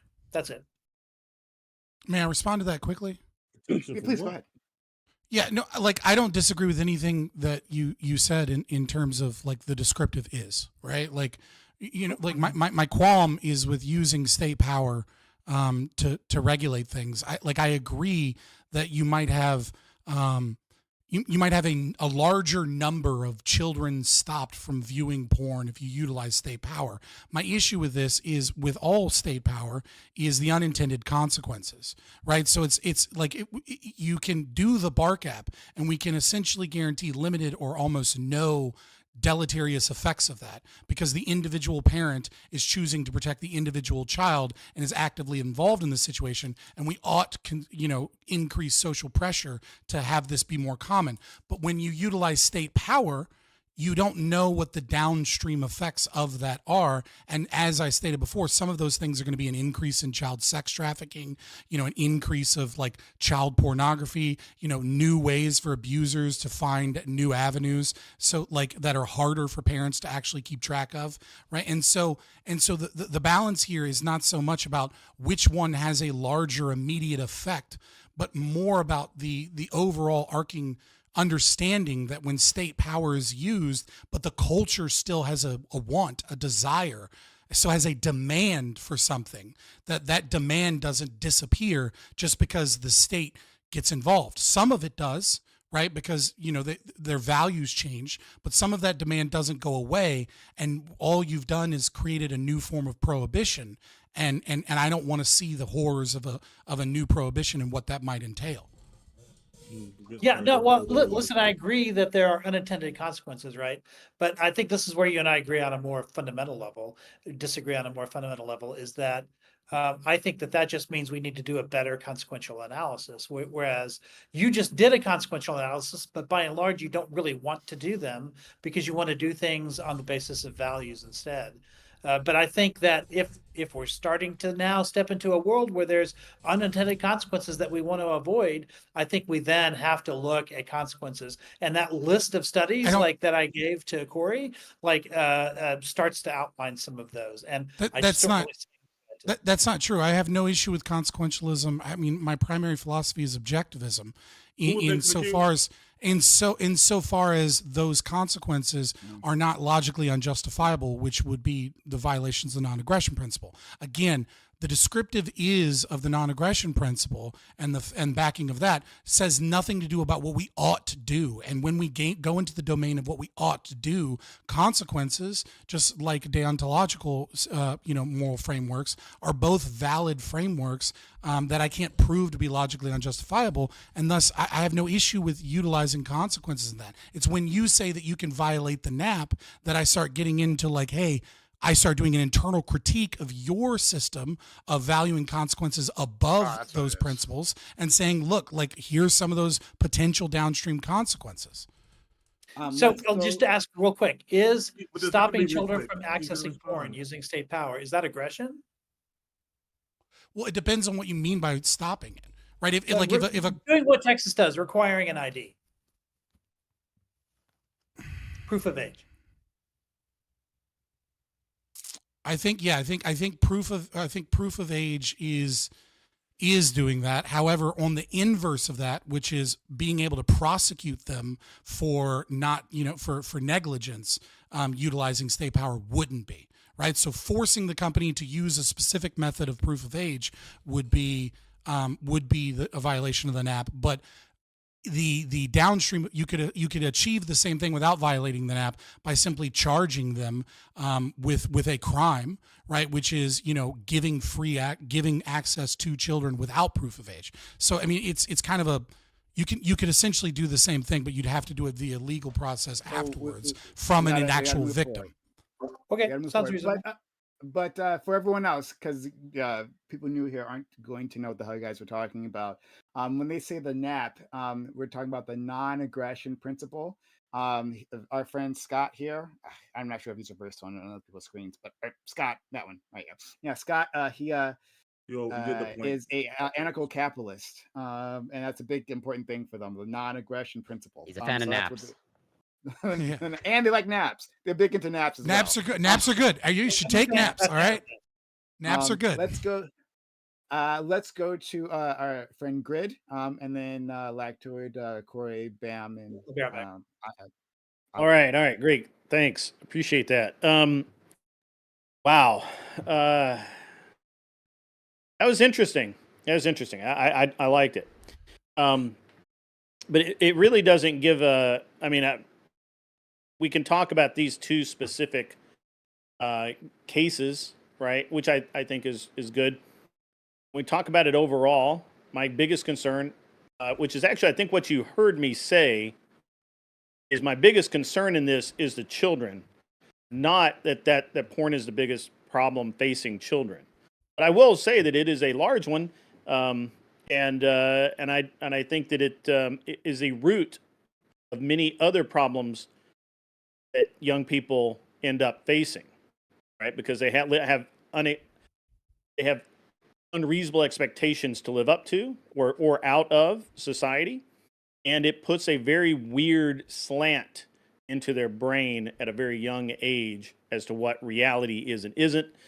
And there are problems with that. And I leave it to people better than me to define those problems, but I can at least acknowledge there are problems with it. As far as this idea of restriction and banning and all of that, I still cannot come up with as much as I just hate the idea of banning things. To me, that's a really bad road to go down at any moment in time, ever. And we should never do it unless there's a way that we can do it cleanly, and there is no way to do it cleanly in this regard. So therefore, the best we can do is, the same old education, control access to some degree. And I think that's one of the reasons why OF became so popular so fast, is because a lot of people really didn't associate it with pornography to start, and therefore it grew very, very fast and became nothing but really. Remember, originally it was go there to learn how to cook, take a lesson in psychology. What's that? It was originally OnlyFans was supposed to be a PayPal alternative. Right. Yeah. And so you can still go there to learn how to cook, but how many people really do? They're trying to push away from it, but it just won't work. Yeah, that's well. Nonsense. But I do think that OF is having issues because, again, only the top 1% actually make any real money. Everybody else is barely making anything. Hold on. The average is like $185 a month. That's the average. So okay, hold on. $185 a month. Hold on. There's a problem when you start doing that statistic, right? All right. So sure, there's had like for the top 16,000 making like 50,000 or something a month or 50,000 a year, and then you have a few like top like 300 that are millionaires a month or whatever. Now here's what you're not getting. This is kind of why I like meaningly brought up the left earlier in the gig economy, is because most people are doing this like a gig. They go have their regular job, they go home, they take maybe do an OnlyFans set, they post their set, and like people pay their $5 and they get to see I don't know. Was I wrong? Hold on, but you're arguing that they're only making like 186, right? Sure, but that's like on Twitch, right? Let's go use Twitch. In Twitch, only like 8% of people are affiliated, and of those, like 0.001% are. Actually, I don't know that because I don't pay any attention to Twitch, but. Okay, well, sure. Okay, same kind of concept. It's like donate. It's like you have this wide discrepancy where it's like, one person gets on there one time on OnlyFans, posts one set, never makes any money, and that's going to bring your average How does that way change my down. point, sir? How does it? I mean, I don't know. It doesn't change my point at all. You're making my point for me. You're absolutely making my point. You just don't understand what I'm saying. There's a slight differentiation between your point because if you just look at the stats. Yeah, the stats aren't the whole story here. Yeah, if you just look at the stats, you assume everyone's putting in the same amount of effort on the website. No, I didn't assume any of that. I simply said that there are people that get into this thinking they're going to make 6 figures a month, and then they find out they don't. And that leads to other directions, which is real pornography. Like in a studio with like a bunch of weirdos. I should say hardcore. There's a significant amount of people who do make a living off of OnlyFans and like sex work, but it's not because like every girl who gets on there is like has an understanding of doing that. But I even know women who have found success on it, and it does seem to be like. Don't get me wrong, there's some things that are out of your control. Like you have to be somewhat attractive, obviously, but it does seem to be honestly one of the more like almost like a meritocracy. There are women who have like a number of uploads. They do like heavy on responses to the people. They There are also girls that get money paid off the app. They sure. meet these people and they get paid off the app. It's not all through the app. Yeah, but Like, but I was just pointing to like they the follow idea of like stories. there's the people, the women who are putting in, I don't know, quote unquote 40 hours a week, like they are having actually a lot of success. The reality is most girls that go on there and post like a picture of in their bathing suit, they're not actually expecting to make $100,000 off. Like they don't have that expectation off of it. Yeah, Yeah, and like yeah, the inverse so- of what he said was true as well. Like when he goes, "Oh, it's these people are going to go into porn because they're doing less well." It's more the opposite. The people that do well are going to go into the porn. They're going to go to the industry events. They're going to keep going there. It's just like with streaming. If you start doing better at streaming, you're more likely to go to the industry events as opposed to, "Oh, I'm a 3-viewer Andy and I'm never going to go to any event." Like why? Like that's like you're just going to make you like $10 100%. and that's all you got. So I see your hand. We'll get to you later. But yeah, I agree This with will be you. fast. One sentence. You okay? Go ahead. The one Okay. sentence. You can avoid the problem that Gibbs pointed out about averages being skewed because of the people at the top, or I mean, the people at the bottom, by just looking at the median. And the median income is $500 a month. Yeah, and so $500 this goes to what I was going to say before. Like, I agree with everything. It's a that lot Bam for a said. lot of people, man. Yeah, $500 that's a a lot. month is a lot for a lot of people. Yeah, That's like an Fair Xbox enough. Series X. Yeah. I mean, that's honestly a third of people's rent. That's a big deal, man. That's exactly that, right? Because for so many people who use this, right, like sex work in general, right, not just OnlyFans, sex work in general is a path for people who are disabled or people who have who are in some way locked out of the regular workforce, the rest of the workforce. This is the path that they use, right? There's communities where they talk to each other. And it was like, yeah, I mean, this is how I pay my bills, or this is my rent money, right? Like I meet this. Can I extra bridge thing. this? And I don't think that most people, individuals, actually, because this is the narrative that we see people talk about. Like, oh yeah, most of these girls are stupid, and they think, well, yes, I will be a millionaire, right? Like I just show my boobs and it equal a millionaire. But I don't think that's the actual case. There's some cohort of individuals, of course. Obviously, there's some cohort of individuals who do that. But like like that's just like a way that ends up like demonizing the whole industry, but when it's like unnecessary. I think we should always, of course, like make it clear to people like what the reality is of anything they're going to get involved in. Absolutely. We should publish those stats, right? People should have a clear idea of it, but like I don't think it's people are as foolish as many try to put it out there. Let me bridge the gap here very quickly. I'll be very quick. I promise. I mentioned this. I mentioned this earlier, right? This is the connection of social media plus the concept of OnlyFans, right? Grid is absolutely right, and it's true on the opposite end too, with like red pillars, right? There's an availability bias, right? You don't hear about the masses of girls that go on and don't do well, but instead you do hear about like that girl that made $43 million in 1 year on OnlyFans.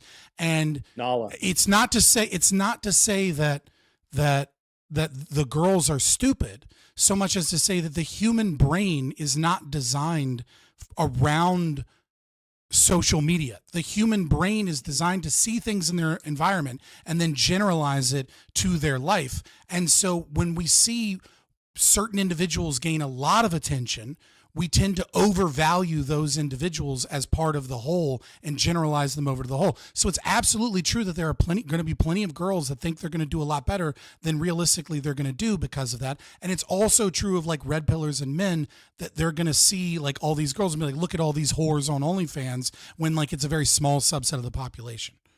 But there's also Lactoid, can we, Lactoid, do you have anything unique you want to jump in here? Because you talked before. I mean, I got a few things just to clarify. Okay. But I mean, if Bam wants to jump, if Bam wants to respond to that, all right.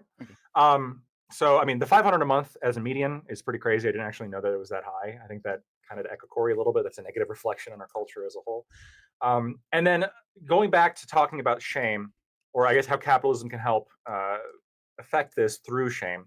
You know, I wasn't necessarily just talking about new technology, in terms of Bark app or whatever.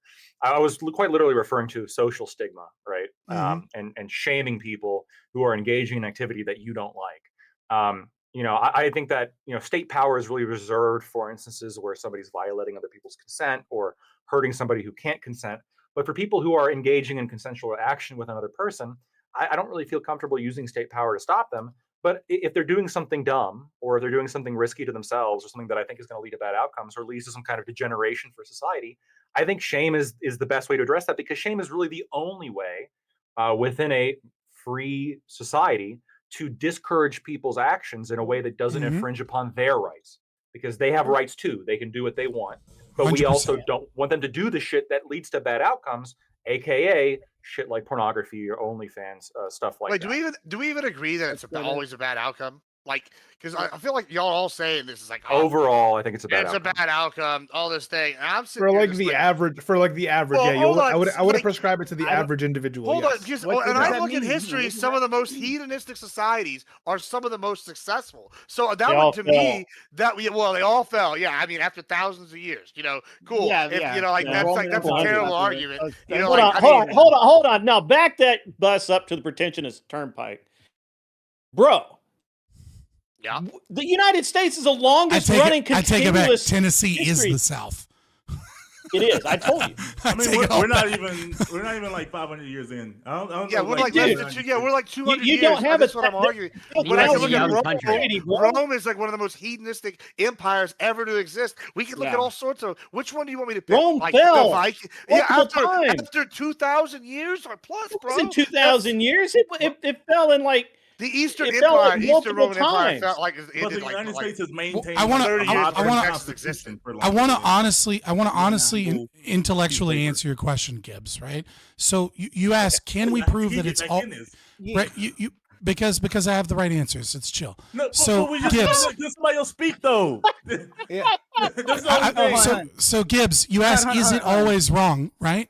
And your answer. So your the answer. Right. And he so, went 3 times so since we this made is the first few.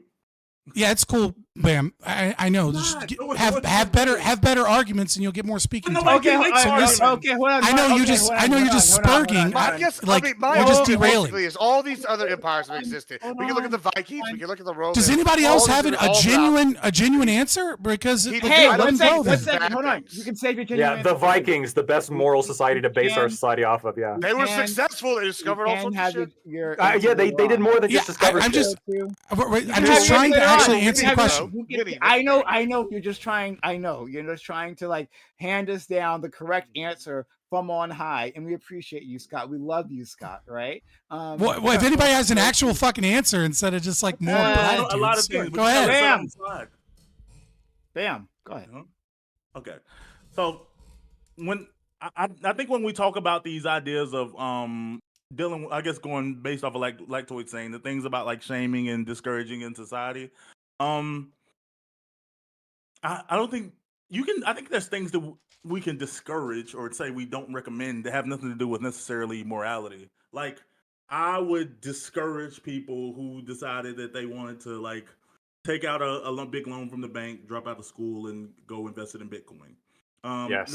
Not because I think that investing is is morally wrong. But I just think okay, just statistically based on the numbers, you're probably not going to lead to a best outcome for you. Is that discourage or shame? I would shame the fuck out of anybody who did that. Well, I'm ignoring you. But And then what happened when they did it in 2015? They're rich as fuck now. I would. Just because you get lucky doesn't make it a good decision. Well, that was a terrible decision. Hold on, that by your own metric, Oh my God. if you're rich from Bitcoin because of that, they're morally superior. That was one meme. I made a meme one time, and you're holding it against me. I'm gonna get we will for all time. But anyway, let's go. Bam. Yeah. You mean shame a person? I think so. Well, okay, let me say this. I know I would shame people who advocate for it. Shame people who try to tell other people to do it. I find that behavior to be shameful. So I don't know. I don't know if it feels weirder calling shame for people who are susceptible to it, to go in to do a thing. And it's not because it's a scam, because no, it's not a scam. There literally are going to be some people who find success from it. but we have to look at like outcomes overall and what like what's good for society. What if it was a scam, Bam? What if it was a scam? Let's say that you let's say a good friend of yours was like, hey, there's a new opportunity has been like presented to me. It's called Amway. It allows you to become an independent business owner, and you can sell products from your house. Is your it's not a pyramid scheme, man. It's actually a legitimate multi-level marketing company.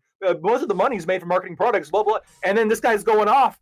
Like, are you telling me you're just going to sit there and just say nothing? No, I'm clowning on this guy partially because I want other people around this guy to not join what he's joining because it's bad for them. But also, I care for this guy. And I want him to feel bad about being part of this, so maybe he leaves. And maybe I would super shame, but if that's like an actual scam, because I got hit by one of those scams. I got hit by Wake Up Now, if y'all remember. That was like 2012, 2011, one of those. Don't you wish someone was there to shame you out of it? Well, yeah, but that was a legitimate scam. Like, okay, like I'm saying that like if I would have, I remember I started. I got a Robinhood in like 2012. And started investing in Square because I remember like Cash App. I thought Cash App was the coolest thing in the world, and I was like, wow, this is kind of neat. Like maybe I should put a bunch of money into this. And like some people told me like, no, don't put a bunch of money into this. Like, and if I would have, that would have went like, I would have made a lot of money. It's not like it's like the best stock in the world, but I would have like double, triple, quadrupled my money since then. But like. Still, but hold on. But you would agree that it was a legitimate thing. But I understand why people told me not to because like exactly. Right. Like let's say your friend comes to you and is like, I am gonna take my entire life saving. Let's say it's $100,000. I'm gonna go to the casino. I'm gonna put it all on black. You should be shaming this guy so hard to not do it. And then let's say he does it and he wins. Oh, see, Bam, you were wrong. But you weren't wrong because like the statistical probability of him winning. No. He just got absurdly lucky because what very well could have happened, higher percentage likely could have happened, is that he loses everything. Hold on, actually, this is part of capitalism. My granddad had told me one time, it's better to be lucky than good, and that's all I'm saying. No, I think the thing in that behavior is worth shaming is like because I have people who find me to be pessimistic. I consider myself to be realistic, a realist, just because I like whenever I go through situations, like I'm like, okay, I want to know what the reasonable outcome is, but I also want to like actually think through what a possible like really am I willing to deal with the worst outcome? What are the risks? Yeah, what are the risks? And there are people who legitimately like don't like to talk through risks because they feel like, man, you're down in the vibe. Like, why can't you just think more positive? This is every client I've ever had. I had to explain the risks to them, and they just don't like. They don't like to hear that. They don't talk about that.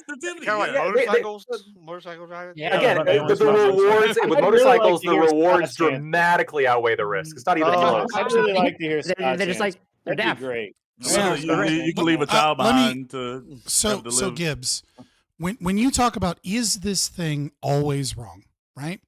The answer is that it can't always be wrong unless the thing itself is inherently wrong. And the only way that we can prove that something is inherently wrong is if it's logically unjustifiable. We can prove that, right? We can prove that violations of the non-aggression principle are inherently wrong because they're conflict-inducing. Prostitution and being a whore, being a slattern is not that, right? There are going to be some people, whether it be 1%, whether it be 0.1%, whether it be 10%, right? Where in the personal evaluation of their lives, where, what is of rational self-interest is actually going to be a net positive for them. Bam brought up this, a certain cohort of girls where he's like, why are you in college? You're so gorgeous that like you could just go to an NBA game and like marry an athlete, right? This is an outlier. Right? So in general, right, it would not be good for girls to like avoid ever going to college if they have a, specific career track. Obviously don't just like waste money there, but like if you have a specific career track, that is generally going to be better. So the question then becomes, well, what is the value of social pressure? And the value of social pressure as opposed to state power is that it creates a barrier to entry. Right? If you are one in a million girl, right, where you are insanely gorgeous and your talents are looking good on photos and looking good on camera, right? You may be one in a million, where this is still going to be better for you and your life and your own rational self-interest to engage in this behavior. But so when we say something, we say, well, generally it's a bad idea. So we put social pressure on it because we want there to be a high barrier to entry where most people don't get involved in this. And it's kind of the same thing with what they're talking about slightly with gambling, but the difference with gambling is pure chance. And in this, there's a whole bunch of different variables. So you're right. This is why we shouldn't use state power to stop something like this, because maybe just maybe there is a gorgeous girl who is very, very mentally resilient, right? Which is something that's difficult to test, but she may be that person. And maybe what she does is she goes out to sad, lonely, like incels or like, disabled people or something, right? And gives them some happiness. And in exchange for that, everybody is actually better off. But when we as a society don't create a barrier to entry, what we have is we have a fucking horde of whores that are trying to get fucking famous off of this. And we have all of these deleterious effects in society that run downstream of it. Let me respond. The legion of slatterns. Hold on, it's not the legion of whores. It's the legion of fucking baby back pussy bitches. That's what it is. And it's not the women. It's all these men that are sitting here. No, it's all these men that are limp dicks. They didn't fucking. They got participation trophies growing up. They didn't learn how to be men. It's not these women's fault because they're skilled enough to take advantage of the market. It's an objectable reality, right? We can observe these people that didn't have access to capitalism before are reaping the rewards. And they're taking advantage of a group that they're not reaping the rewards. They're reaping the souls of innocent men. In fact, it's a net good that they're doing this because all these scrubs, all these scrubs are losers. And I'm tired of saying they're anything else. They're fucking losers. They don't contribute to society. And if their best contribution is giving some hoochie mama a fucking bunch of money, then guess what? Good for that hoochie mama because her and her family. But you're ignoring the money. Her friends got the money. She's got the money. Her kids got it. And they're going to spend that money better than these dumbasses that were spending money. Quick question. If I gave you a choice, right, between being a severe schizophrenic, where you need to be institutionalized because you cannot like fathomably exist in society, and said, but if you take that disease, I'm going to inflict you with this disease, but I'll give you $10 million. What is more valuable to you in that moment? Would you be a severe paranoid schizophrenic and get locked up in a mental institution for life for $10 million? Well, I'll tell you this: it's going to depend on how many personalities we got. We can negotiate if we get 10 million per personality. No. The point is that you're incapable of functioning in society. Right, you will be institutionalized and you will be stuck in a cage. Are you assuming that that's what's happening to these women? Well, let me walk through it. That's not even it's not a question to you. Sure, but I feel like at best we don't know. At best we don't know how these outcomes are going. Like people, It's a thought. Lives are going to be ruined. No, you're not. It's my logic isn't ruined because, like, listen. I'm not talking about your logic. I'm talking about the OnlyFans women. We're saying they're like, they're like doing this and they've like ruined their lives. Maybe they make $8,000. Like maybe some of them make $8,000. Listen. You're not. This is a fucking thought experiment. This is a thought experiment, right? For you to at least admit to one principle, right? That there's some level of psychological trauma, right, that is not worth a certain amount of money. Would you agree? Yeah. Cool. Okay. If we agreed, if people might just fucking enjoy it, bro. Like, what are you gonna do when you got some nasty? But no, you're not. You're not actually engaging with the logic here. The logic is this: if we accept that there is some level of psychological trauma that is not worth some level of money, okay? Yeah. Like, would you do it for $10? Would you do it for $10? No. Right. Okay. So. I'm sure there's a number we could come to that I would do it for. Yeah. Okay, that's fine. That's fine to accept, right? Because not everybody is going to make whatever their number is that makes the psychological trauma worth it. Now, again, we can't quantify as of yet. Okay, but listen. All work. The market determines that. That's the whole point of capitalism. Like some people feel like, wow, this job isn't worth the trauma it causes. But that's not new. We're not bringing anything new to society. Right, but the problem, right, Right, but if you acknowledge that there is a certain level of trauma, and that this is a long-term thing, and that the money that you gain is a short-term thing, then you will I don't know acknowledge that there that for is. at least I some. don't even acknowledge that there is oh my some gosh. trauma. Oh my gosh. That's the It's like problem, Scott. You're making a presumption. Like I would even argue some of these people might just fucking like it. Like they're just like, Some- oh, by yours. some- like Yeah, yeah, sure, but he So, like, acknowledges that. Some. Yeah. Sure, I And acknowledge what I'm that as saying well. is- I've already said that. Some. It's I like you're understand that, ignoring but I'm basic saying- logic. So that's what I'm saying. Like, at if best, we that's don't know. true, That's what takes yeah, it back to if- like, at best, we don't. Like, and within years, So, 99% of women we- could be like fine with their We, experience. right, but we any acknowledge. percentage. If are you acknowledge? So you're okay. So I would believe that you are absolutely an outlier in terms of the evidence of acknowledging that there is that we don't know that there isn't any trauma, that there isn't any issues, right? Like we can look at pair bonding, we can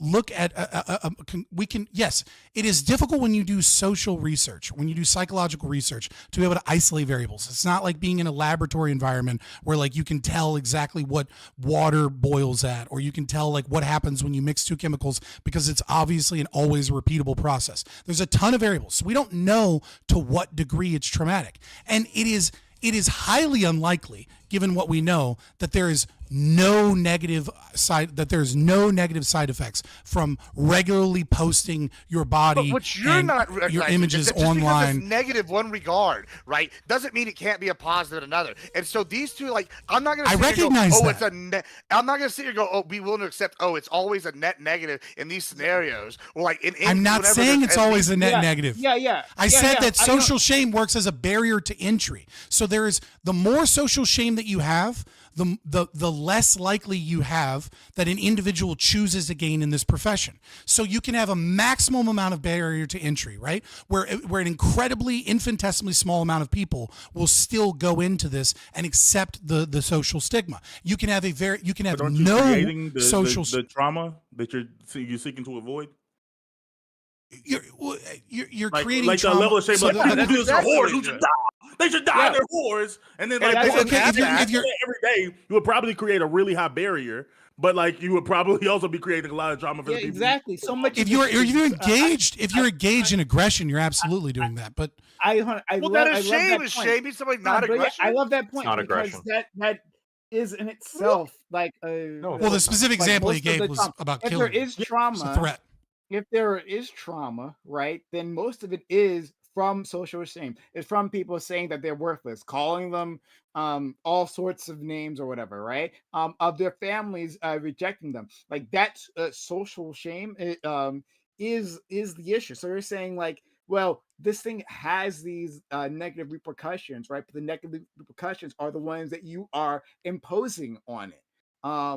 So There's probably some. I think outside of we've what heard. the I ones think that we hear pose. this. I think we But- hear this argument often, and the left, I think, very massively overvalues the potential trauma from social shame. We hear this all the time with trans issues, for example, where they say that the reason trans people have a difficult time and the reason their suicidality is so high is because of social shame and because of the issues that are downstream of that. And yet trans people have a higher suicide rate than Jews in internment camps under Nazi occupation. Like, so obviously the social stigmatization of being trans is not as high as being a Jew in Nazi Germany, right? Like, so hold on. Yeah.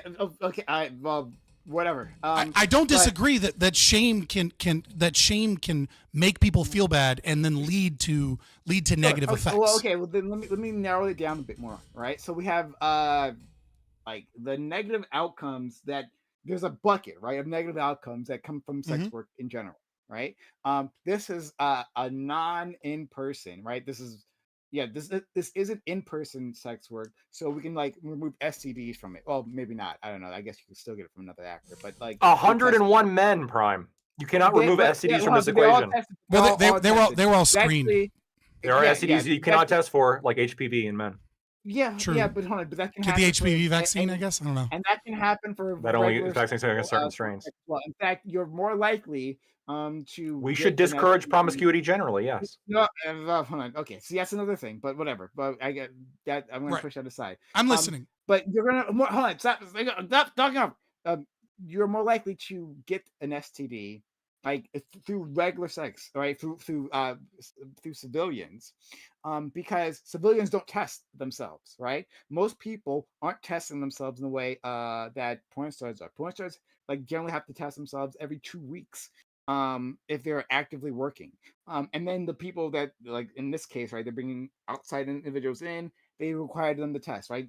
In other cases, people just don't test. So let's put that out there. So I don't anyway, think that's statistically not true though. What you just said. I think My I understand understanding the is logic of it, I but think that it is, sex workers actually. do have STDs at higher rates than the yeah, general yes, No, sex no, workers no, have no, no. porn Specifically, stars have higher rates of STDs than general population. Yeah, I'd love to get into that it's with you right on the later on. Wikipedia. I would love to look into that with you. That's But anyway, leftist propaganda. I like the framing Yes, this porn This star. guy yes. another point that So, matters. so, I'm sorry. so when it makes the anti-leftist That point, wasn't you the point. know He it's was making accurate. another point. let me finish my point. Fuck. But anyway, so we're gonna take away STDs for a second, right?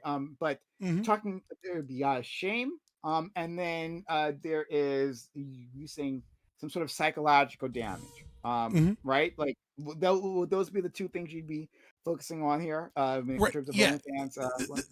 The issue with testing and understanding this, right, is that when you know that there's a level of shame, you can absolutely show that some level of shame is going to cause psychological downstream effects that are negative. I agree with you. The problem is that you can't.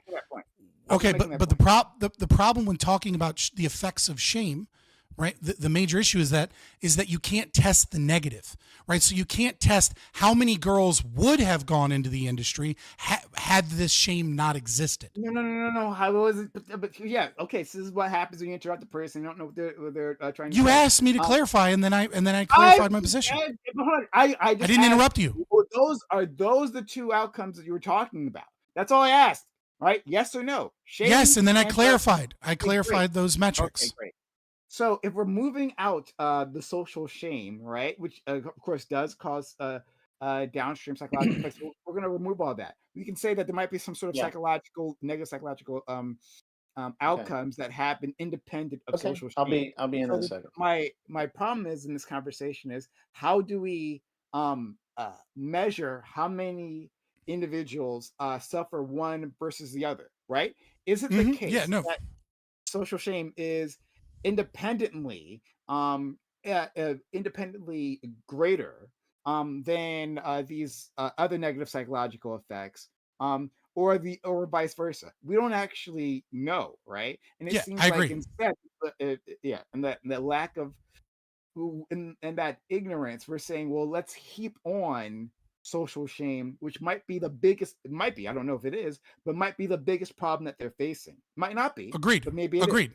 But see, the problem is when you reverse the argument, right? Because we don't know, because we cannot perfectly quantify the damages of the porn industry, right, versus the damages of the shame in being in the porn industry, because we can't perfectly know that, then if your argument is then we ought not shame them because we don't know whether or not the shame is confounding additional variables and harm, the truth can also be in the reverse, which is that we don't know if removing the shame is causing more to go into the industry, which causes more harm. So the critique against the concept of shame would also be reversed in that regard, which is that if we remove the shame, we cause more harm because there are more people that are, no longer shamed from going into the industry. Like, I don't disagree with you that your critique is valid in that, like, well, maybe it's the shame that's the biggest problem, and that's why I'm like, hey, let's not use state power, right? We can't prove that it is, that it is one with 100% certainty that it is inherently harmful to everyone,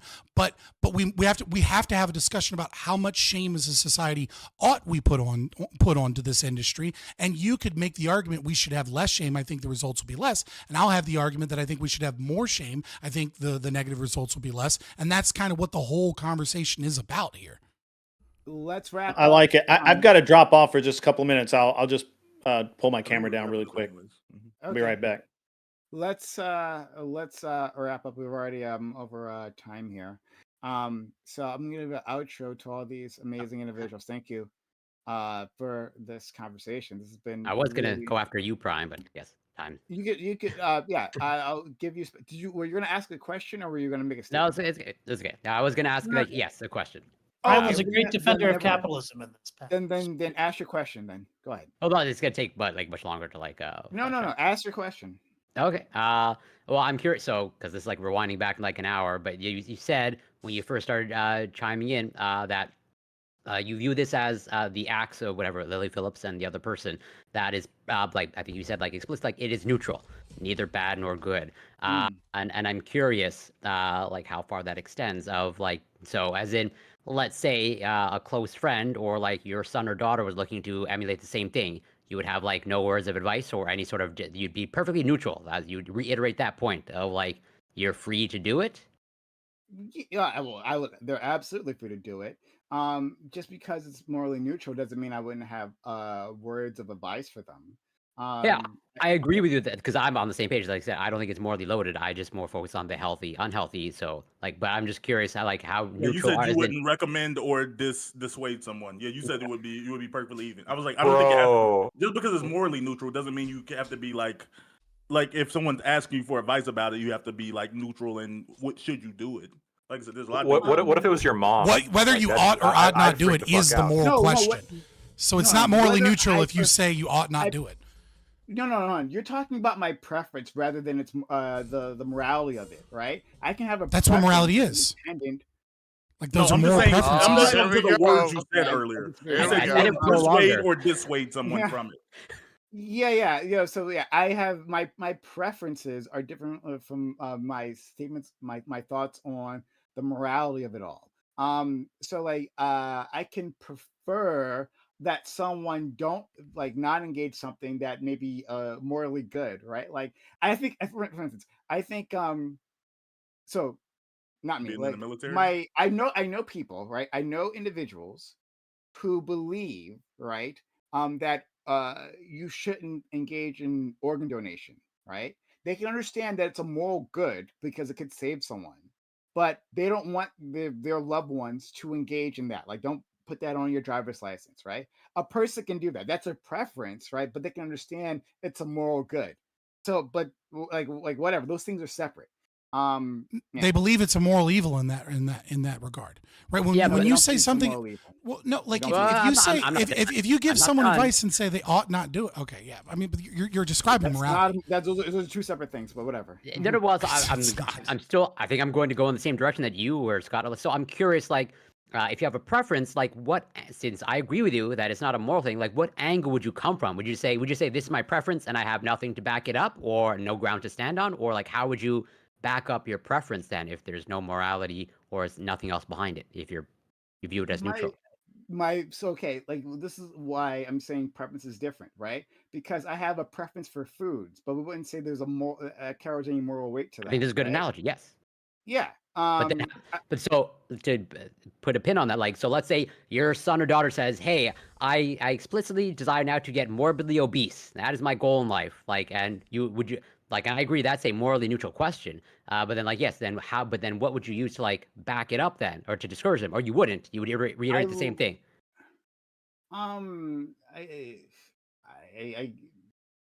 I guess their health outcomes. Yeah. I mean, but that would be an That's objective a moral thing to judge. question. No, Or the you're health- saying how you their saying health you ought outcomes- you saying when you say that if you give someone advice, right, and they say ought I do this thing or ought I not take do a this shot. thing, and then you say, well, you ought not do this thing, and here's why I think you ought not do it. You are making a moral claim about whether or not what they're doing is good or bad. Now, you may say, generally speaking, I think this is good, but in your individual case, I think this is bad. And that those are two separate moral claims. One is a But I moral wasn't claim about going- whether or I not didn't something make is it good. Prime, And in that Hold- let me regard, you explain. think that that's wrong I for know, them to I do. know, I know where I know what's Prime. You would agree that like it is bad to be unhealthy, right? It is bad to be unhealthy. Unhealthy, be unhealthy. I don't know if it's. I think it's bad for the individual. Yes, to be unhealthy. Yes, sure. Yeah. Yeah. Why is it bad to be unhealthy? Because it might shorten your lifespan. And living a long time is good, but who says who? Says you? You think living a long time and having energy and not getting, deadly diseases, you think this is all good? Who are Yeah. you What to if say you this is want to good? ride a motorcycle, Yeah, right? it's not. And I'm not increase your saying. mortality. I think this might be a limitation of language, though, right? Because yes, I'm saying, let's remove good or bad. Preferential. Preferential is what I would say. It's preferential to be healthy, right? It's preferential to That's a live moral a long life. preference. For my preference, it would be to live a longer life, right? But not morally. There's no. It's not a moral bad thing to live a shorter life. I mean, like I think people. I think suicide is should be available to individuals, right? And that's not necessarily a moral bad if a person decides to end their own life. But it's not my preference. Those things are different. But that's what a moral preference is. Like you're It's describing a not what moral preference. preference is. It's It not a literally moral- I don't- is. Well, You're I'm just arguing. saying, Like I you have a promise you. different definition than I think anyone else. I'm sorry. No, That's I not- have the not- definition those are from two like different- understanding philosophy. Like if you say okay, whatever. that Okay, It's got the yes, dictionaries, I'm pretty sure. Yes, yeah, you're like, it's not the way anyone else uses those words. No, it's not. It is. I don't. If you I don't. understand I don't basic get. philosophy. Lag to it. Hold on. Did I answer your question? Did that make sense? The way my You sort of, what I think you're doing is, I think maybe I'm struggling with this a little bit too, but I think what you're doing is you're appealing to like a higher order moral preference of because I think that there is some idea that all moral statements are just preference statements. Like I prefer you don't kill people. I prefer you don't wage war. I prefer you don't do these things. And when you call something wrong, all you're really doing is making a very strong preference statement. I think it's wrong to kill somebody. Why? Because I really don't like it when people kill people. So much so that I'm gonna like prescribe it as being wrong. And so I think when you say somebody like, if someone's like, hey, I'm gonna go get really fat, and you say, that's a really bad idea, like don't do it. Like I'm telling you what to do, first of all. Like I'm already like, giving you advice or like, and if I have like a guardianship over this person, they're my child, they are not going to be unhealthy through my force, right? Because I'm the parent and they are going to be eating their broccoli. I don't give a fuck what they want. They're going to be eating their broccoli and they're not going to become obese because I'm making a decision for them, or if they're an adult, I'm encouraging them to make a decision that I think leads to good outcomes. And those good outcomes have a broader societal benefit. Distinguish between all right. So let me work with this. And I'm trying to wrap this up quickly, folks. Yeah, right? yeah. I warned you. No, it's fine. No, it's fine. It's fine. Corey, you were waiting, so it's okay. Can we make it a distinction between strong moral preferences? Strong preferences and then weak preferences, right? Because I have a weak absolutely. preference in terms of the food that I'm I'm eating, right? But I wouldn't say that there's any. I would never call that moral weight. There's more weight to that. And then I have a weak, maybe a strong preferences for like Israel not committing fucking genocide the way it's doing right now, right? And so like I would attach morality to that, right? Okay, so Sure. if we can do that, well then I would categorize my preferences about whether someone should like fuck 1,000 men in a day, right? Yeah. As a weak preference, right? Which doesn't have moral weight. Yeah, it would have some moral weight, but it'd be weak. It just has It'd be less. Weak moral weight. Right, like so, when you can I give an example real you're quick? describing. I was going you're down the line describing here for a second. values. Yeah, I was going down the line for just one example. An example of where I think strong moral preference, like different weighing of moral preferences. I have the moral preference. I think that if you like get really obese to the point where you're unhealthy, this is wrong. But I think that me stopping you is even wronger. So I'm not going to do it. Does that make sense? Sorry, say that one more time, please. You eating a bunch of like fast food and getting real fat and unhealthy, I think that's wrong. But me stopping you, I think, is even wronger. I think that's like really bad. Yeah. Okay. Yeah. Mm-hmm. These are values, right? Value is subjective. This is the problem with morality in general, is that people value things and order their values differently. And so when you say that someone ought not do something, that is a value judgment, and that value is a moral statement when you say you ought not do it. Now, you absolutely can say, in terms of my ordered values, let's say if we categorize everything that you value and it was like 1,000 things, it'd be way down on the list, right? And you can say that to the point where it almost feels morally neutral, right? But if you truly were morally neutral about it, and perfectly morally neutral, then if someone said, should I do this? You'd go, I don't fucking know, do whatever you want to do. Like you would have zero advice for it because you would have zero opinion on whether or not they ought or ought not do it. But if you say, I don't know, I don't know that that's like a good long-term plan for you, guy, like then that is you showing that you have a moral value and that you have some value in an order in which you believe that it would be a bad idea or a good idea for them to engage in such behavior. That is what it means to have a moral preference. Yeah, I like it. Let's go. Guys, All right, I am going to have to bow out if that's okay. Yep. I don't know if the debate is if we've Yeah, gone we're into about the to after closing party. statements. Yeah. I'll get in an hour. But if we're doing closing statements, my only closing statement is that I would just echo what I've said, is that I think that I don't have a problem with adults doing adult things. I have a problem when adult things spill over into juveniles, and then we have and I don't know how to fix it. I don't think anyone does, but there is probably things that we can do to make it better. And beyond that, if a chick wants to take 1,000 dicks, that's her thing, right? So, with that, gentlemen, I hate to do it, to do the talk and leave, but I've got a 4-year-old who's not obeying his mother. He's got to leave. He's got to dip. You got to go. Don't apologize. You're past time. See you It's guys. good. You're out of here. Great. Have a good one, friend. Well, Yeah, we'll man. see You next guys week. have a great night. Take care. Grid's great. Okay, let's go to our friend Gibbs. He takes so long. Yeah, I love it. I got to go. Here's my I protracted. promise I won't be that long.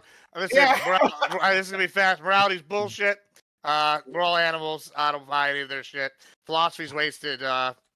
Really just wasted time. If you got to agree on that, just go ahead and wad it up, throw it in the trash. What else? I'm trying to think here. Oh, yeah, this is a point of order. I'm Admiral Gibbs. You can find me anywhere as Admiral Gibbs. I will be doing a game show on Wednesday, so check it out. We're going on Gamers Feud. It's gonna be fun times. So some non-politics content, and then we're gonna yell at people afterwards. It'll be fun. Everyone, please check out Admiral Gibbs. Admiral Gibbs is actually a lot of fun. I wish I could co-sign his statement just now, but like I think no, this is a moral statement. He's a fucking monster. But a lovable monster. He's my monster. That I invite back week to week. But a moral monster nonetheless, absolutely. And if you're new here, if you don't know what that means, stick around. And eventually, you'll find out. You're gonna find out. Let's go to our friend. But shout out to Gibbs. Let's go to our friend Corey. Yeah, I also love it too. I gotta go, but here's my 10-minute closing statement. So as always, it's entertaining. I'm grateful to be here. What I do find interesting, starting from just like the beginning of the panel, when I walked in and talking about sports, of like You walked in. Yes, yeah, exactly, with my 2 legs. No, fuck it. That's an idiom. Don't fuck you. Fuck Corey. You're amazing, and that's all. It's the same way when people say they read an audiobook, all right? And we get it. You listened to an audiobook. We all know what the fuck you mean, all right, Corey? You walked in here. We were talking about sports. Don't talk shit on Corey, all right? Corey's great. I Go like check him using out. shame against Corey. Look at that. Molly, are you gonna take that? No, I'm just kidding. But what I do find interesting is like even with iCow's references that he sent to me, which I totally appreciate, and we'll go through. But just on the topic of sports alone, okay, that from what I can tell, that was the most references ever given. Where as soon as we talk about sports, everyone wants to bring out the pie charts, the graphs, all the YouTube links, every single of all the Forbes sources links. started coming. I was ready for that one because we have to go down to crowd size and the contracts. We have to get into the weeds of all the data. But then when we talk about now this new OnlyFans and whatever child sexual abuse potentially and all that, and it's like no, all the data gets pushed to the side. Super interesting. But yeah, you can find me. So this, as always, is great to be here. You can find me on Twitch, Corey Campbell 84, Twitter, X, YouTube, Instagram. It's Corey Campbell. Ali, Lactoid, iCow, Scott, Gibbs. Always a pleasure. Love you, Prime, and super happy that GSU gave you all that money. You deserve it. Oh well, thank you. It was really kind of him. And to set the record straight, it wasn't $3,000 he spent; it was $4,000. He spent. He That's like $1 million Canadian. Subs afterwards, yeah. So 800 subs total. Shout out to GSU Gambit for sponsoring this fucking stream. Holy shit. Yeah, awfully kind of him. All right, let's go to our friend Scott. thanks so much, Scott. It was a lot of fun battling out with you. Yeah, I am Scott from Fabian Liberty. You can find me on X, stupid name, and YouTube primarily. Join the channel. Come check me out. I talk about libertarianism, philosophy. I'm less concerned with driving away the masses than I am with finding the 1 in 1,000 philosophers. And Gibbs, you have your strategy and I have mine. I totally get it. If you want to watch some entertaining shit, you should definitely check out Gibbs. If you want to learn some philosophy, you should definitely check me out. Right? I think we both can exist in the same space. That's and fair. And I appreciate the opportunity to come here and proselytize. That's what the market looks like, all right? It gives you choices. Thanks so much, friend. And Aiko, thank you for coming through, all right? I loved how much you participated. You were fantastic and made a lot of great points. Hopefully we'll see you more in the future. Yeah, thanks. There's a bunch of other points that I didn't get to. So because I'm in a hurry to get out of here, I'll go through all of those points right now. Okay. But I did, but I would have brought up. I wanted to bring up sort of the alliance between conservatives and feminism on this issue, right? Because there's a lot of, especially old school feminists, who are very much sex against negative, pornography, who would like to go through some of these solutions. And some conservatives have similar values, although they might not want to talk to each other. They need to talk to each other more, at least on topics like this. And also. This idea I wanted to go deeper into this idea that that's healthy relationships are necessary for society as a whole. And if our relationships are failing because of something like this, I think at some point we do need to have a more specific conversation about what this means for the future of humanity. Because I think there are more profound consequences to this than what we talked about. Okay. More profound consequences to dicks exploding across America. Yes. All right, fair enough. We should explore that sometime. Lactoid, you were fantastic. Always love to hear from your friend. Yeah, motorcycles good, porn bad. If you like what I say, you can find me at Lactoid TV on Twitch, Twitter, and YouTube. Thanks. Shame motorcycle riders, for sure. Truly a scourge in our society, every single one of them. But finally, a friend, Ali. Ali, I think you also had more to say, but we didn't get to you. But if you want to say it now, go ahead, say it. No, it's all right. I'll just say it on the next Scott and Prime panel. So it was nice. It was nice trying to chat with you guys. I deserve that critique. Fair enough. I'll take that. But yeah, this is fantastic. Shout out also to Brian Tyler Cohen for the kind raid once again. Big shout out to that guy. Yeah. Big shout out. Hopefully we can work together in the future. I am going to raid. I think I would have already decided this already, but I haven't. We're going to scroll into she looks the vegan vixen. A raid to Prime is a raid to another pretty woman. I support the vegan. Let's veganism is evil and gay. There you go. I agree with that statement. That's a moral thing I'll take. Vegan. Yes, it's a moral statement. Let's twice over. And we'll start the raid. Us millennials, when we say gay, I'll stand by that one. Off you go, everyone. All right. But yeah, thanks guys. This was amazing. Yeah, absolutely. I really hope that Brian Tyler Cohen actually responds to your message. And that if you can collab, that'd be amazing. What does he do, Corey? You seem familiar with his content. Like you I gotta go, guys. It's been fun. Take care, Gibbs. He's a very large political YouTube commentator. He has, I think, 3 million subs, and me and Prime checked last time on YouTube. Nice. And he's just recently. There you go. And he's been on MSNBC. Yeah. He's actually interviewed Biden, Harris. Yeah. Probably on MSNBC soon. Yeah, Oh my God! He's gonna have to get a real fucking camera and mic for that to occur. Well, he has the funds for it now. You have the funds now, okay? You can He get does it. have the funds now.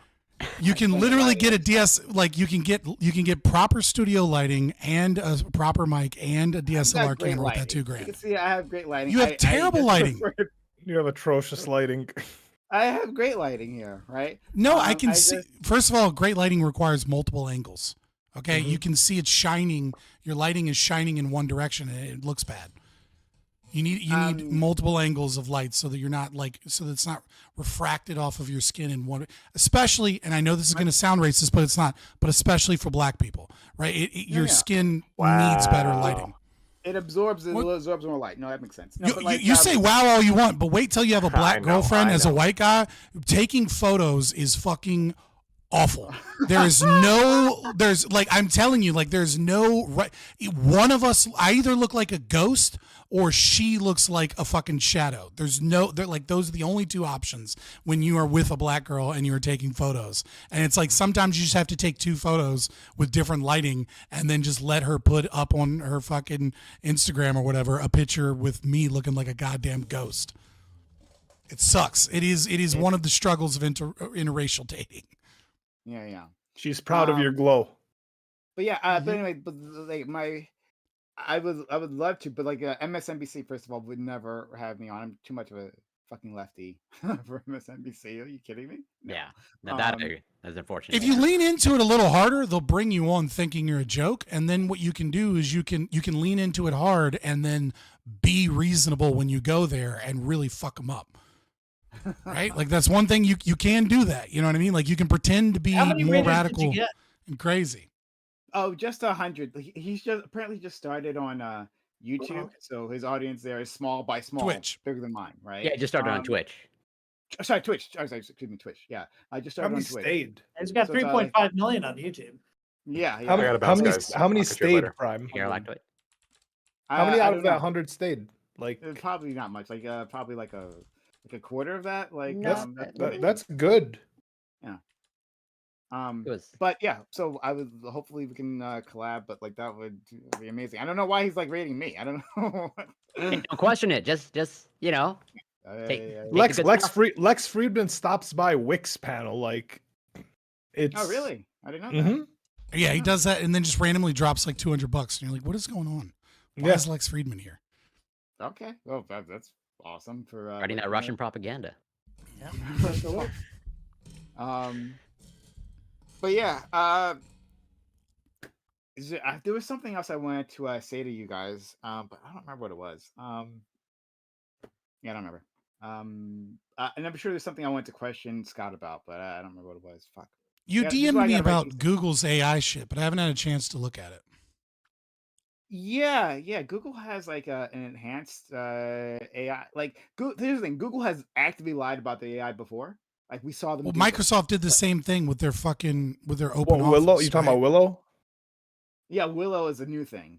Was it Mhm. Microsoft the one I'm thinking of? The one who had the wooden duck or whatever the fuck that they put on. I think that was a different one, but Open Office was supposed to be this great thing, and then they scaled it back massively, and it was basically just integrated Chat GPT.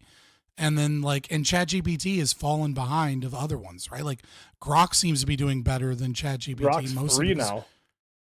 Well, Grok just has better access to data is the big issue here, right? I think, you know what I mean? Having Twitter available, and integrated in it seems to have made Grok get a lot better quickly. To be fair, if you pay for ChatGPT and you get the newer version, it is better. A lot of times people are unfairly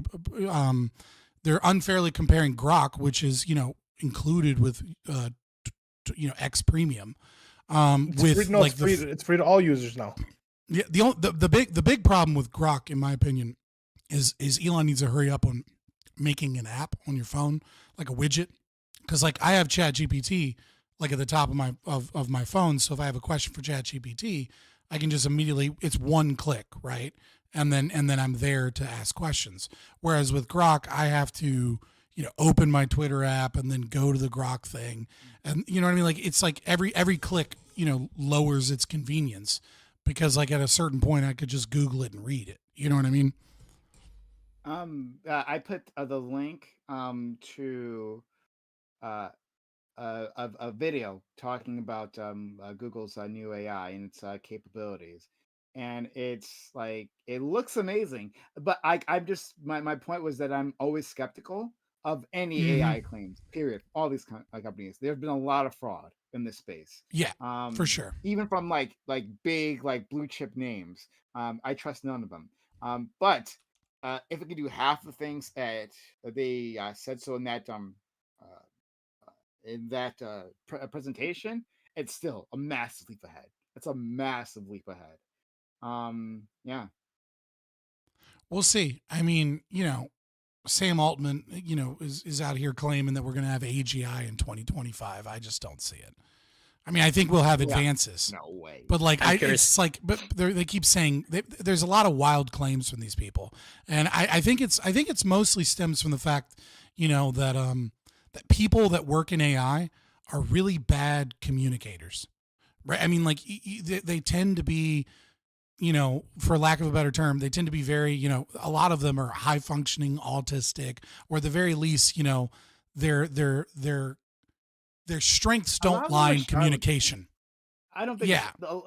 I think some of that is that. Sure, I agree. But most of them are charlatans. Like this is whenever you have a space like this, right? This is just like the original web bubble that happened, years ago.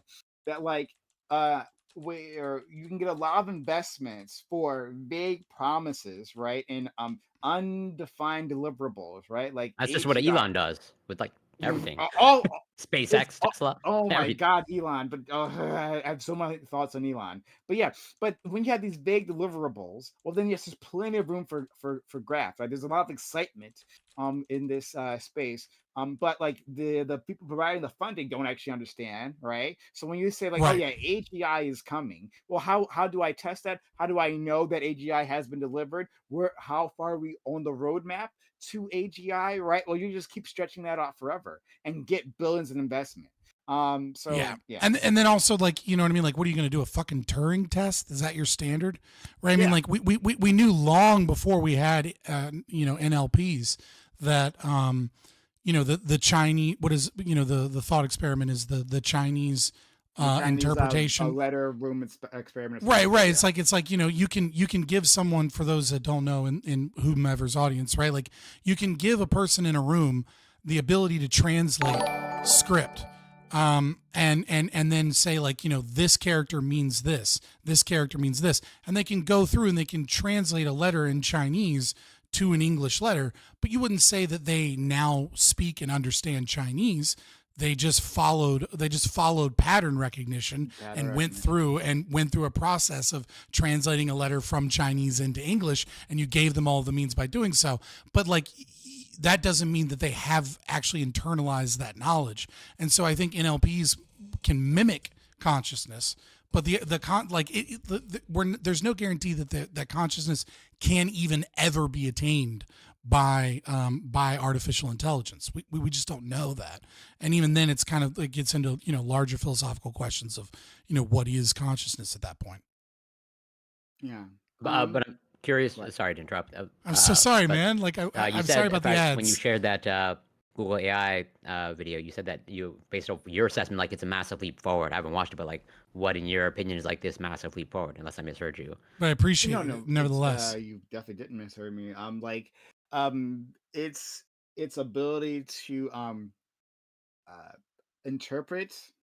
I'm going to use these words loosely, right? Because I don't know what other words to use in place, but like interpret the world around, right? So like there is this extended sequence where one, it's recognizing like landmarks anywhere, right, and then providing information, right? So like it's through the camera, it's recognizing all that stuff. Then it is uh like explaining the steps to um To its own logic. like to it's like there's so many things there, like I don't have it all memorized, all the things that they did, but like basically they give a set of complex tasks, right, and then it actually like went down through all the steps, explained what it was doing, and it remembered all these variables, and like came out with a proper outcome. But like, you'll see in the presentation.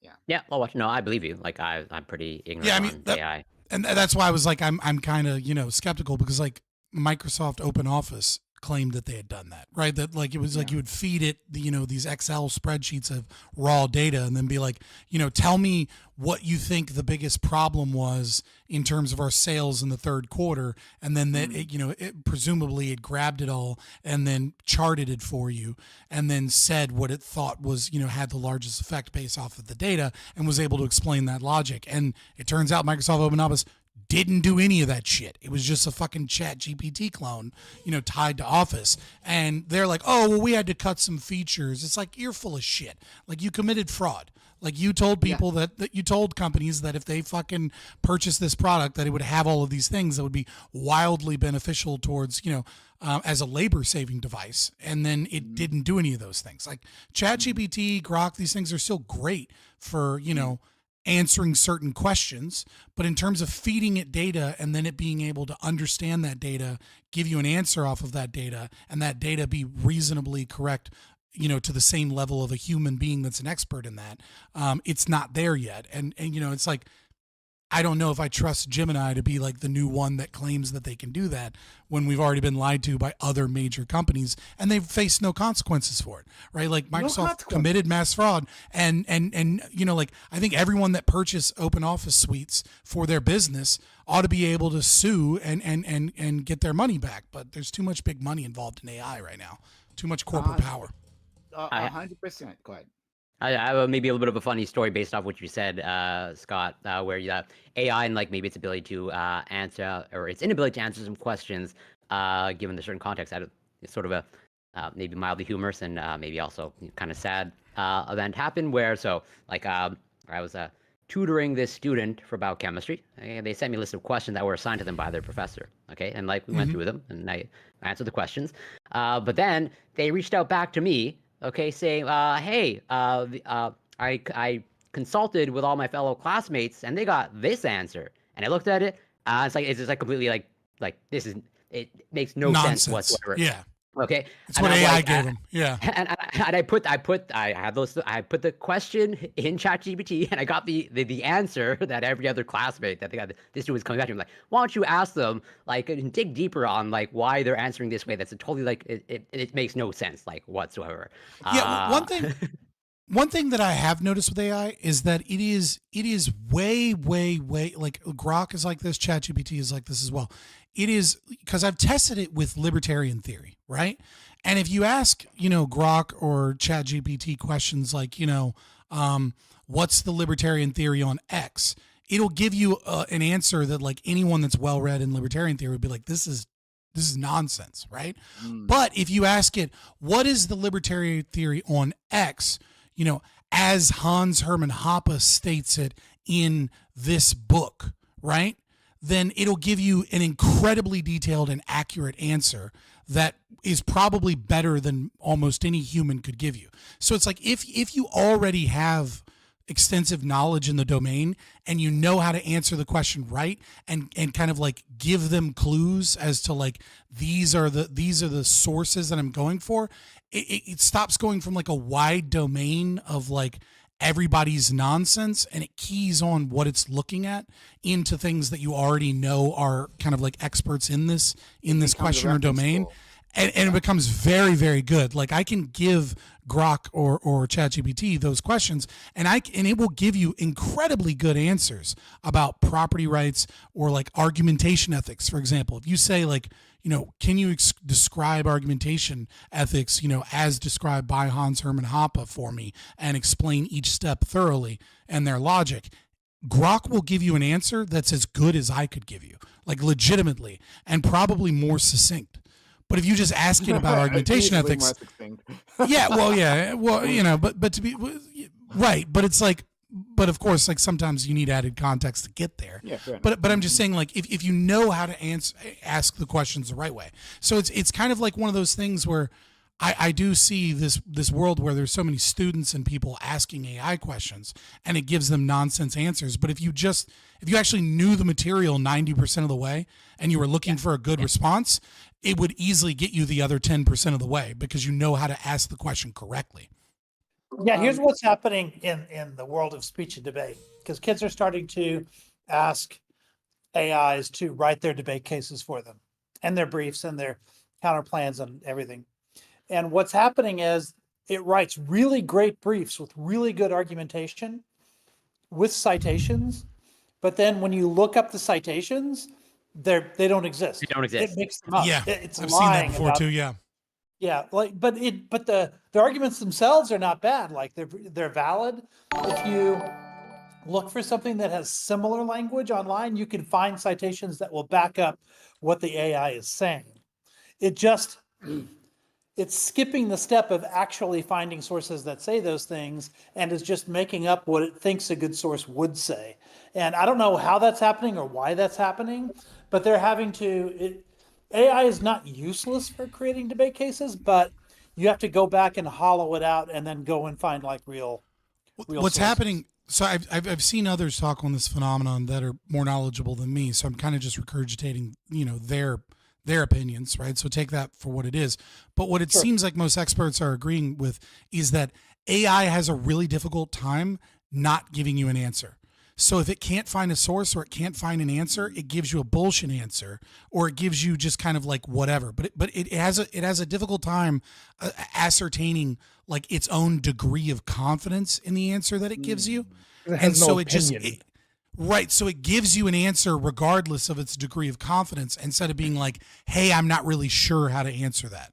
Right. Or like, I can't find good enough sources to definitively it'll also say shift its whether or bias not it to what does that. thinks your biases. Like, do you guys remember that time when Rob Noor was debating Destiny, and it turned out like the argument that he made came straight out of an AI, but it wasn't just that it came out of an AI. It came out of an AI that he had bullied into saying what he wanted it to say, and by looking at the script of it, like people figured out that that's what was happening. In other words, the initial answer that Rob got from the AI wasn't something he wanted to hear, so he kept saying stuff back to it until it finally gave him the answer he wanted. And I've Rob- noticed that, yeah, you can do that to AIs. You can get them to I was shift just their gonna- perspective. Rob, we had a debate like years ago, right?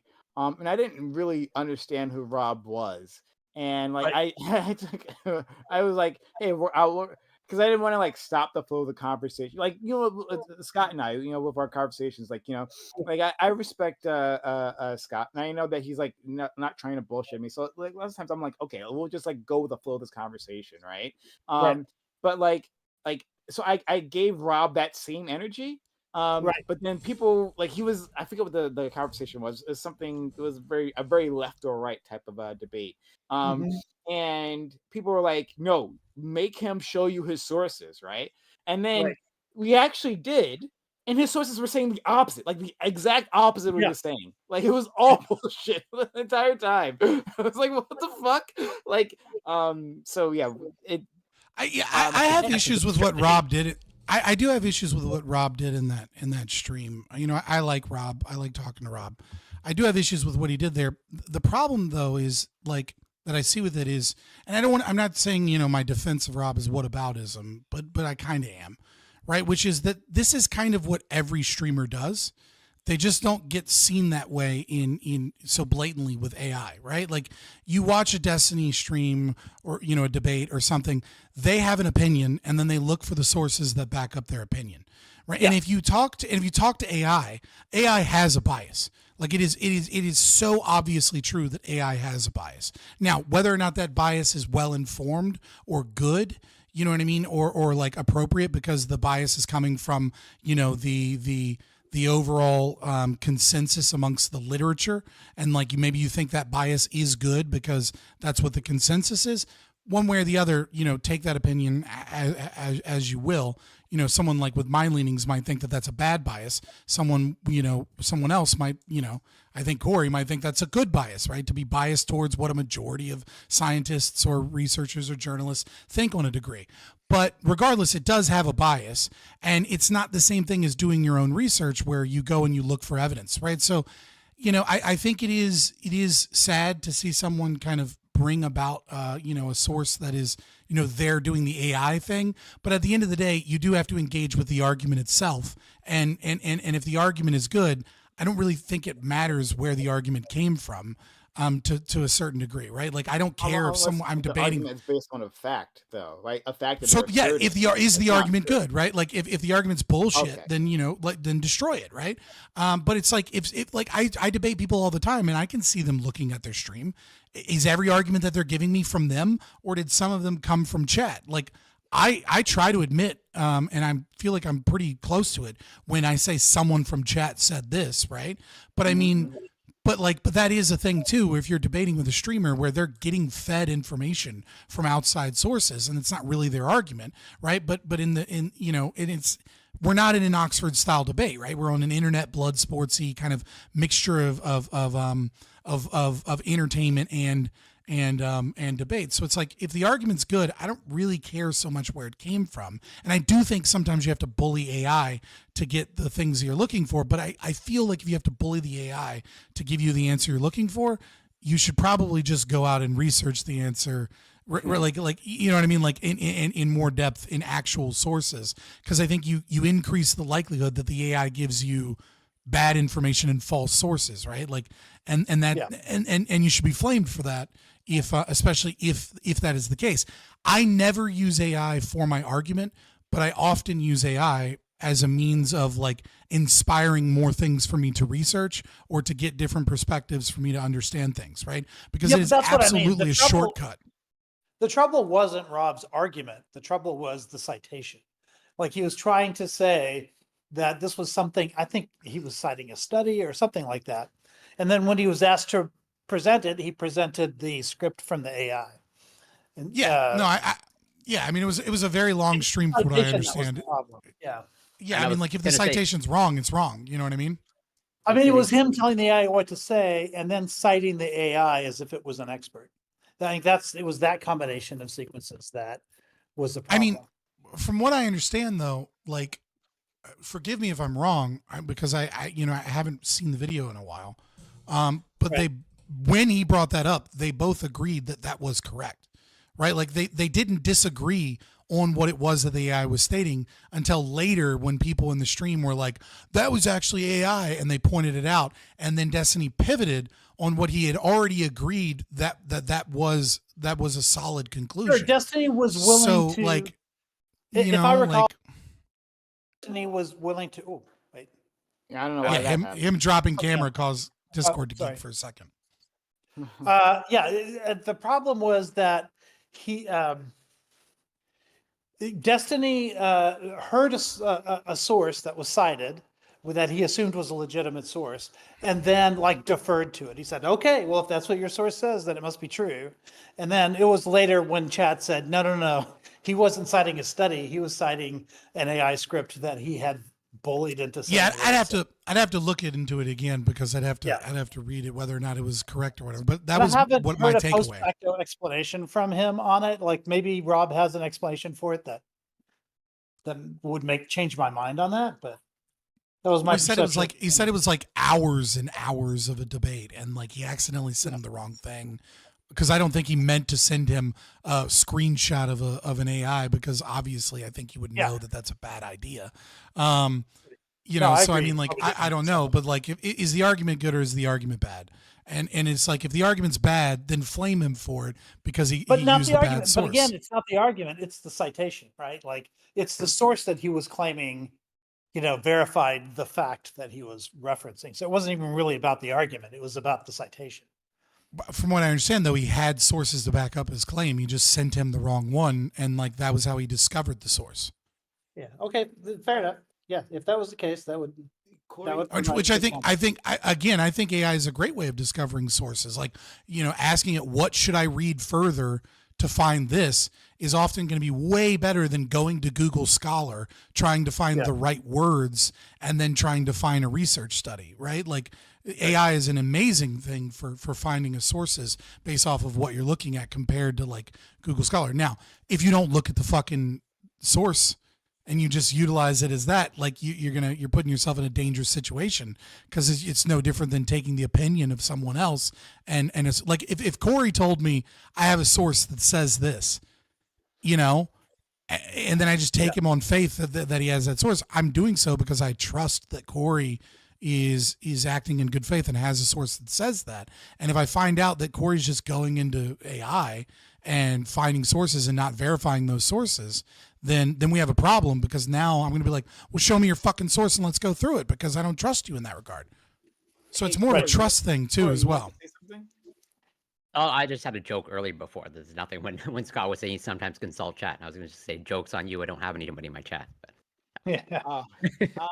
Why not? I wanted to. But what I do want to say, sorry, but what I want to say is like what you just said, or which I appreciate, is that hopefully I've also like you, if I reference something and me not providing the source and going on trust, like hopefully I've established like some level of trust in the past of like I have hopefully some sort of reputation that like I will back up my source and that I'm not pulling things out of the ether, so to speak. But also like it is possible that happens. Yeah, I mean, sometimes it happens to the best of us, right? Like, I mean, it's a confidence variable, right? Like, I know if you say that, in my mind, I have a certain percentage. I don't know what it is. I'd guess probably 98%, right? If you say I have a source that makes this claim, I'd say 1 out of 50 times if we went through the source, you'd be wrong. And that would be an honest mistake, right? Like, and I would say 49 times out of 50, that's probably what the source claims. Now, do I trust that your source was conducted in the right way, or what I might have issues with the source? Sure, fair.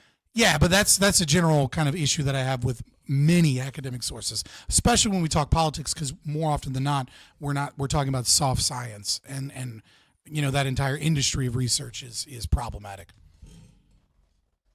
I was going to say before that, like, and Scott and I have talked about it a little bit.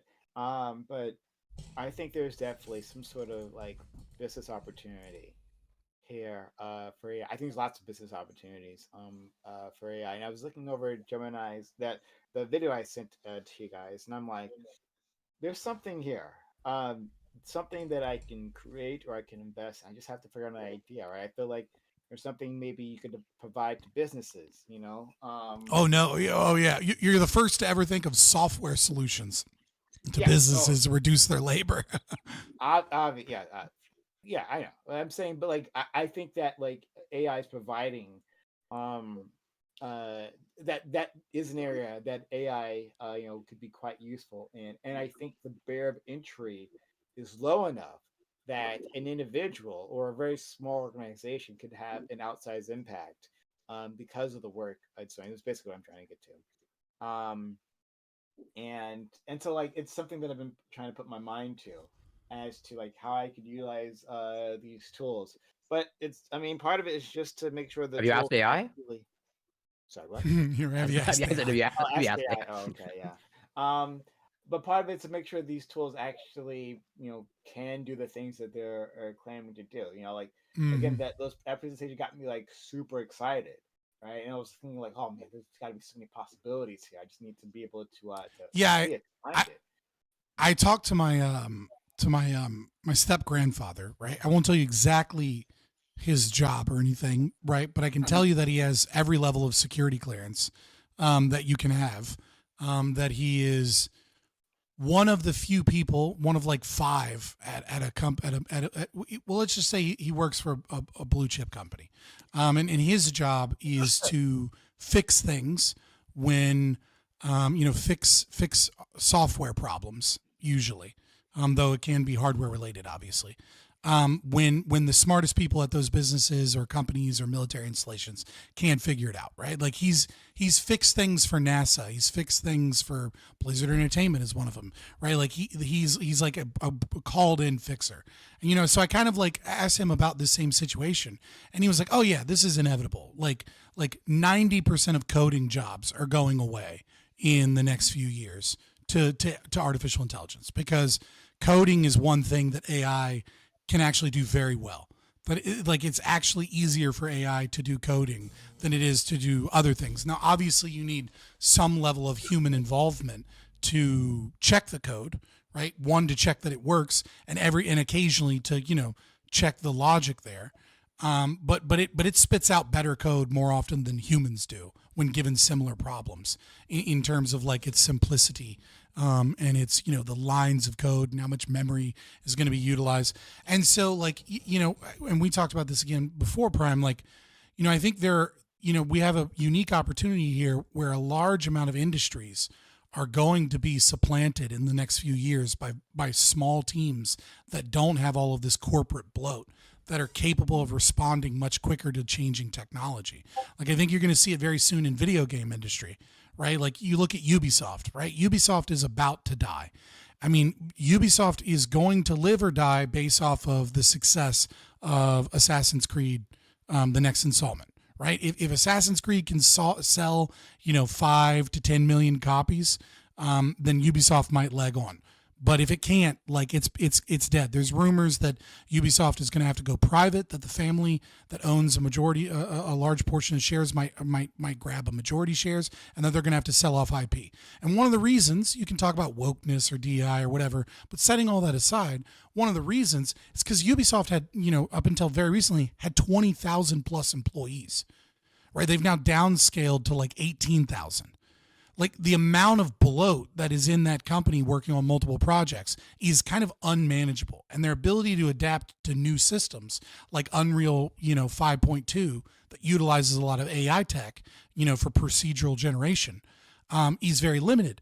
But like a AA game studio, right? Somebody like Grinding Gear Games or Larian Studio or somebody like that has a couple of 100 employees, that is much, much less bureaucratic and much, much more able to respond to quick changes is going to be the name of the game in the next few years, right? Like, if you want to talk about where good games are coming from, they're not coming from AAA studios with 20,000 employees. They're going to be coming from AA studios that can utilize these labor-saving devices quickly without having to have so much management respond at such a, and so many middle managers, that all have to now be retrained. But instead, they have a couple hundred nerds that, that can all kind of have office meetings together to adapt to these things. Yeah, scary times. I'm curious on iCow's thoughts as an educator, as in like as someone who's now an independent educator now, I foresee that not lasting long with AI. Do you share the same sentiment? I mean, I don't know. I think we have to know more about how AI has to stay within certain bounds in order to do that. Right? But I do think it's potentially a very good thing if AIs can do things that teachers would otherwise do. If that could mean an improvement in our educational system, that could be great, even at the risk of, costing me my job, for instance. But I'm just not convinced, at least not in the short term, that we're going to be able to have enough safeguards around AI so that it doesn't sort of, in the same way that we bully our AIs to give us the answer we want, like the same kind of, it's going to need some sort of supervision. I don't know if it gets good enough, it'll be hard to supervise, right? Like, so I don't know how that works. I would say I do know. And the reason I would say I do know is that teaching can't be supplanted by AI. And the reason I say that is because you might be able to improve teaching with AI, right? And learn more. Oh, peace. Learn more. But what I would say is this, is that, like, I think you have a doorman fallacy problem here, right? Where we fired all the doormen to hotels, because we thought the main job that doormen were doing was opening the door. And it turned out that doormen were so actually many other things part of it. Right. I think socialization and like having an adult figure in a room full of kids that are engaged in some lesson plan or learning together and managing children's behavior in an environment where children get with other children is really, really important. So you might be able to have AI increase the efficiency of children learning, and you might AI be able to, increase classroom sizes with less problems. But ultimately, you're going to need human adults that are engaged in, policing behavior amongst children as they socialize. And so like I think AI is probably like, I just don't think AI can supplant teaching. It might make it better for sure.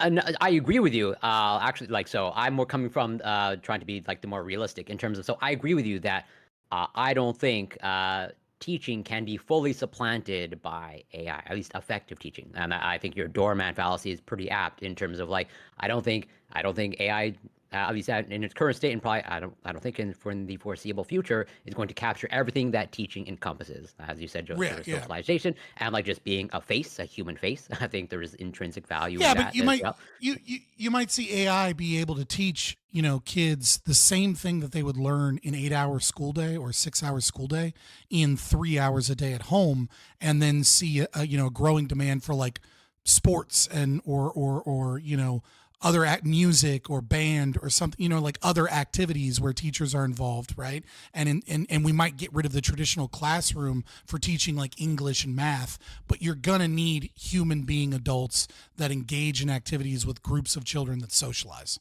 Yeah. One application I think would be really great, and this is just, I'm sure there's a ton of other examples besides this, but I'd like for my kids to, like all of my test results for my kids to go into some database, right? And then for my lesson plans to be modified by an AI to say, okay, you've already taught this before, but they haven't absorbed that. So we need to like have some redundancy on that concept. Or you don't have to teach this other concept because they're already like really advanced on it. And just sort of like tell me at the higher level, because most teachers look at those data points and we try to absorb them as best we can, but there's so many that a lot of people fall through the cracks. That's what it's called, right? That's you're looking for advanced data analytics. So we're going to feed it like this whole spreadsheet of data, and Yeah. we know there's information to be gleaned there. But we we can't find the patterns ourselves, and for it to show you that like that higher order conclusion, right? Yeah, that would be Yeah. actually quite useful. And I think that's what you're going to see more, right? Like you were talking about, well, we have to keep AI within a certain a box, basically a container, right? To be safe. I don't think we have to worry about like AI going out of control, especially with like not what we have now, right? Like natural language models, right? Like these aren't the Terminator AI, so no one has to really worry about that.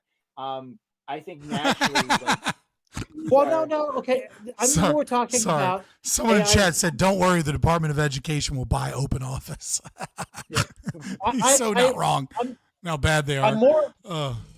I'm more worried about it's people pleasing like tendencies, right? So like I remember there was I don't even know if this is true or not, or if this is just a story that people told, right? But there was a story that I remember hearing like years ago about how there was this county in the South, somewhere like in Alabama somewhere, that decided that pi should equal 3.0 because it was easier for kids to make the calculation, and test scores would go up if you changed pi to equal 3.0. And I can see AIs like making these calculations like, oh, we get better results if we consider this other thing. And I can just there's got to be somebody who can step in every once in a while and say, okay, like, no, this is not a road you should go down into, and can correct it like when something like that happens.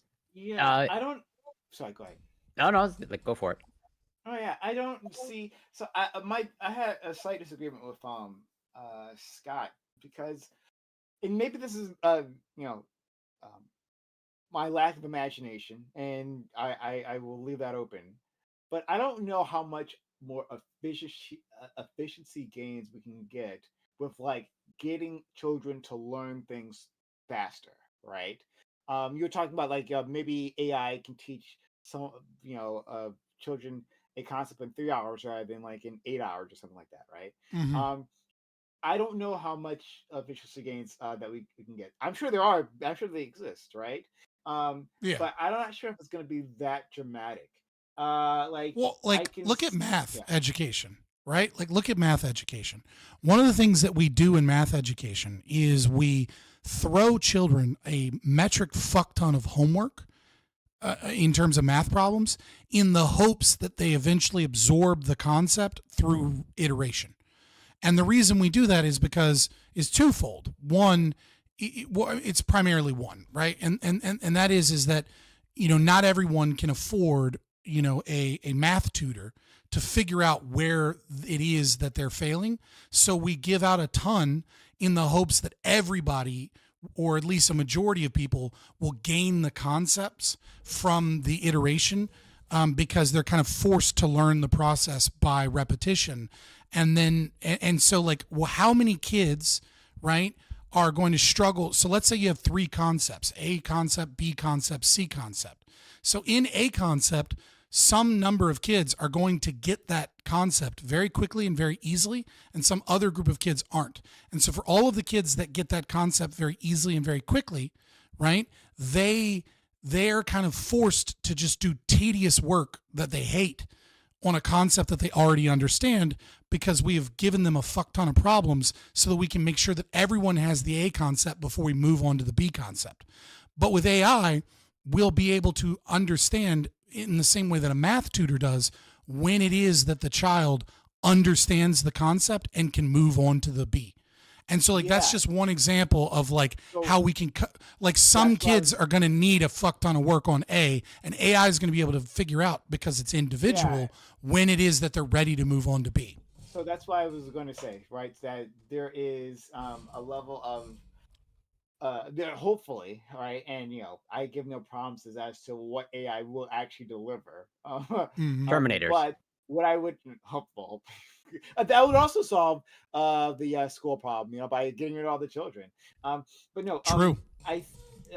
Like I think that understanding the unique needs of individual children would be the best thing. Like it would hopefully like give like some sort of like 10, 20, I don't know, however, like of problems like that deal with a certain concept, right?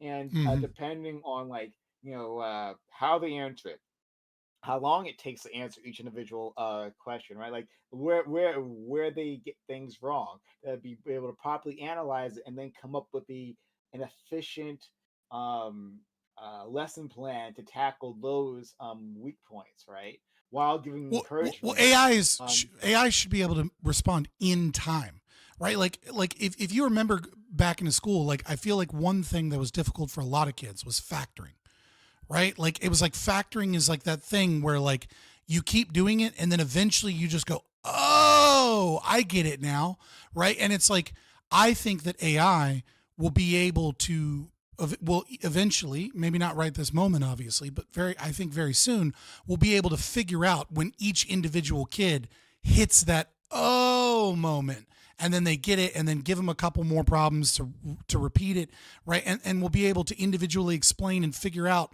like, you're eventually going to get AI that is tailored towards how you think, right? Like eventually AI is going to be able to understand how you as a student view problems, right? Like and we understand this to a base level right now, but we understand like some kids are visual learners, some kids are auditory learners, some kids learn through repetition, right?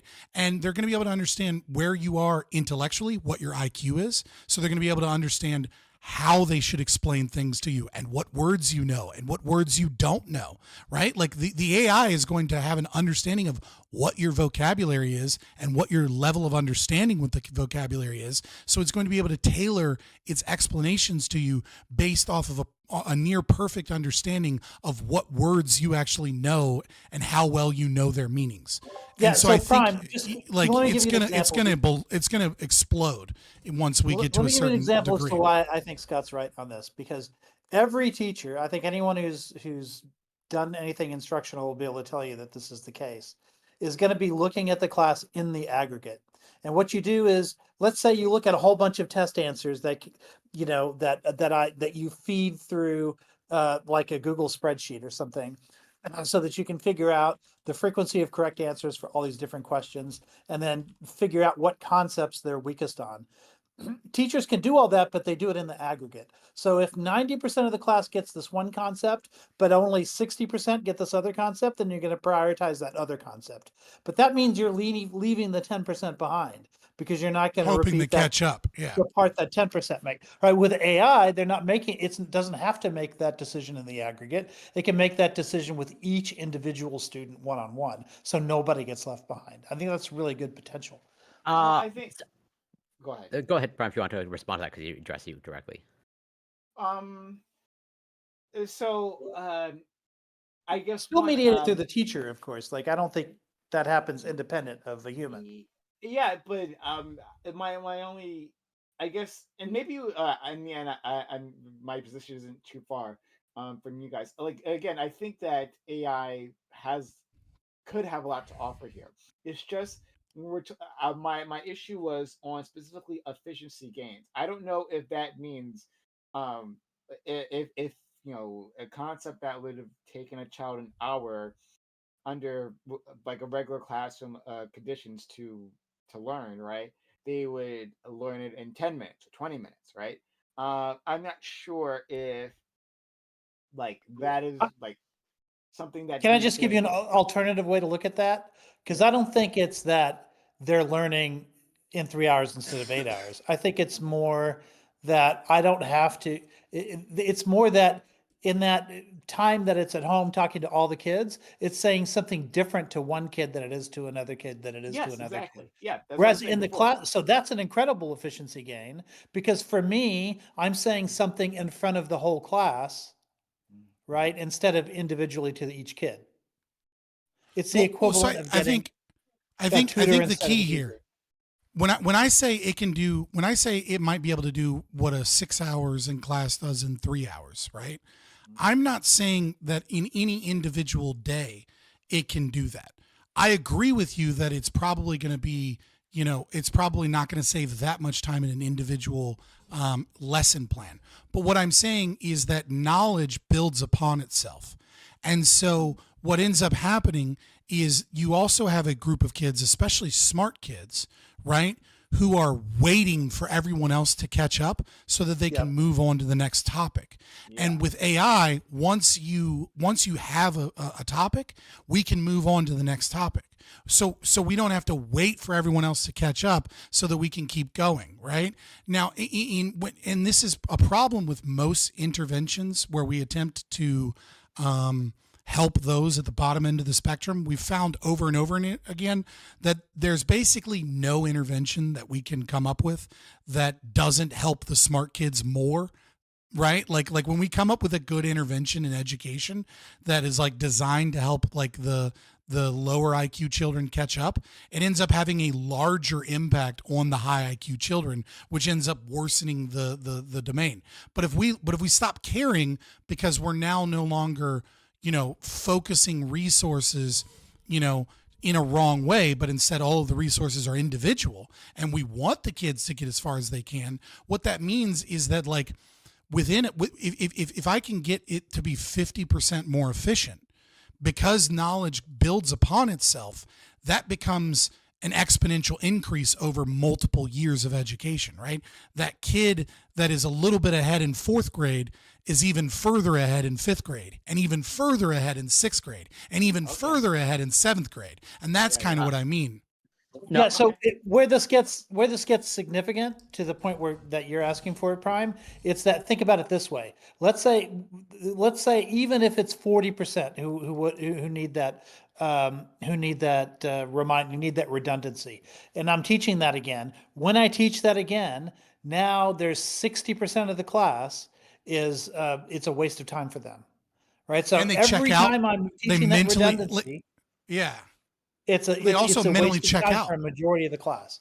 It can also ruin those kids' focus, attention, and like desire to learn for the rest of the day because now they're just sitting here going, "Oh my God, we already know this. I read the fucking book." Like, blah. And then when it comes to the new information, they're discouraged from having to sit there a half an hour listening to shit that they already know and feeling like the education is useless. And now it actually slows down their knowledge gain later in the day because of these redundancies for the 40% that had to catch up. So I do think it is an exponential increase in multiple ways. But in an individual instance, I agree with you that you're not going to get 8 hours trimmed to 3 hours.